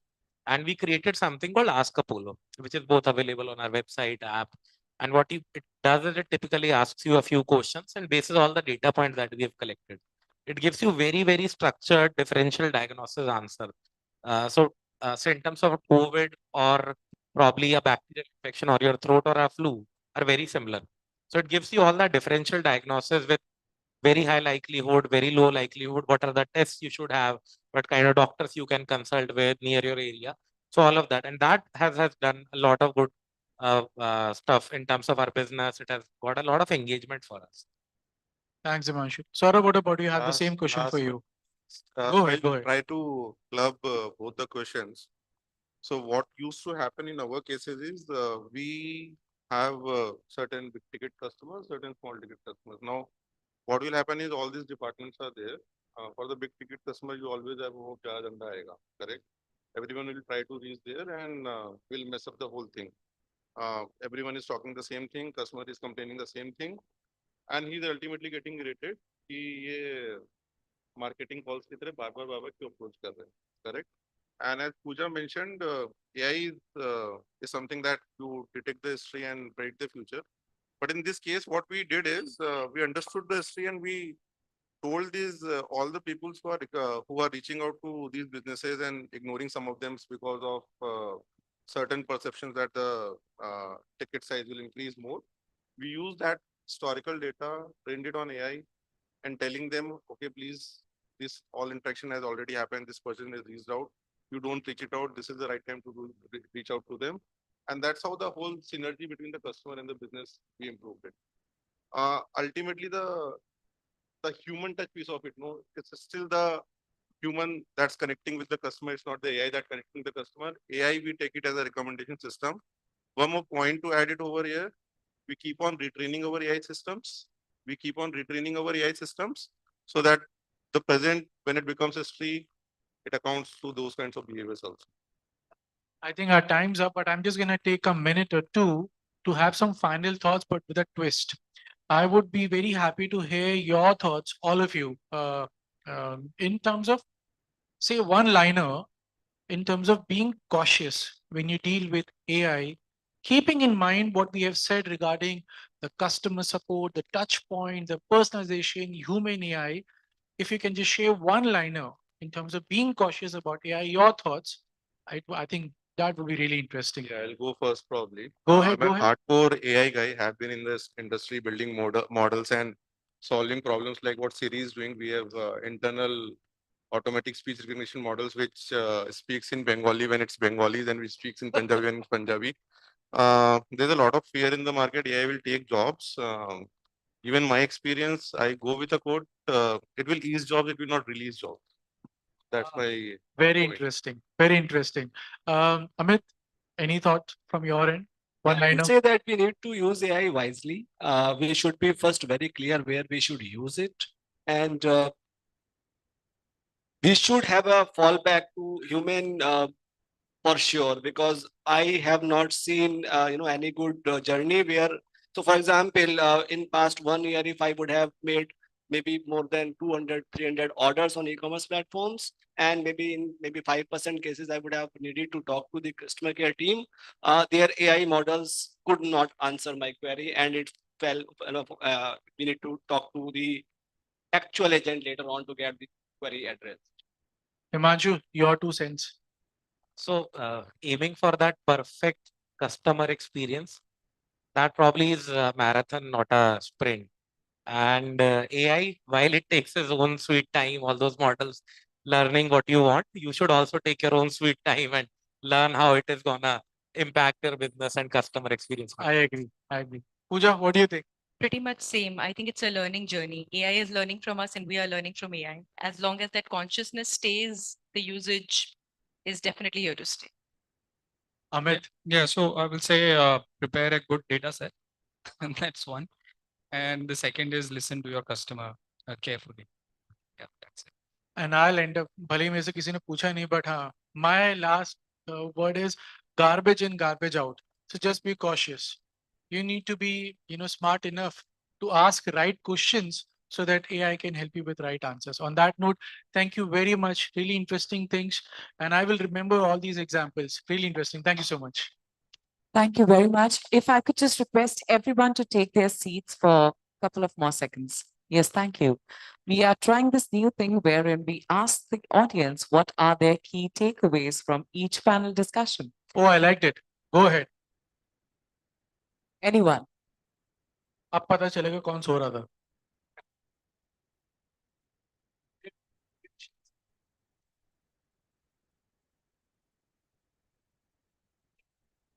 Hi, my name is Aparna. I'm from Nambi, and more than the takeaway, actually, I have a question from one of the panelists. Go ahead. So, So my question is from Himanshu, and since you come from an industry which deals with the most sensitive aspect of a consumer, which is their health. So my question is, how do you think the touch points in the customer journey for a customer of a pharmaceutical industry is different from the other sectors? And if it is, then how? And how sensitive one should be while building a customer engagement program for a customer like that? I think bang on is very different from the way you look at e-commerce and other industries. So typically, your health is so sensitive to you. You typically do not even share a lot of info with your family. That's how sensitive it is, right? And now imagine me going after and riding that personalization wave, like a lot of e-commerce companies do. Probably someone's 20-year-old kid added a sexual wellness product to the cart, and I'm sending a communication, or probably on CTV where the whole family is watching on YouTube. Hey, something was added to the cart. You want to add it? You want to complete your journey. So that whole sensitivity needs to be managed. That one-to-one identification needs to be very key. And that's where n equal to 1 personalization, which is key, not just cohorts where you are blindly targeting on cohorts. That probably is not gonna make sense in this industry. And that is where I think this is very different to all the other industries, wherein your health is a priority for yourself. One, we need to be very responsible when we are talking to a customer about their health or any other diagnosis that we are sharing with them. And then finally, the personalization cannot be on cohorts. It has to be an equal to. All right. Great question. Thank you very much. Thank you. Could I please request you all gentlemen to kindly come forward for a group picture? Unfortunately, due to the paucity of time, the lady had other engagements that she had to attend. But how about a bigger, better, bolder round of applause for this very productive session? Joining us on stage to present a token of appreciation to the entire panel is the Associate Vice President, Marketing Times Network. Please welcome Anna Ganguly.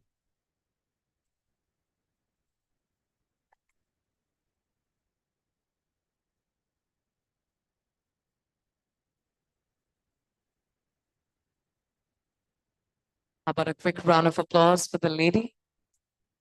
Thank you for joining us, Ms. Ganguly.